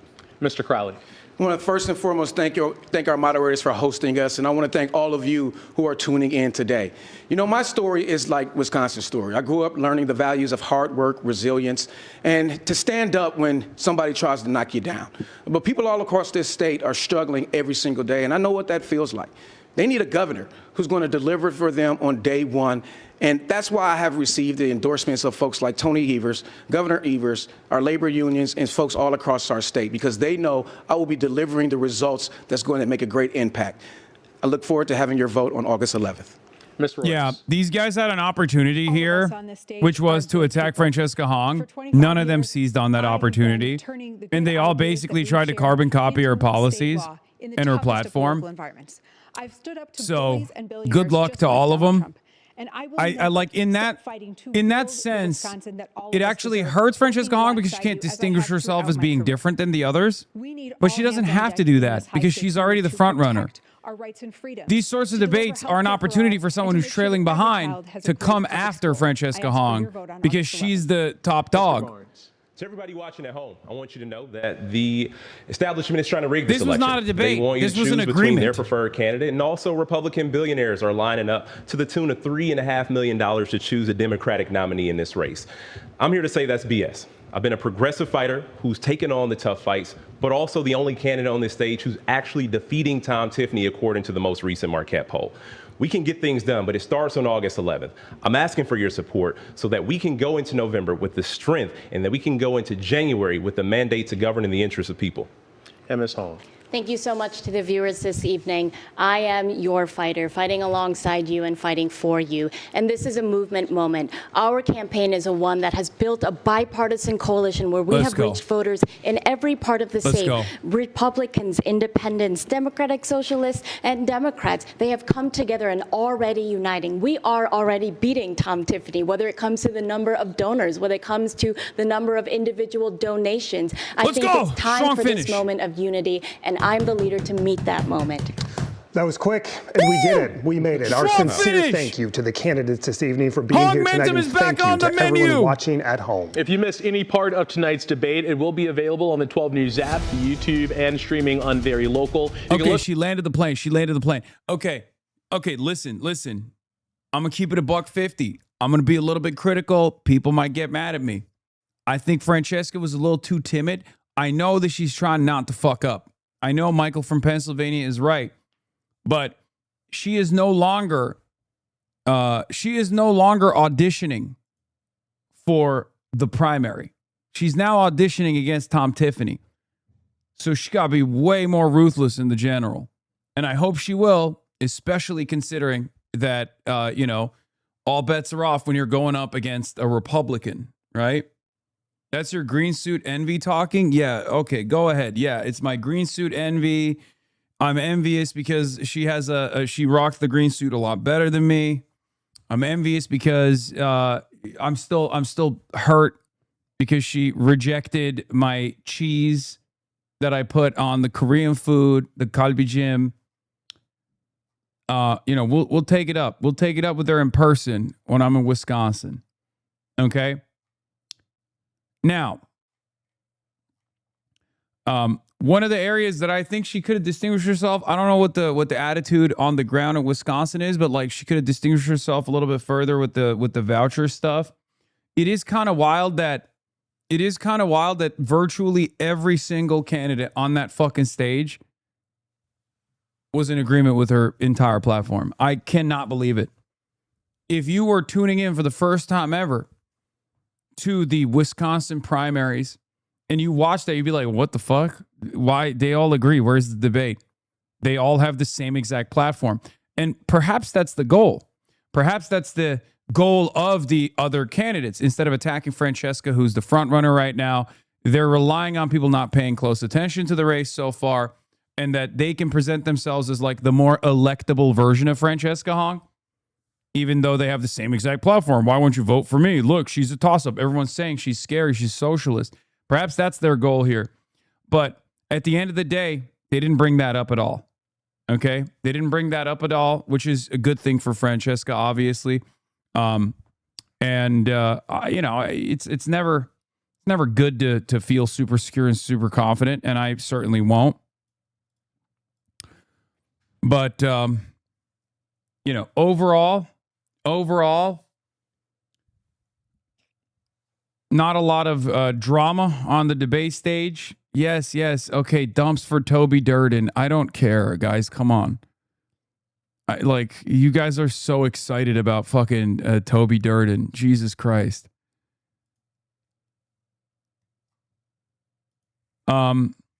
Yeah, Dave Weigel live tweeted it. He said, first question is for Crowley about him unsuspending his campaign. I was never born into the establishment. I was born into the struggle, he says. For first Q for Hong is about DSA platform. Does she fully back it? Francesca Hong said, I do not support the full platform of the national DSA, and I am not endorsed by DSA National. This is an important distinction. DSA National rarely ever makes endorsements. Maylot Kuros, I believe, was one. Oliver Larkin is another one. Corey Bush is another DSA National endorsement. But most of these, like Zohran Mamdani wasn't a DSA National endorsement, right? Zohran Mamdani was New York City DSA. So you have to remember that. And obviously Francesca Hong is DSA, the entire Wisconsin DSA is backing her. She's a DSA member herself. But so that's part of the distinction. Now, the reason why she's saying that is because they've been eating her up on defund the police or police abolition, prison abolition. She has in the past said things that are perhaps a little too woke for the American electorate to hear on those issues. And she's pivoted to, doing the Zohran technique, which is to literally say defund the police without actually using the words defund and the police next to one another. It's a very interesting technique where they just explain the defund the police position without saying those words because everyone is so fucking negatively polarized against it. She did that on the debate stage tonight. Great work. Love that. Don't care if the hyper wokes get mad about that. It's literally what Zohran did as well. Okay?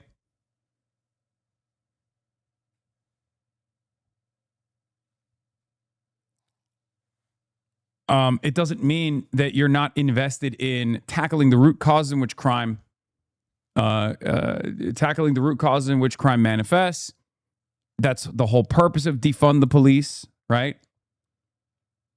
It's a good way to go about it. I don't necessarily care about the slogan. Like I like it. I think it was fine. I was very mad for years and years. You said the twice, just to be clear. Okay, defund the police as a slogan is unfortunately far too negatively polarized against. As long as you still maintain your position on what must be done to tackle crime broadly, and the solution is to tackle the socioeconomic factors while not increasing headcount, while not like funding the police further, right? Then that's good.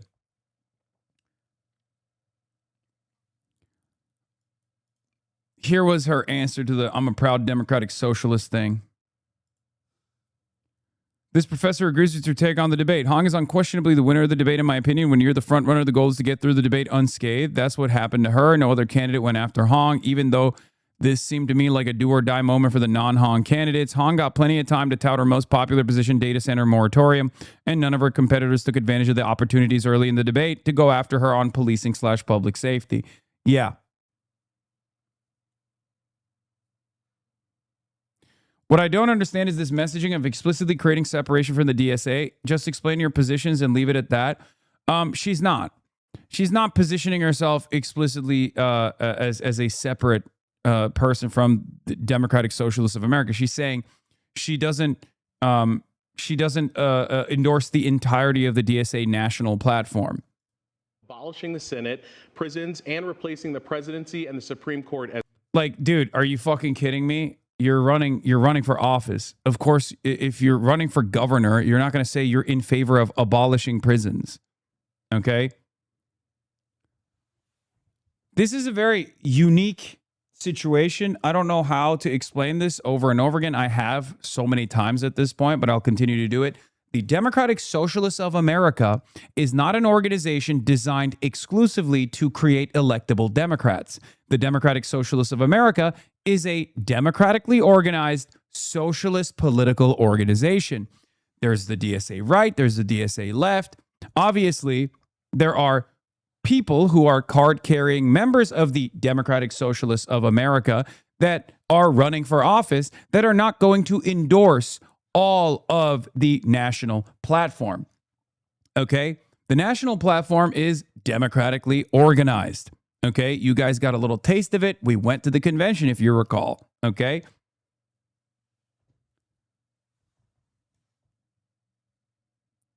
In any case, her response here makes sense. She's not distancing herself from... What the fuck is this? She's not distancing herself from the Democratic Socialists of America. She's just simply saying, the way that you're framing this platform, I do not endorse all of it. The national DSA organization has not endorsed me. I am, however, a proud Democratic Socialist. Abolishing the Senate, prisons, and replacing the presidency and the Supreme Court as we know it. Do you fully back the DSA platform, and why should primary voters trust your judgment and your ability to win statewide? Well, first, thank you so much to the team at WISN and Marquette University for hosting this important debate. I do not support the full platform of the national... DSA wouldn't even endorse you? I think I'm radical enough that the national DSA would probably endorse me excitedly if I was fucking running for office. I'm exactly the type of candidate that DSA National endorses. I mean, look at the candidates that they have endorsed. National DSA endorsements are great, but let's be real. This is, local. As a matter of fact, I think the Marxist Unity Group presented someone like myself, ironically enough, to run for president as an alternative, which is hilarious. It's never going to happen. DSA, and I'm not endorsed by DSA National. What Democratic Socialists... Here, let's run this again. And why should primary voters trust your judgment and your ability to win statewide? Well, first, thank you so much to the team at WISN and Marquette University for... I'm not running for anything. Everybody calm the fuck down. I would never run for anything. You are very moderate as a socialist? Yeah, I'm very moderate as a socialist. I'm also very radical for the average American. hosting this important debate. I do not support the full platform of the National DSA, and I'm not endorsed by DSA National. What democratic socialism is a form of government that puts working class people first, that puts work first. The policies that we have been working on, permanent affordability, has broad bipartisan support in every corner of the state. Well, things like fully funding our public schools, ensuring that we are doing right by our kids and cutting property taxes, taxing the ultra wealthy and mega corporations, ensuring that we can invest in free. Not accepting the platform's kind of ass, though. We want a new party. They need to be on our platform and promote the party.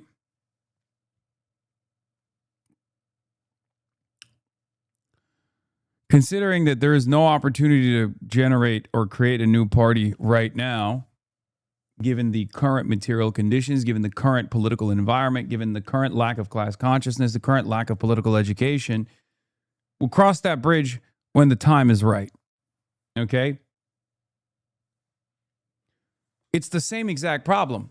The reason why DSA is not its own unique and individual party that distinguishes itself from the Democratic Party and instead runs Democrats on the, Democratic Party platform, or on a DSA platform, but on the Democratic Party line, is also the same reason why you can't currently, in this day and age, wholeheartedly sit there and endorse as a governor prison abolition, when the average American's understanding of prison abolition is you're going to empty out the prisons so rapists can be in my backyard and rape me. There's a time and place. DSA is a decentralized org. What matters is your local DSA. Exactly. Michael from Pennsylvania is right. If we want our electeds to endorse a platform, we need to probably have them in the loop with the national SIO platform. We probably need some reforms as to how the platform is developed.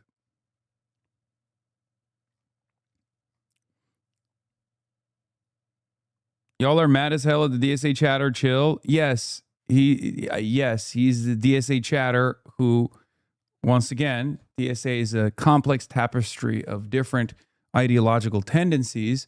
So the DSA chatter in the chat is speaking from a different wavelength on this issue. Okay? Childcare, and that everyone has access to affordable housing. And we are the only campaign to support a moratorium on AI data centers, and we have found broad bipartisan support. I am looking forward to helping the Democrats become the big tent party that they've aimed to be for many years. It's not just, I understand what the dirty break is, bro. We passed national resolution to start forming a party, not a new ballot line.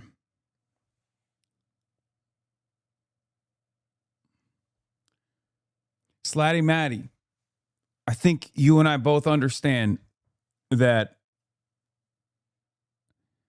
I have no issues with the national DSA program or its platform.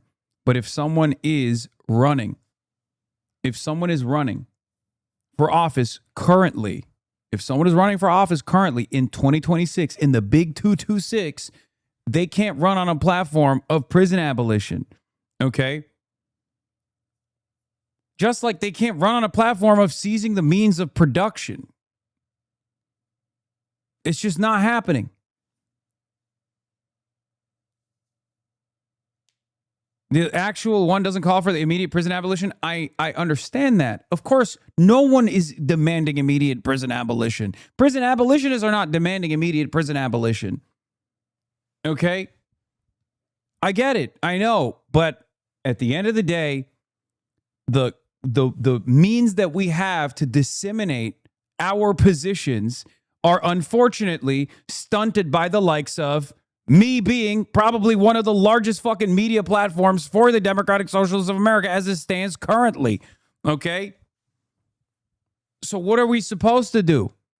There's no CNN equivalent. There's no New York Times equivalent. There's no Pravda equivalent. There is nothing that can actually educate the masses in a short enough period of time for them to understand these concepts so that someone who's associated with that, when they bring up prison abolition, people immediately understand it doesn't mean It doesn't mean open up the prisons so the pedophile rapist can fucking, run amok. Because currently, as it stands, with the hostile, pro-capitalist media landscape that exists, that is the way that it's presented to the average American. That's what the average American hears. That's what the average American understands. That's why we're trying to penetrate public consciousness by associating, by way of sewer socialism, good governance with democratic socialism. Okay? I'll give you one example of that moderation that I abide by. I am a firm and committed believer in a nationalized healthcare system. Do you ever hear me say, oh, fuck Medicare for all? We need an NHS. No, of course not. Because I understand, given the current confines, given the current limitations, Medicare itself is already an existing social construct, is already an existing a part of the welfare system, part of the social safety nets, and expanding the existing part of the social safety nets is the best possible direction to move in terms of real incremental change that the average Democrat claims is far too radical. Okay? That's incremental change. Medicare for all is incremental change in the direction of the national healthcare system. I believe in a nationalized healthcare system. Okay? But I'm never going to sit there and be like, you have to also say you want an NHS.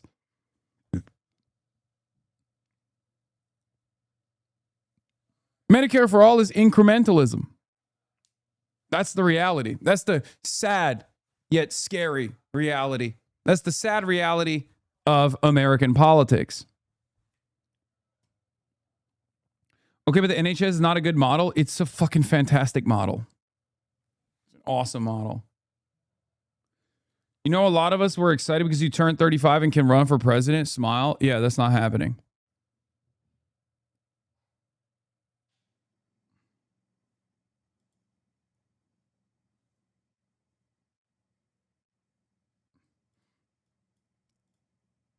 I think the American Long March should be a socialist Forrest Gump who runs around the nation giving people labor and class education. Okay.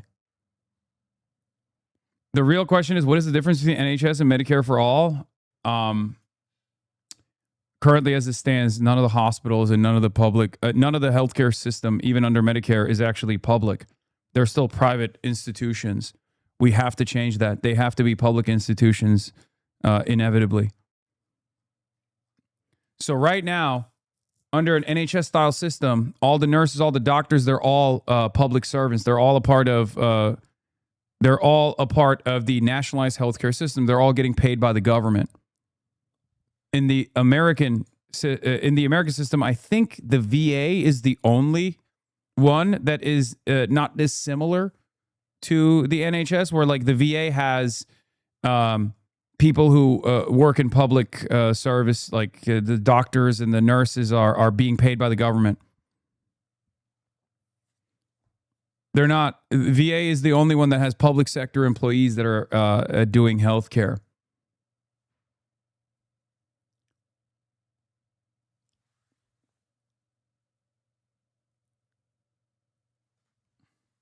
VA for all seems like shit, to be honest. The VA is not comparable to a normal healthcare system.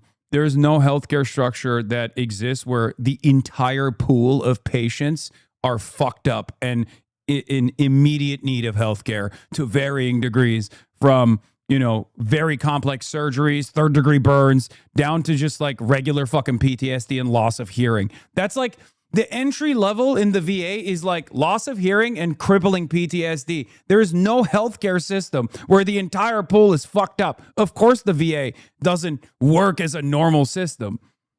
You guys understand how healthcare works, right? You know how insurance works. You have to leverage the not sick people who are buying into the healthcare with the people who are sick and need the healthcare.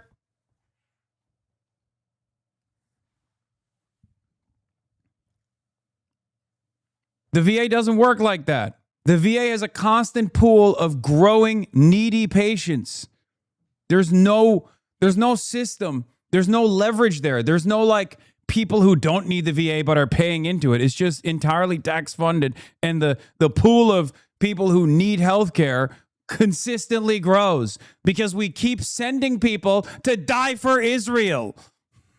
600 of them recently signed on to veterans to veterans healthcare. As a matter of fact, 600 casualties in just the last fucking 2 to 3 months. Okay? How the fuck is that going to work? Of course it doesn't work.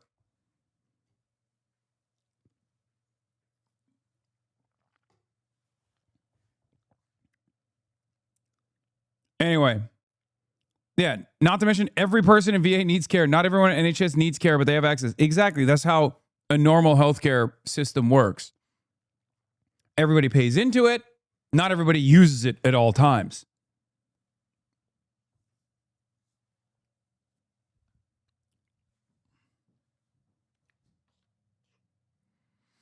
Anyway.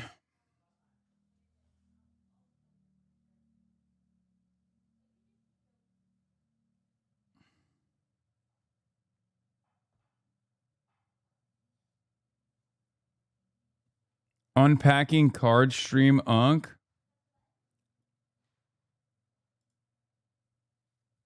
Oh, I saw this. Okay, let's see what we got here. First one we got is Bernie Madoff. Pretty good. Yeah, that's from the 80s too. That's good. Yeah. I've seen a few of these around before. Up next. Solid Sam Bankman-Fried here. That's nice. Really nice. That's really nice. What's this made out of? I think he made it of balsa wood. This is balsa wood? Yeah. Oh. Wow. This is a vintage Zuckerberg. Yeah, 05? This is a vintage 05 Zuckerberg. Let's just check the back really quick. Oh. Yeah. There it is. That is a patch from his Fruit of the Loom boxer briefs. You can tell by the smell. Yeah, that's it. Onion, hand cream. So that's great. We should sleeve this one. Yeah. All right, up next. Ooh, okay. Nice. Elizabeth Holmes. We do have two, I believe. We have two, but a triple Holmes is what every good collector has in their arsenal. All right, we have one left. Last card? One card left. 3, 2, 1. Oh my god! Oh my god! Oh my god! Oh my god! Oh my god! Oh my god! It's a holographic Epstein. There it is. That's a genuine holographic. His moniker in the corner, straight off the island with this. Careful. Sleeve it, and you know what this will go great with? Put this with the Gates collection. Epic pull PSA 10 holographic Epstein. God, he's so fucking funny. Dan is great. I gotta have him back on the stream soon. It's been a minute.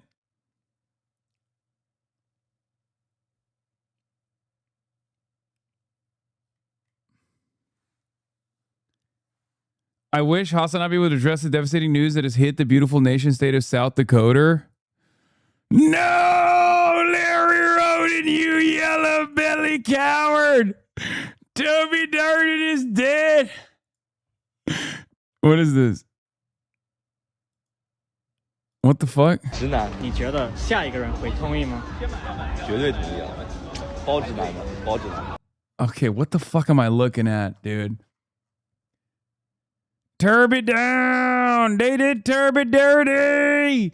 South Dakota, you got a gem in your hands! And you missed it!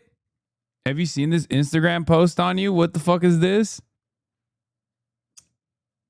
Y'all. Stop. Related to today's news? You can't fill a Lindsey Graham hole. I don't want to brag, but I filled a Instagram hole. Closing thought.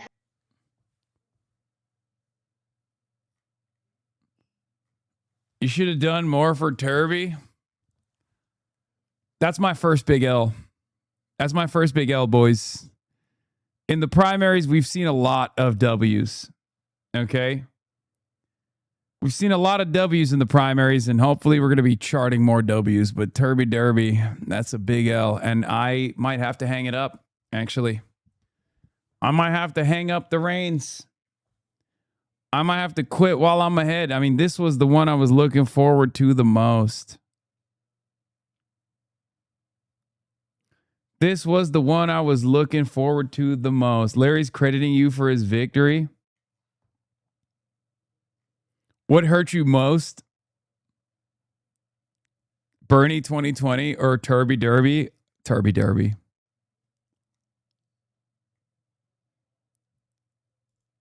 I got to play it one last time.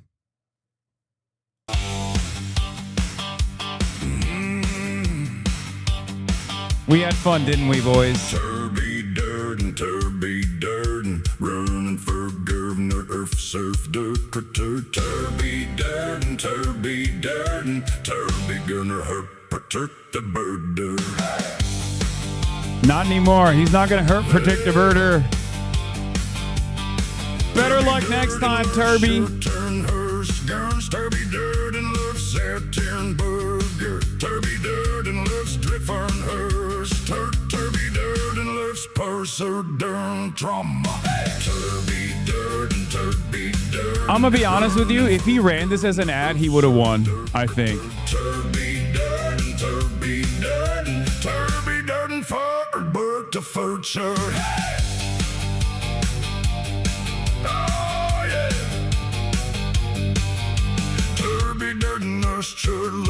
Kirk, Turby Durden gonna curr the frame. Turby Durden farts for Thugger Sparl. Turby Durden gonna earn a hearse num ya.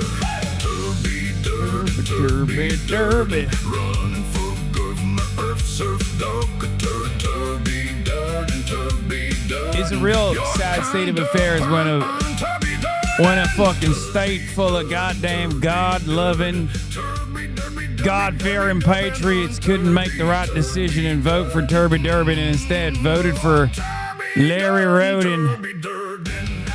Larry Roden, who is, in many respects, a guy who probably loves Obama. Also, I will say, it's very funny that Larry Roden, in his image, is wearing a fucking cowboy hat. God, what a state. What a goddamn state, dude. Larry Roden, you goddamn cattle thief. It's sad, man. I went to a Toby Doby rally for you and we lost. Wait, what? Figure in American politics, and you have the opportunity to be around him, smell him. I have a message for you. You went to a Derby rally? What the fuck? Have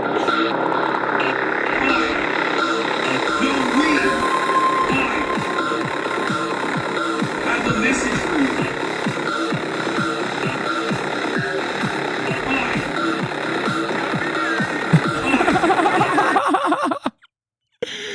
It's so funny because you can wear those shorts at a Derby rally and people will be like, nice shorts, brother. They'd be like, nice shorts, brother. Hey, I like that. I've never seen real tree like that. Chatter single-handedly brought down the average age by 5 years. Oh, yeah. Oh, yeah.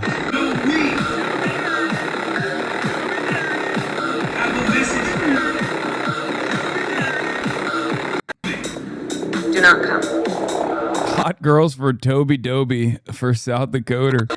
Maybe this is why he lost, because we kept saying Turby Derby. Like, maybe people thought I was endorsing someone else, not Toby Dirt. What's his fucking real name? Toby Doden.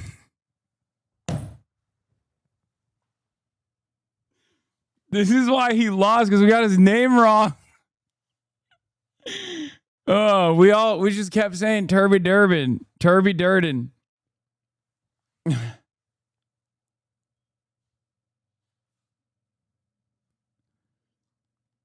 He didn't get the name recognition.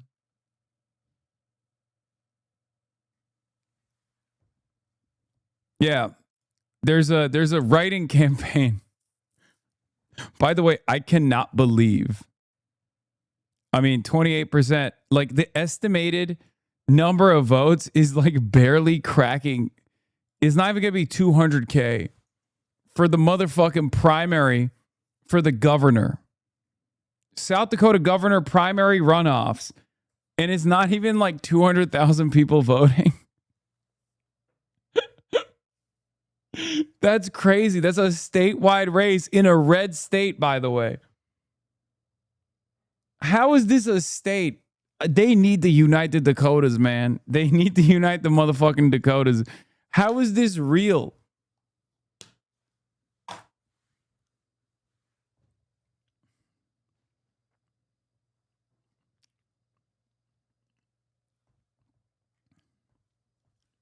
It don't make no damn sense.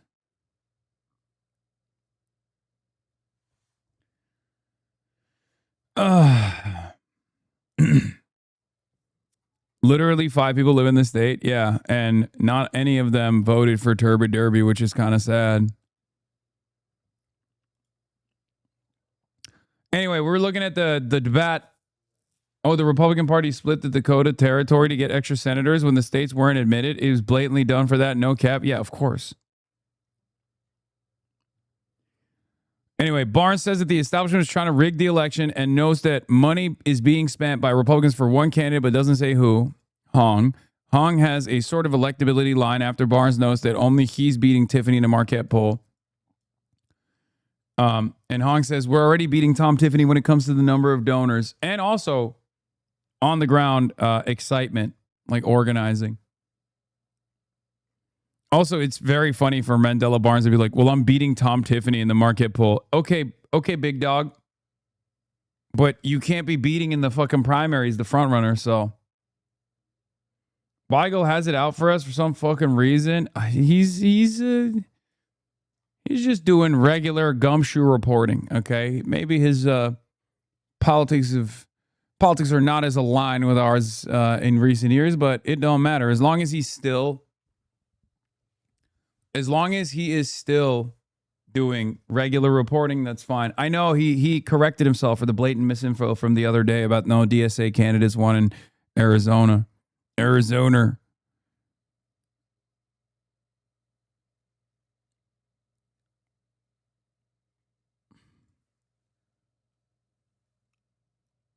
New Haley. What is this? Little bit of stick it to a better belief. I'm gonna be doing it because that's the Michigan way. Joy, a little bit of energy, and a little bit of stick it to a better belief. I'm gonna be doing it because that's the Michigan way. I am gonna be working. I am gonna be working. I am gonna be working because that's the Michigan way. I am gonna be telling the stories.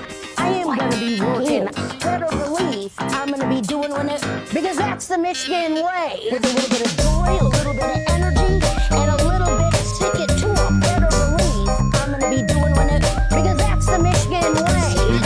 Joy, a little bit of energy, and a little bit of stick it to a better belief. I'm gonna be doing it because that's the Michigan way. Haley Stevens is growing on me. I'll take the $7,000 in cashier's checks, please.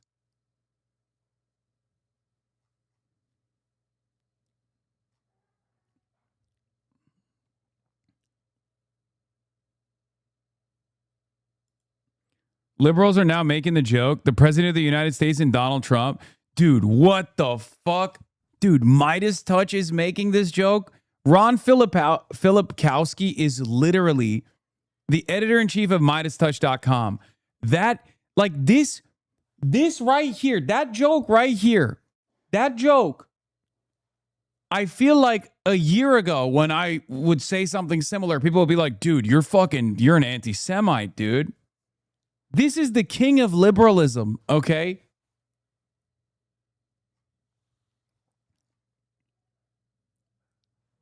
Look at the boomers. President, vice president, vice president. Oh, that's awesome. Oh, that's fucking awesome. It's no longer this like sacred cow. There is no more like, oh, you can't say this about Israel. You can't say that about Israel. They're basically fucking treating Benjamin Netanyahu like Vladimir Putin. Because this is exactly the type of humor that liberals would engage in all the time with Vladimir Putin. They'd be like, Vladimir Putin's the real president. Trump is sucking his ass from the front and sucking his dick from the back. Like they would say, Trump and Vladimir Putin are having gay sex. That was like the number one showstopper for liberals on Trump 1. Now they're doing that for Benjamin Netanyahu.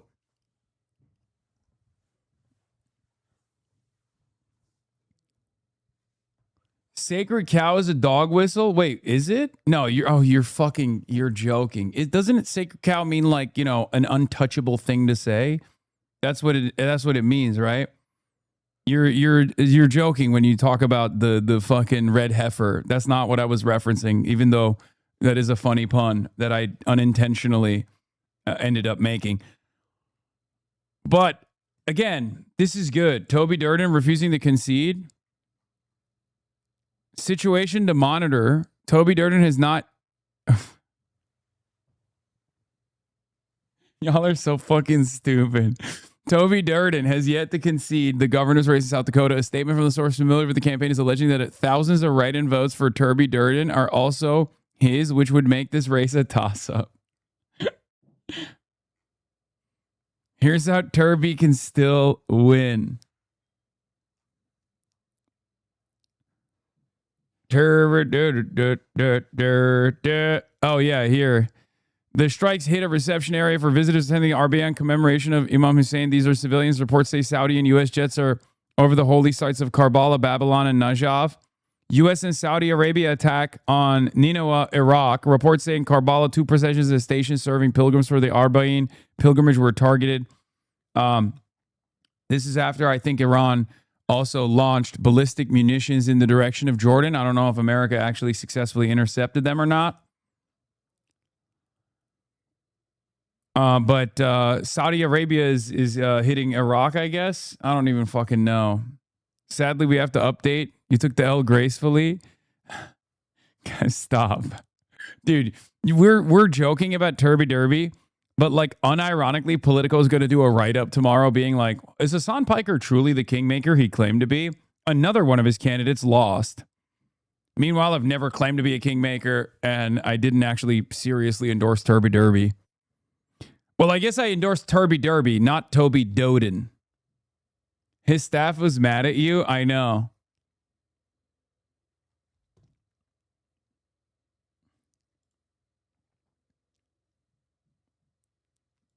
IRGC statement just recently. IRGC, in response to the aggressive actions of the U.S. military a few hours ago, brave fighters of the IRGC Aerospace Force targeted a U.S. airbase and Central Command Center in Jordan with several ballistic missiles.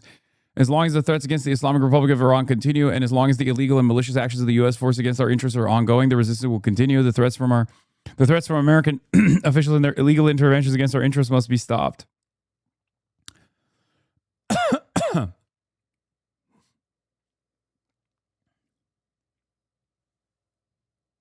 Yes, they called our ballistic missiles program the IRGC Aero Force.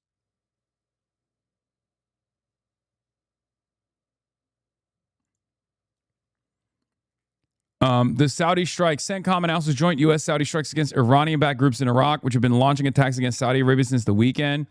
This op happened after Iran fired ballistic missiles at U.S. airbase in Jordan, a U.S. official tells me, who adds that these are separate occurrences. Officials say the strikes in Iraq, a sign that attacks against Saudi by Iran-backed groups will not go unanswered.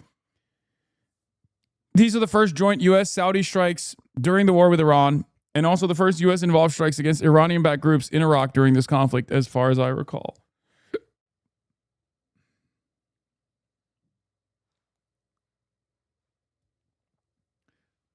It was scary going to the Turby Derby rally in my hometown, by the way. I thought I'd be seen by some locals who know I'm a radical leftist. Toby Derby even paid off the one medical weed dispensary, and the owners forced them to put up Toby Doby signs. What a fucking meme. And yes, my home state doesn't deserve to exist. Give it back to Lakota and the Sioux.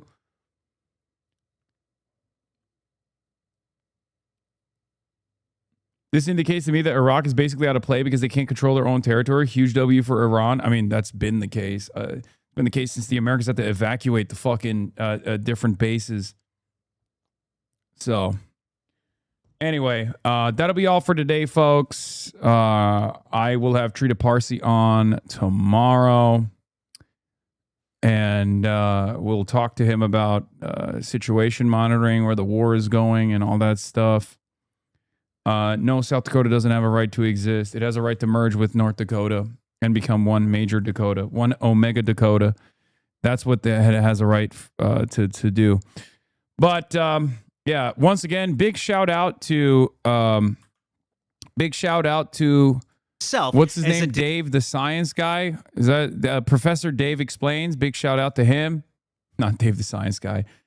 Great video from Professor Dave Explains. Very beefy. And I think you can maybe send this to like the Sex Pestiny fans that you may know that you still keep in contact with, or some people who are on the edge. Yeah, he did a great video. Overall. No! Hey everyone, it's time for another reaction video, and this is going to be another one. I take back everything I said. I spoke too soon. He came after my goat, Professor Jong. I'm laughing my ass off at the one-state solution. Yes, one-state solution. One Dakota solution. Anyway, you know, show some love to Professor Dave.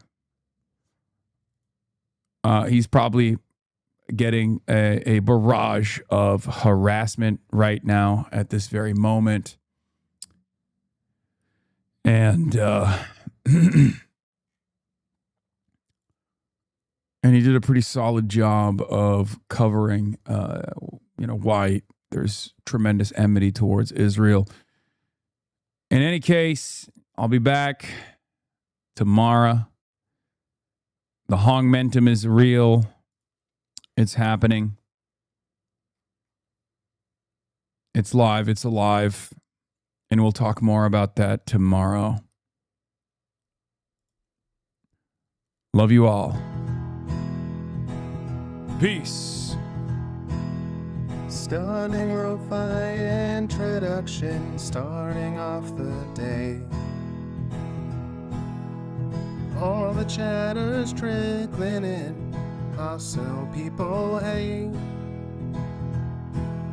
Sunny in Los Angeles, California, says Hasan. Stun lock to the stun lock to the topics just begun. 'Cause there he is again, Hasan is streaming. Hasan is streaming. There it is again, Hasan is streaming.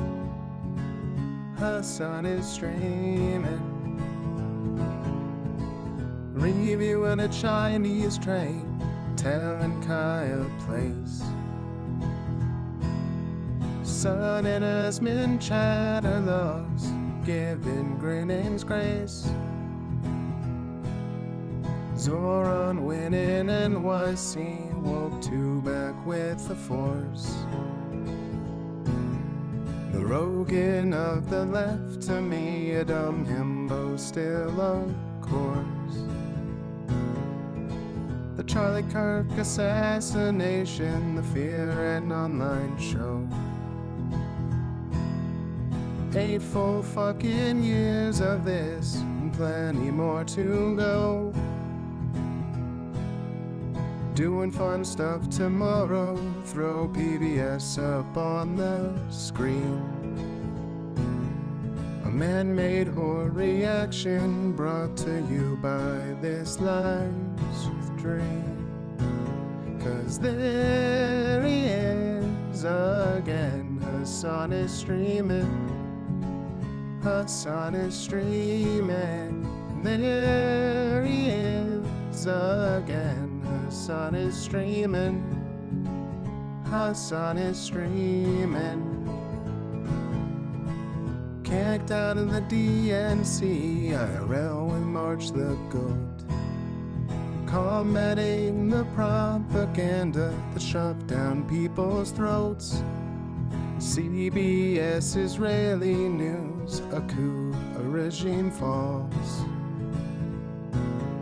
A full-blown fascist takeover, and still the duty calls.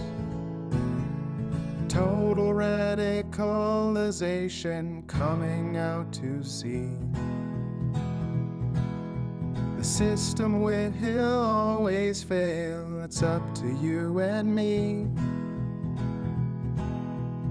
On these daily streets, whether short or whether long, I've helped millions of people keep it moving right along. 'Cause there he is again, Hasan is streaming. Hasan is streaming. There he is again, Hasan is streaming. Hasan is streaming. But hey, what can you say? That's PBS for you. But he'll play games real soon. Just you wait. Say, hey, what can you say? That's PBS for you. But he'll move on real soon. Just you wait. Ba-da-da, ba-da-da, ba-da-da-da-da-da. Hey, what can you say? That's PBS for you. But he'll pull your lungs real soon. Just you wait. Sha-da-da, sha-da-da, sha-da-da-da-da-da. Hey, what can you say? That's PBS for you. But he'll do your advice real soon. Just you wait. But hey, what can you say? That's PBS for you. Brought on by viewers like you. Just you wait. Just you wait.